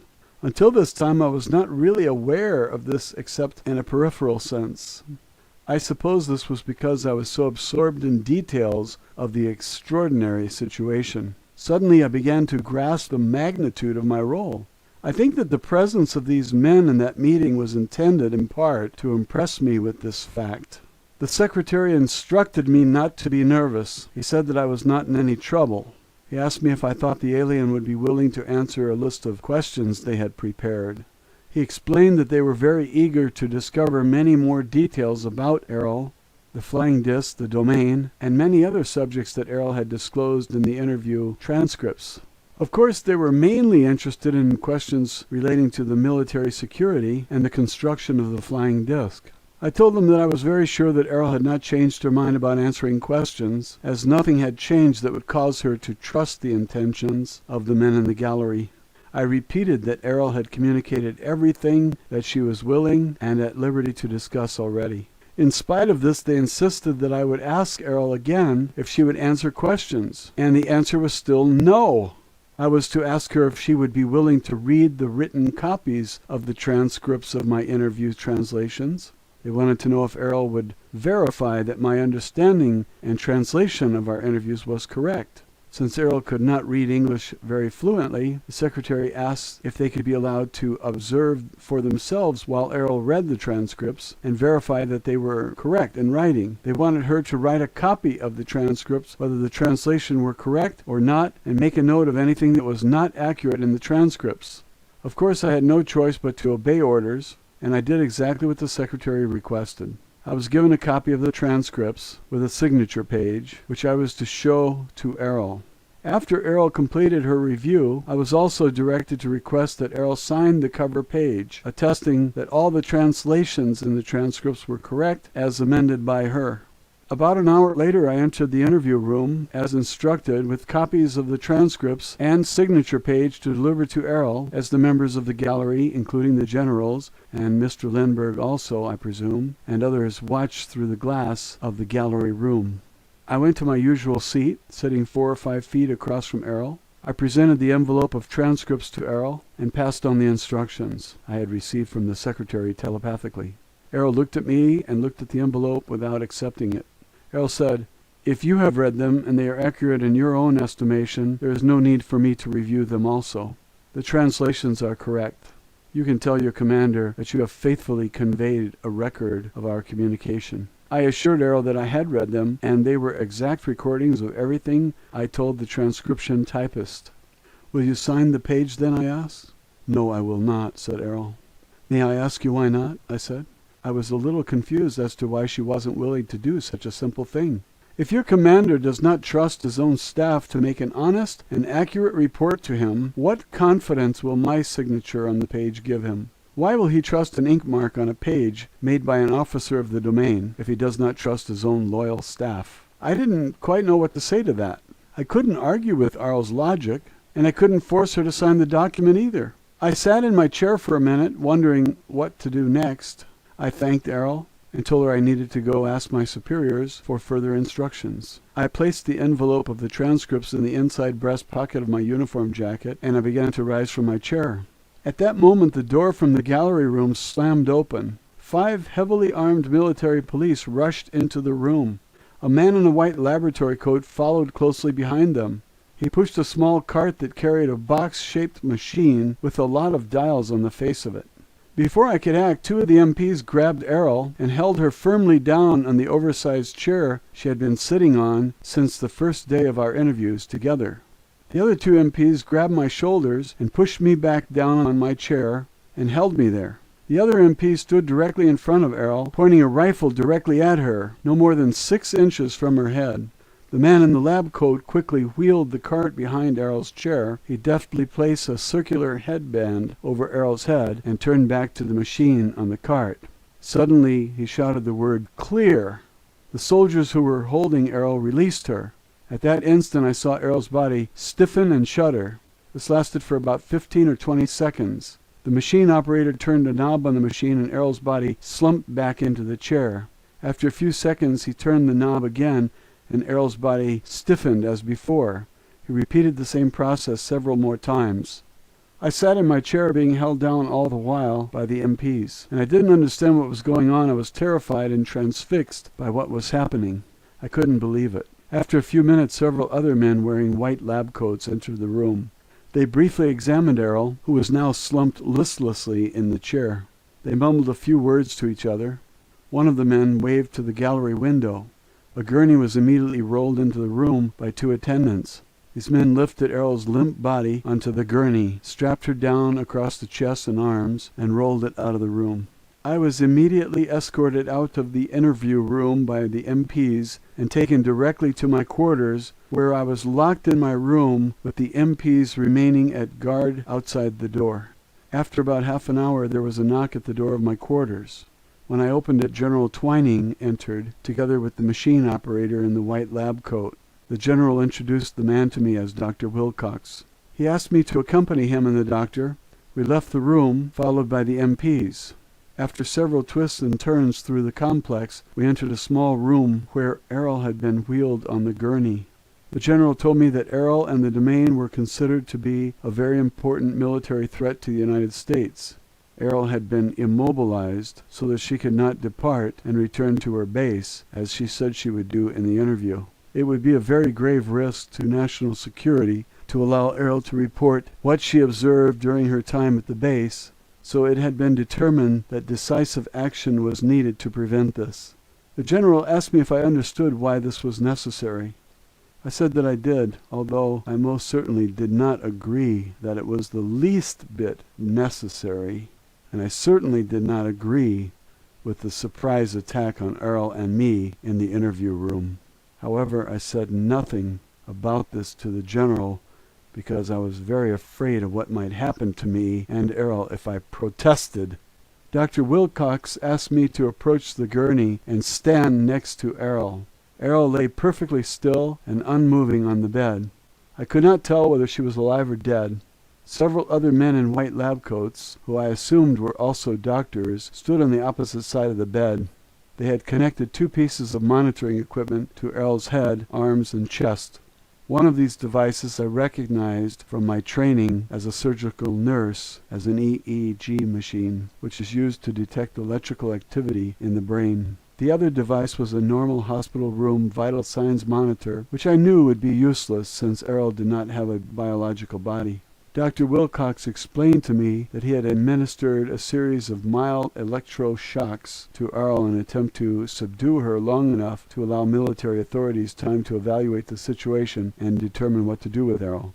He asked me to attempt to communicate with Airl telepathically. I tried for several minutes but couldn't sense any communication from Airl. I couldn't even sense whether Airl was present in the body any longer. "I think you must have killed her," I said to the doctor. Dr. Wilcox told me that they would keep Airl under observation and I would be asked to return later to establish communication with Airl again. Roswell Alien Interview, Chapter 15, My Interrogation. Matilda O'Donnell MacElroy, Personal Note. The next morning I was escorted from my quarters under guard of 4 MPs to the interview room. Airl's overstuffed chair had been removed from the room and replaced by a small desk and several office chairs. I was asked to sit down and wait to be interviewed. After a few minutes, Dr. Wilcox came into the office together with another man wearing a plain business suit. The man introduced himself as John Reed. Dr. Wilcox explained to me that Mr. Reed had been flown in from Chicago at the request of my superior officers to conduct a lie detector test on me. My surprise at this statement was so obvious that Dr. Wilcox noticed that I was obviously taken aback and insulted at the insinuation that I had ever lied about anything. Nonetheless, Mr. Reed began to set up his polygraph device on the desk next to my chair, while Dr. Wilcox continued to explain in a calm voice that the test was being administered for my own protection. Since all the interviews with the alien had been conducted telepathically, and that Airl had decided to read and attest that the typed transcripts were accurate, that the truth and accuracy of the statements contained in the transcripts depended entirely upon my personal word alone, there was no other reliable way to test the accuracy of the transcripts without submitting me to a battery of tests and psychological examinations to determine, in the opinion of experts, meaning himself, whether the transcripts should be taken seriously or not. The tone of his voice said very clearly, or dismissed as the delusional ranting of a mere woman. Mr. Reed proceeded to strap a rubber tube around my chest, as well as an ordinary blood pressure cutoff around my upper arm. Then he placed electrodes on the fingers and surfaces of my hands. He explained that he would be very objective during the interview because he had been thoroughly trained in scientific interrogation.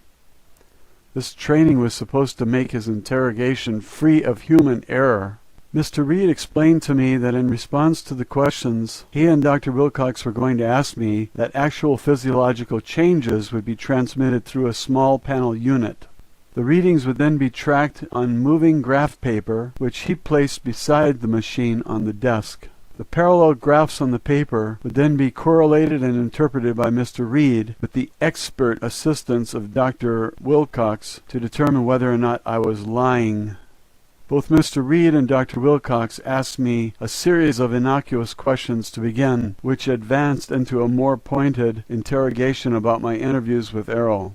Here's what I remember about the questions. "What is your name?" "Matilda O'Donnell," I replied. "What is your date of birth?" "June 12th, 1924, I said. "What is your age?" 23. "Where were you born?" "Los Angeles, California," I said, and so on and so forth. "Are you able to communicate by telepathy?" "No, I have never been able to do this with anyone except Airl," I said. "Were any of the statements you made to the stenographer falsified?" "No," I answered. "Have you intentionally or unintentionally imagined or fabricated any of the communication you claim to have had with the alien?"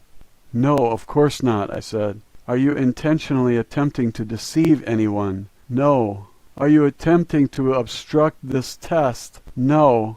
"What color are your eyes?" "Blue." "Are you Catholic?" "Yes." "Would you tell the same stories to your parish priest in a Catholic church confessional that you told the stenographer here at the base?" "Yes." "Are you trying to hide anything from us?" "No, nothing." "Do you believe everything the alien communicated to you?" "Yes." "Do you consider yourself to be a gullible person?" "No." The questions continued in this manner for more than an hour. Finally, I was unhooked from the polygraph machine and allowed to return to my quarters, still under guard by the MPs. Later in the afternoon, I returned to the interview room. This time the desk was replaced by a hospital gurney. Dr. Wilcox was accompanied by a staff nurse this time. He asked me to lie down on the gurney. He said that he had been requested to ask me the same series of questions that I answered for the lie detector test. This time, however, I would respond to the questions under the influence of a truth serum known as sodium pentothal. As a trained surgical nurse, I was familiar with this barbiturate drug, as it was sometimes used as an anesthetic. Dr. Wilcox asked me if I had any objection to submitting to such a test. I told him I had nothing to hide. I cannot recall anything about this interview. I assumed that when I finished answering the questions, I was escorted back to my room by the MPs, with their assistance this time, as I was too wobbly and woozy from the drug to navigate by myself. However, I had a very peaceful sleep that night. Apparently neither of these interrogations yielded any suspicious results, as I was not asked any more questions after that. Thankfully, I was left alone during the rest of my time at the base. Roswell Alien Interview, Chapter 16. Airl departs. Matilda O'Donnell MacElroy, personal note. I remained at the base, mostly confined to my quarters, for another 3 weeks after Airl had been incapacitated by Dr. Wilcox. Once a day I was escorted to the room where Airl lay on the bed, under continued surveillance by Dr. Wilcox and others. Each time I went to the room, I was asked to try to communicate with Airl again. Each time there was no response. This saddened me a great deal. As the days continued, I became increasingly more certain and distressed that Airl was dead, if that is the right word for it. Every day I reread the transcripts of my interviews with Airl, searching for a clue that might remind me of something or help me in some way to re-establish communication with Airl. I still had the envelope in my possession with copies of the transcripts that Airl was asked to sign. To this day, I don't understand why no one ever asked me to return them. I suppose they forgot about the copy of the transcripts in all the excitement. I did not offer to return them. I kept them concealed under the mattress of my bed all the time I remained at the base, and have kept them with me ever since then. You will be the first person to see these transcripts. Since Airl's body was not biological, the doctors could not detect whether the body was alive or dead unless it moved. Of course, I knew that if Airl was not consciously animating the body as an ISB, the body would not move. I explained this to Dr. Wilcox. I explained this to him several times. Each time he just gave me a patronizing sort of smile, patted my arm, and thanked me for trying again. At the end of the 3rd week, I was told by Dr. Wilcox that my services would no longer be needed because it had been decided by the military to move Airl to a larger, more secure military medical facility that was better equipped to deal with the situation. He didn't say anything about where the facility was located. That was the last time I saw Airl's doll body. The following day I received written orders signed by General Twining. The orders said that I had completed my service to the U.S. military and was officially discharged from further duty, and that I would receive an honorable discharge and a generous military pension.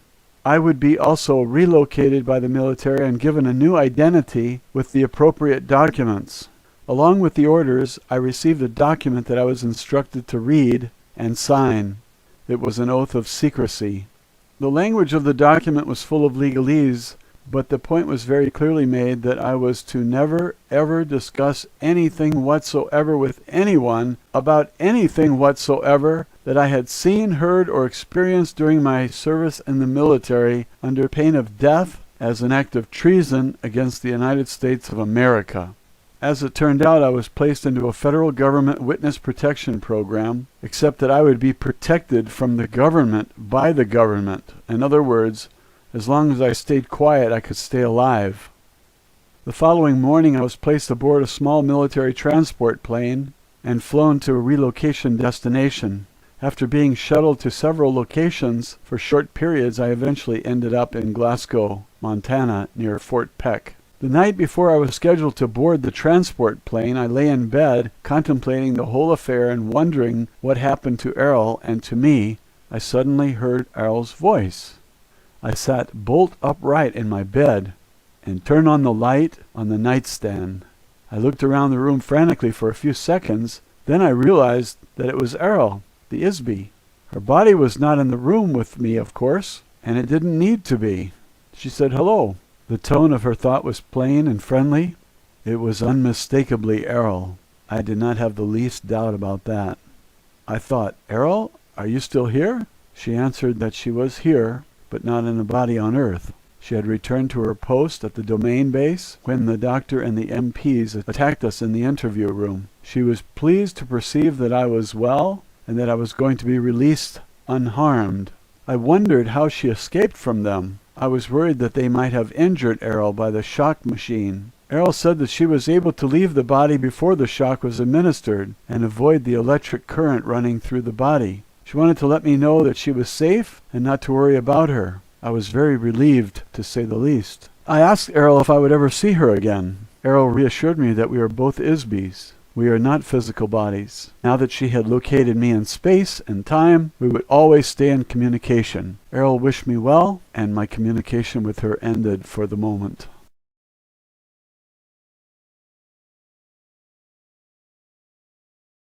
Roswell Alien Interview, Postscript from Mrs MacElroy. Editor's note: the following message was enclosed in a separate envelope marked "Read Me Last," together with the original letter, the transcripts, and the other notes of explanation I received in the envelope from Mrs MacElroy. This is what the message said. The other documents in this envelope are the end of the story as far as what happened back in 1947. However, several months after the government got me settled at my final relocation destination, I continued my communication with Airl on a regular basis. It has been almost exactly 40 years since the crash at Roswell. Since then, it has become obvious to me that I have been able to communicate telepathically with Airl for one reason. I am one of the 3,000 members of the Lost Battalion. At this time, all the members of the Lost Battalion have been located on Earth as a result of the Domain Anunnaki mission and their use of the Tree of Life detection device. Through my communication with Airl, I have recovered some of my memory of lives I've spent on Earth over the past 8,000 years. Most of these memories are not especially important compared to the long backtrack of events, but it has been a necessary stepping stone to regaining my awareness and ability as an Isby. I can also remember some dim patches of my life in the Domain Expeditionary Force. I was a nurse there too. For the most part, I've been a nurse over and over and over again down through the ages.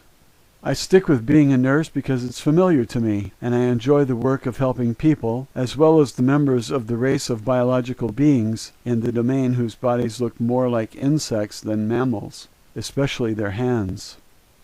Even doll bodies need some repair once in a while, too. As I remember more about my past, I realize that the rest of my life is in the future. Eternity is not just in the past, eternity is in the future. At this point, I'm still not able to fully return to the domain. I am sentenced to eternal imprisonment like all other Isbys in the living hell called Earth, until we can disable the old Empire force screens.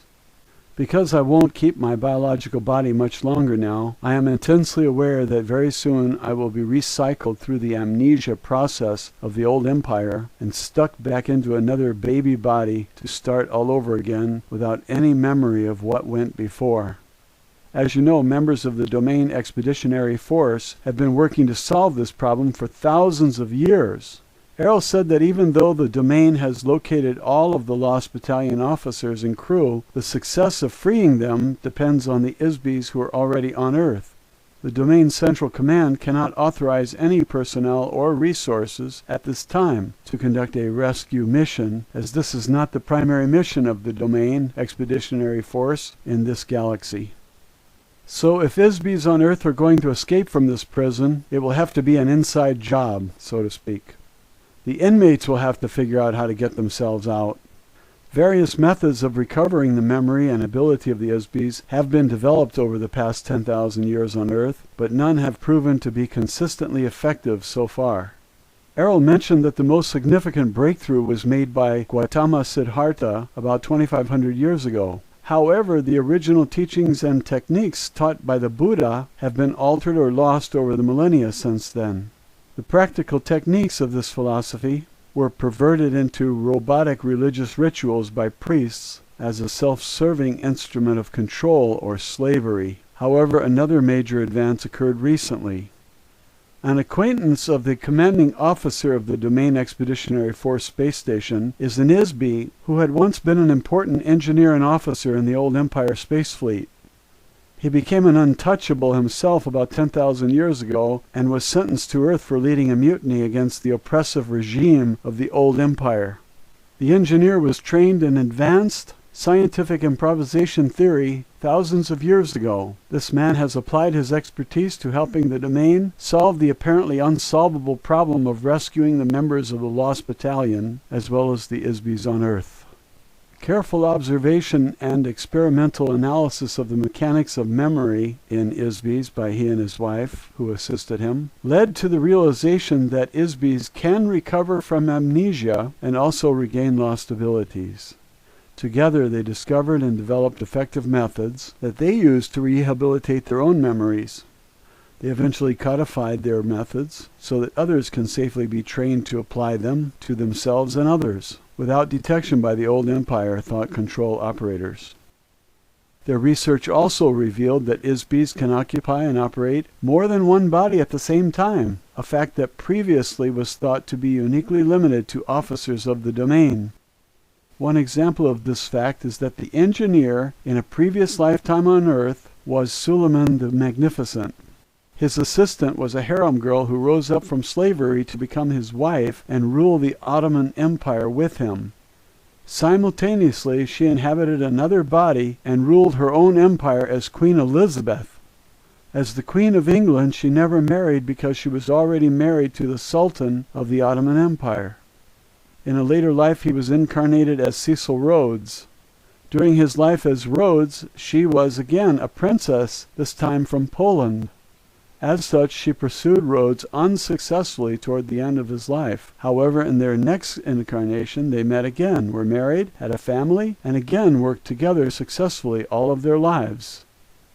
Several other notable examples of this phenomena were observed. For example, the process of refining steel was invented by the same ISB who inhabited two bodies simultaneously. One was named Kelly, who lived in Kentucky, and the other was a man named Bessemer, who lived in England. They both conceived the same process at the same time. Another example is Alexander Graham Bell, the inventor of the telephone, which was invented by several others at the same time, including Elijah Gray. The telephone was conceived concurrently in several locations around the world all at once. This was a single ISB of such tremendous energy and ability that he was able to operate several bodies in several different locations while conducting complex research work. Thanks to these revelations, the Domain has been able to return some of ISBs of the Lost Battalion to active duty on a limited part-time basis. For example, two young girls who occupy biological bodies on Earth now are at the same time working as active members of the Domain Expeditionary Force on the asteroid space station as operators of a communication switchboard. These operators relay messages between the Domain Expeditionary Force and the Domain Command Headquarters.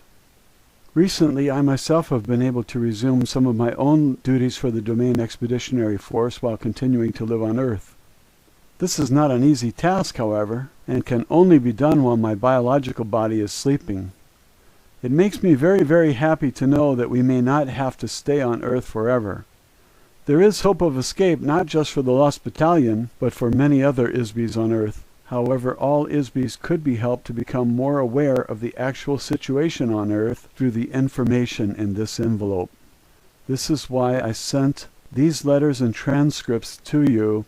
I want you to get these documents published. I want ISBs on Earth to have a chance to find out what is really happening on Earth. Most ISBs will not believe any of it, I'm sure. It seems too incredible.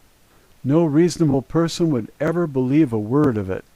However, it only seems incredible to an ISB whose memory has been erased and replaced with false information inside the electronically controlled illusion of a prison planet. We must not allow the apparent incredibility of our situation to prevent us from confronting the reality of it. Frankly, reasons have nothing to do with reality. There are no reasons. Things are what they are. If we don't face the facts of our situation, we're going to stay under the thumb of the old empire forever. The biggest weapon the old empire has left now is our ignorance of what they were doing to all the ISBs on Earth. Disbelief and secrecy are the most effective weapons they have.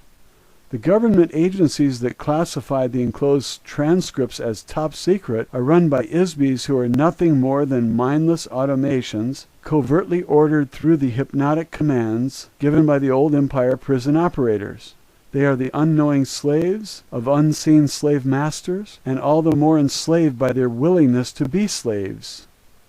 Most of the ISBs on Earth are good, honest, able beings, artists, managers, geniuses, freethinkers, and revolutionaries who have harmed no one, really. They are no threat to anyone except the criminals who have imprisoned them. They must find out about the old empire amnesia and hypnosis operation. They must remember their own past lives. The only way this will ever happen is to communicate, coordinate, and fight back. We have to tell other people, and they have to discuss it openly with each other. Communication is the only effective weapon against secrecy and oppression. This is why I'm asking you to tell this story. Please share these transcripts with as many people as you can. If the people of Earth are told what is really going on here, perhaps they will begin to remember who they are and where they came from.